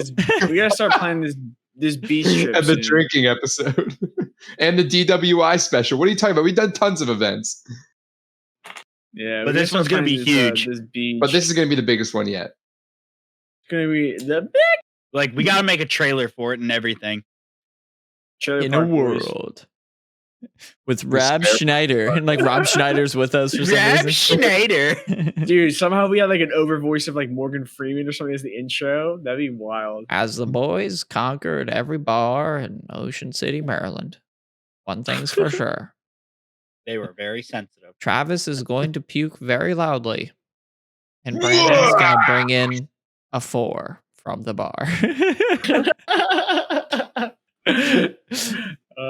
That's funny. And she won't leave for 3 days. She will certainly be obsessed, and Brandon will try to get Travis to kick her out. You were so pissed. You're like, are you really gonna try to fucking make me kick her out? Fuck no, I'm not doing it. Because you were so pissed that she was there for so long. Dude, I was getting so tired because I was there most of the time with her, and it was just me awkwardly sitting in our room with her. Wow. Fucking sad girls, dude. Fucking women. Fucking women. Can't live without them. I think it's about that time. You know, I've got some Valheim to fucking crush. Yeah. Great show, boys. Round of applause all around. We're fucking killing it, as always. Cheers to St. Patty's Day, boys. I don't have it. May our dicks stay long. I'm out. Or than our friendship. All right. Wait, what? I'm not drinking to that. Hey, Oliver, what's your favorite color? Definitely green. Come on. I didn't even hear that. You would say like yellow or something? Like Oliver's favorite color? Green. All right, boys. Alrighty. Shout out to all the fans. Give us a like on this fucking show. Comment your favorite part. Please. Bing, bang, boom. Travis's shirt is gray. It's gray. It's definitely gray. It's definitely gray. My name's Brandon. I'm Travis. Oliver, we didn't even hear you, and my name is Will. Oh, I'm Oliver. Sorry. I was messing with my mic. Episode 58. Hey, what's going on, everybody? It's your boy SpinShootImpress, and welcome back to another episode of Real Sensitive Guy Hours. This is episode 59. We've got a guest. Don't even need to introduce him. Snarkin, what the fuck's good? Very good. To the right, we've got Oliver. What's up, everybody? Travis. Hey. Will. What's good? It's your boy Skinny Penis. I'm in a weird mood tonight, boys. Why's that? I think we all are, man. Brandon, your audio is a little fucked for me, at least. Boy. Yeah, dude. What's going on? You're eating your microphone, but you're not. I'm not. Yeah. What's going on here? It might just be a Discord issue. Excuse me while I fix this. Let's go ahead and start the convo, though. Like, what's good? That's better. That's so much I had better. some crazy shit happen to me at fucking work tonight. Yeah? All right, hit it. It falls under like my biggest pet peeve when like I work at a position like there's no need to be so fucking hostile towards another fucking like worker. Like no, they're not doing just the a best human being, just in general. Like who the fuck are you? Like so this guy comes in and apparently he had bought an iPhone SE. And oh god, okay. He like gave it to his daughter, and like 11 days later, which is after the return period, apparently they just shuts off and just doesn't turn back on. So he came in like a week ago to like fucking like talk to one of the coworkers about it, And then he comes in today and he's like screaming and yelling. So then like I raised my voice and he was like, "Who's the manager?" And I'm like, "It's me." And like we're just going back and forth at each other. Yeah. Yeah. You were in a yelling match with this guy? I was in a yelling match with this guy. And so then he was like, "I want to talk to the manager." I'm like, "I am the manager." He's like, "The guy higher than you." I'm like, "The owner?" And so I was being like condescending towards like his ass. And he was like just getting me at me, saying that like I sold him a broken phone, yada yada yada. Like, how the fuck would I know that like a phone is fucking broken? And so then he gets the owner on the phone. What would you have to gain from selling a broken phone to someone? Yeah, exactly. And so like he's just yelling at me. So he gets my owner on the line and he's like, "You gotta come get your boy." Like this boy, like being like really rude to me and shit like that. I'm like, What? And so then after the conversation with my boss, and like my boss tells me like, "All right, this is what we're gonna do. We're just gonna shut him up." All of that. He gives him a deal, and I'm like, "All right, fine. I'm gonna roll with it." I come out, and as soon as I tell him the deal, his mind switches. Like his tone and everything just switches. And I'm like, "Are you fucking kidding me, dude? Like no, you shouldn't have to like snap personalities like that. I'm sorry. Like that's just why? There was no need to be hostile. If you didn't come in screaming and yelling at me, like of course I wouldn't have raised my voice. Like I just hate people that switch on you like that. I've always hated it in like the job market aspect. Like literal psychopaths, man. There's no need to be hostile in certain situations. Yeah, couldn't agree more, man. Honestly, no. The move though, anytime that ever happens, kill them with kindness every single time. Promise you. Deadass. Because then if they swap like they do, right? They're like mean and then they're like super nice. They have no excuse for the meanness. They have no excuse. They have to apologize. Have I ever told my mean customer story on here before? Maybe. I don't think so. Hop in. The one where there's a guy who came in, was being super rude to me. Yeah, I've heard the story. I don't think have I told it on here though. Yeah. His wife died or something, and he was like, and he like ended up like apologizing to me later, like that kind of 180. Yeah, he ended up. I don't know if you've heard this, Morgan, but basically he was being super rude to me and like being a total dick for no reason, and I was just trying to be as nice as I could. And then later he calls me over to his table and he's like, "I'm really sorry for the way I acted the entire time I was here. I just was going to visit a friend who I hadn't seen in like 10 years, and I found out she died of cancer. And so I'm just in like a really bad mood today, and I took it out on you, and I'm sorry." And I'm like, I mean, it's okay. But then that same guy came again and was a dick again. So like, I don't even know. I think he came again like a few months later and said, "If you put onions on my taco, I'll kick the fucking shit out of you." So what? So dude, I don't know. That was just a bad mood, but I think you're just a dick. Like that. Just really hates onions. I don't know. That's a personality right there. Like, so there's a rumor going around. Higher. Oh yeah, you're quiet as fuck. God. Bro, we're having a lot of technical difficulties tonight. I know. How is this sounding? Himself. How is this sounding, bro? Oh god, that sounds terrible. Oh my god, what is happening, dude? Is this better? Dude, like, I don't know. You know what? Okay. Let me. I'm gonna turn him up and see how. All right, Brandon, talk. Yeah. What's good? What's good? All right, that's a little better. That's a little bit better. I can. Kind of. If of. it sounds like shit for you guys, do you mind if we restart? Like, I'm sorry. Like, if we only have we're 20 minutes in. What do you guys think? Hold on. We're 20 minutes in. We're like 10 minutes in, but that's still a lot. You know, we have 20 minutes past. I don't know. Just don't be a fucking weirdo, you fuckers. Yeah, take a shower at least once every couple days, please. No, every day, every fucking. Then clean your room every day. Okay, but you're not supposed to wash your hair every day because it dries it out. I do. Yeah. Okay. People say that. Hold on. That's the number one thing people say when they don't want to shower. You can still shower. You can still shower. You can wash your body. You can wash your body. Run water through your hair. Okay. Wash your hair means put shampoo and conditioner in it. All right. You can still get in the fucking water. True. There's nothing wrong with putting water on your hair every day. And soap isn't fucking poisonous, and neither is fucking deodorant.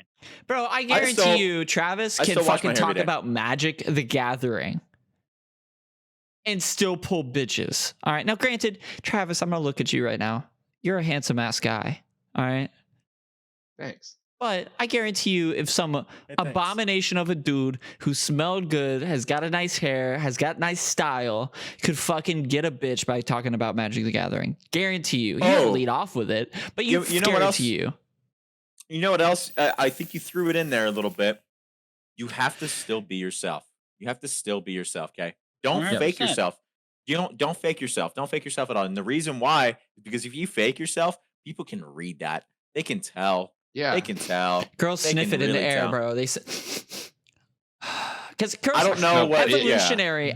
Here's why. Evolutionary. You know, you cannot be a danger to this woman because if you're a danger to this girl, she's gonna be like, okay, I'm getting the fuck out of here. I'm going to get fucking destroyed if I'm hanging around this guy.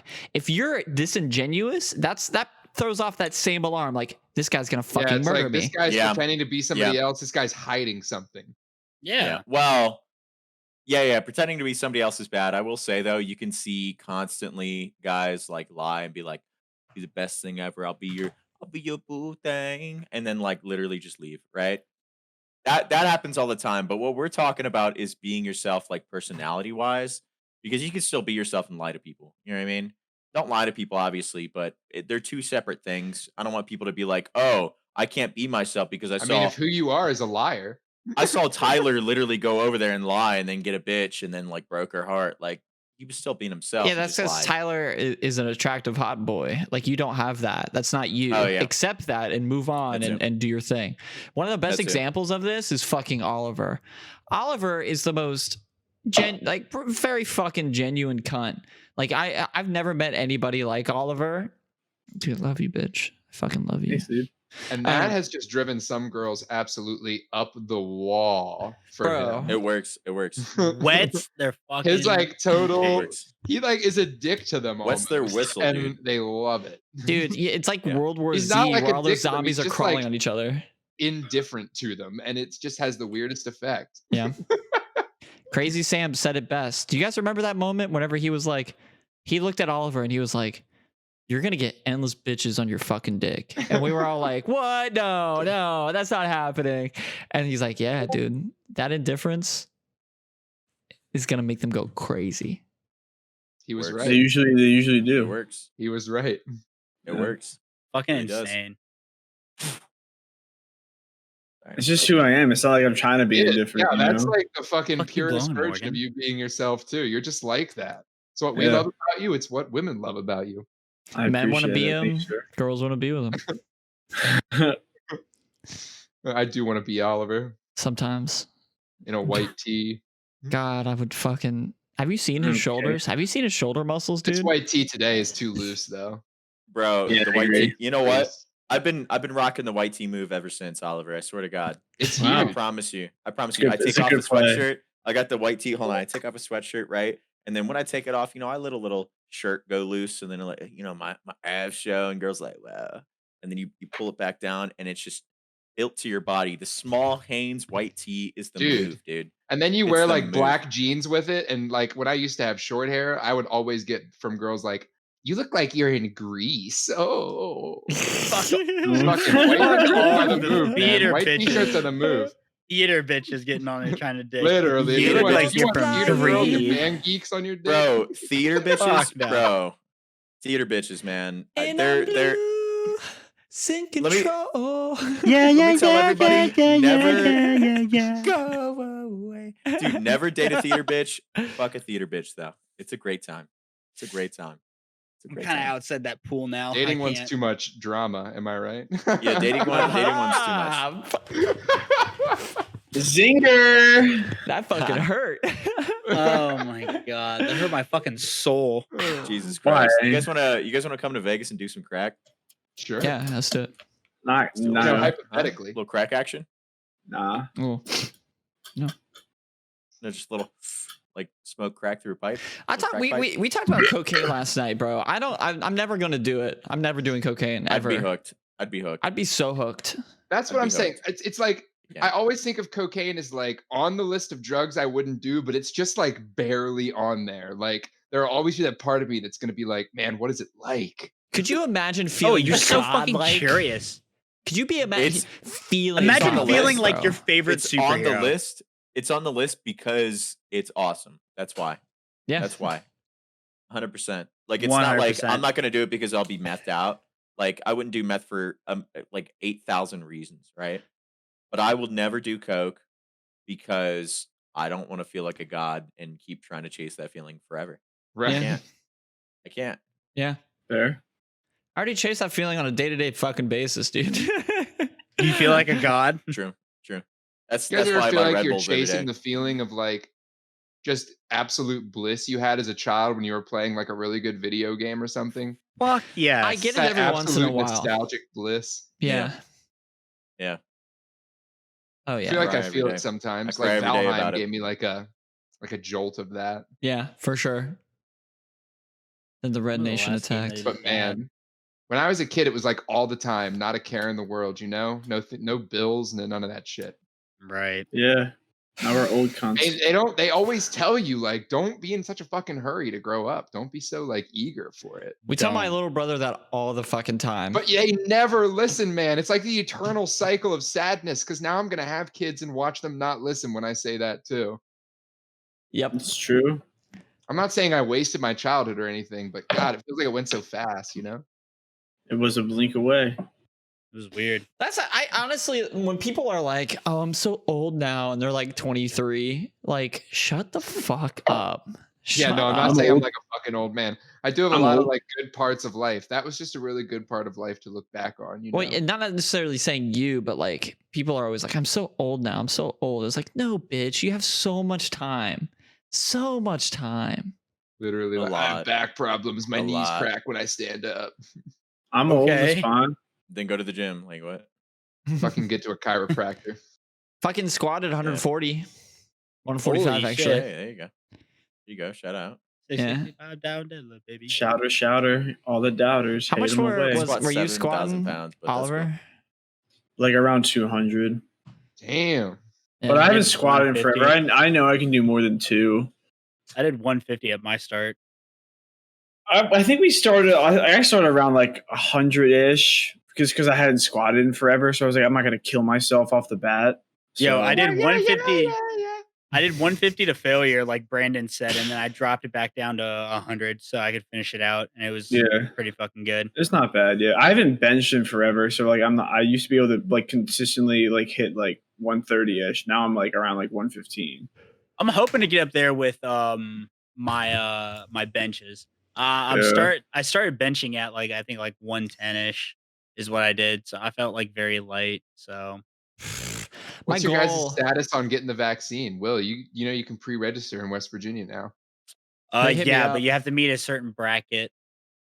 No, you can. Anyone can now. They opened it like 2 days ago. They changed it. It's 16 years and older. Yeah.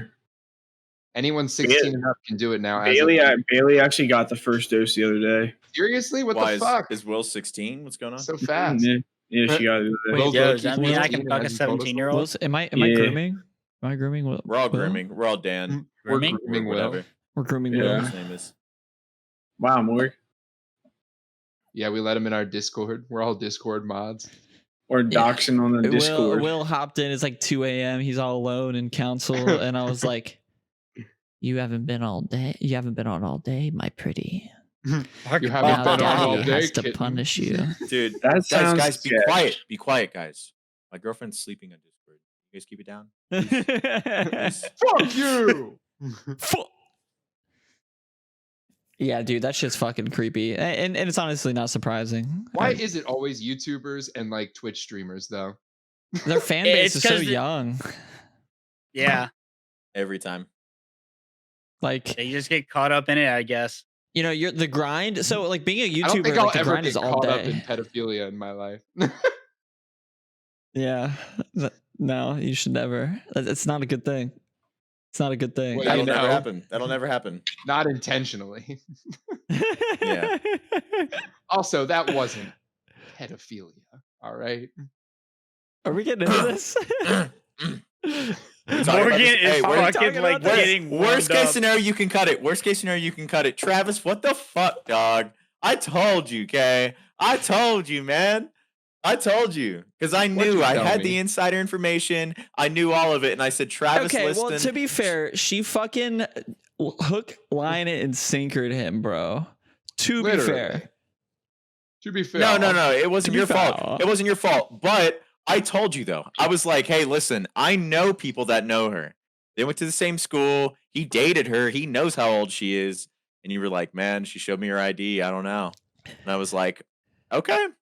All right. What do I do in that situation? Yeah. I would just say, bye, bitch. I would say, are you trolling me? Are you lying to me right now? And then bye, bitch. I mean, I eventually did. He did. When I found out for sure from one of her friends. Was it the that. hair? We're talking about the hair girl. Yeah. We're talking about the Super Squirt 9000. She has some hair in particular areas that were weird. Oh yeah, she peed. That was definitely pee. There was a little bit of little pee in there. God, our room smelled so terrible afterwards. I'm sorry, Brandon and Travis. You had to sleep in that. Next topic. All right. And clap on 3. 1, 2, 3. All right, we're back. This is gonna be a fucking shit show to edit, boys. Yeah, whoever's editing this, I'm sorry. Why he has Brandon. It's always Brandon. And yet he complains on like why he gets the things out so late. It's because these fucking things happen. No, it's because I'm a lazy piece of shit. Couple beers, couple hits, whatever. Dude, conversation just goes. Lines of cocaine. Couple beers, couple things, flowing like a river. Little bit of pizza. A little bit of Salt Bay. I really do think if we ever did blow up somehow, we'd immediately get canceled, though. Yeah, I feel like in the 2021 climate, in the 2021 climate, we would just. Yeah. It would be like we would literally have 15 minutes of fame, and then immediately somebody would dig up like one of the clips or something and be like, "Well, they're fucked in the head." The thing is, Travis said he hates Jews. Morgan, I guarantee you, in the few times you've been on here, you've probably said some effed up stuff. So, a few times on this episode, bro. A few times on this episode. You know what? I try to keep it down because I always just say some fuck shit. I don't know. I can't not. It's a good time. But the thing is, we don't fucking. We've said this many times. The fuck shit that we say. Ew, that was disgusting. The fuck shit that we say, we don't actually believe in, dude. Like I can say the most heinous bullshit, but I'm not like actually hating anybody. If you get offended by something I say, just know it was a prank. Whatever you got offended by, it was a prank, bro. It was a prank. It was a prank. And I'm sorry, I'll make an apology video for it. It's a joke, bro. Granted, like these RSGH Travis apology video. I'll drip Visine into my eyes until it looks like I'm crying, and then turn on the camera and make an apology video. There you go. Just put eye drops, dog. I just feel so hard. Just put eye drops, dog. Nah, it's we have the ability to create a community. Like hypothetically, this blows up and people are like, "Oh, this shit is like good content. This is great." We're gonna have the ability to have an audience that doesn't give a fuck, because when people subscribe to things or people watch things on a weekly basis, they like us for us. They know that we have no hate in our heart, and that's that. And plus, we'd start a Patreon. I cried a little bit. Yeah, we would come back. I think our podcast would be much better suited to like 2009. Yeah. Yeah, we're living in the old times. Yes. You guys are like a little bit of Nelk. Area would be perfect for us. You guys are like a little bit of Nelk. Those guys just say whatever the fuck they want and they're okay with it because their fan base is okay with it. I feel like we're like YouTube's trying to cancel them. That's a good show. That's a good show. Like what? Whitest kids you know? I've never seen it. Dude, it's fucking I'm gonna grape you in the mouth. Fucking classic content. You've seen something by them. Now you fucked up. God, I actually just saw something on Twitter. It's crazy. Virginia just became the first southern state to abolish the death penalty. Yeah. I think we need to have the death penalty. There's some people that are too fucked. We need a death penalty. Like, I like the death penalty. I don't know. I'm like left leaning in a lot of my views, but you know I what? fucking love guns ask you guys. And I love the death penalty. Let's go. Let me ask you guys. How are you guys feel about hanging? Like, how is that not humane? I want to go back to instantly cowboy snaps your times neck, where it you're was like a dead. whole spectacle, and we hung like a noose. We hang like pedophiles in the square. Yeah. On a Pedophiles, noose. Cowboy times. mapists, Pedophiles, mass guillotine, murderers, murder any of guillotine that. them. Just Like go back to serial guillotining people killers. then.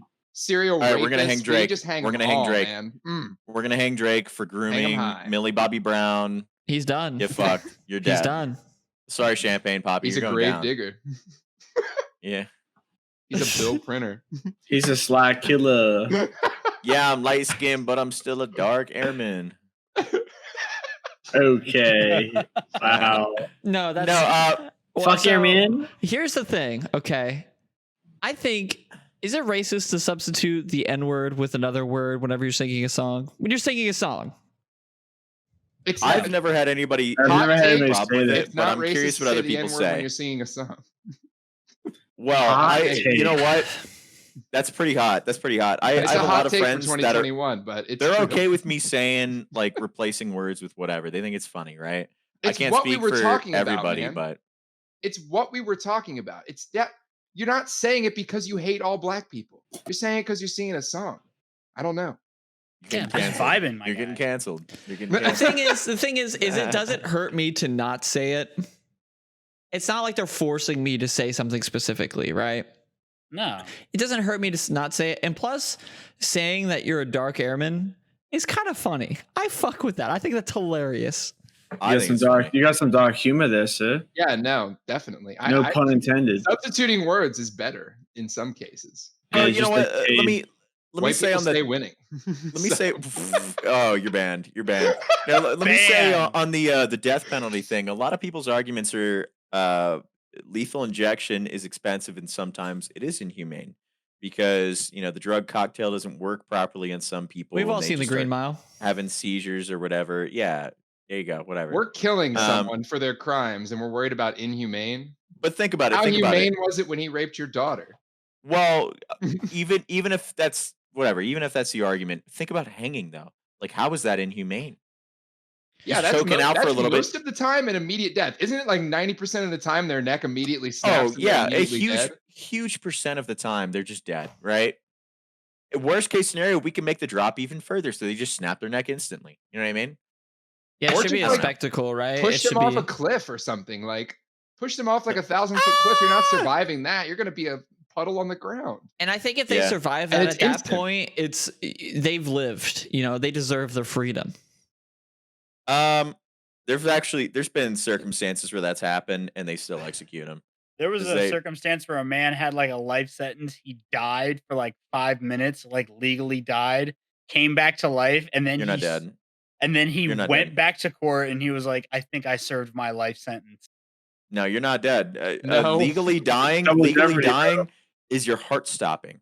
Yeah, Nobody's that's what ever they- come back from actually dying. Your Nah, brain stops. Nobody's ever nah. come back from It's actually dying. definitely happened. It's But he's definitely still- happened. No, your brain connecting from everything stops. Your brain's done. No, that's never happened. You can Now, Google it. granted, That's there's never a happened. limited amount of time. Whatever logistics No, that's never is, happened. That's never a happened. life I swear to sentence God. would still apply if he came back to life because he's then still living his life. Even though there was a 5-minute pause when he was legally dead. Yeah, but came he back died to and then he life. came back. Yeah. So But that he Are still you a deserves different person? Yeah. Yeah. no, yeah, He's yeah. not yeah. a different dead. person though. The sentence You're is dead. for his life. If he's still You living never his know. life, it's the sentence is Exactly. still on. Oh yeah. And Oh it's yeah, not Morgan. real death. Morgan. Oh It's yeah. not real Have death. you fucking died? Have you ever fucking died before? No, I didn't. Four think so, times. bitch. Four times. I've played Search Like and what? Destroy many times, bro. That respawn time. I'm a gamer. I've I don't respawned. die. I respawn. I've respawned every time. Well, so Travis's careers are fucked. Why? You know, I've said things in the past that have gotten me. We're all fucked, honestly. If we ever get famous, you know, it's over. It's Oh, over. Yeah, no, we're canceled immediately. Or if I any of our mean, bosses find this. I don't shit. even know why we have hopes to get famous off of the show at this point because it's just going to get canceled immediately. I would like to think that we sit. So you know, we blow up and we're like, this is great. You know, awesome. We start making money.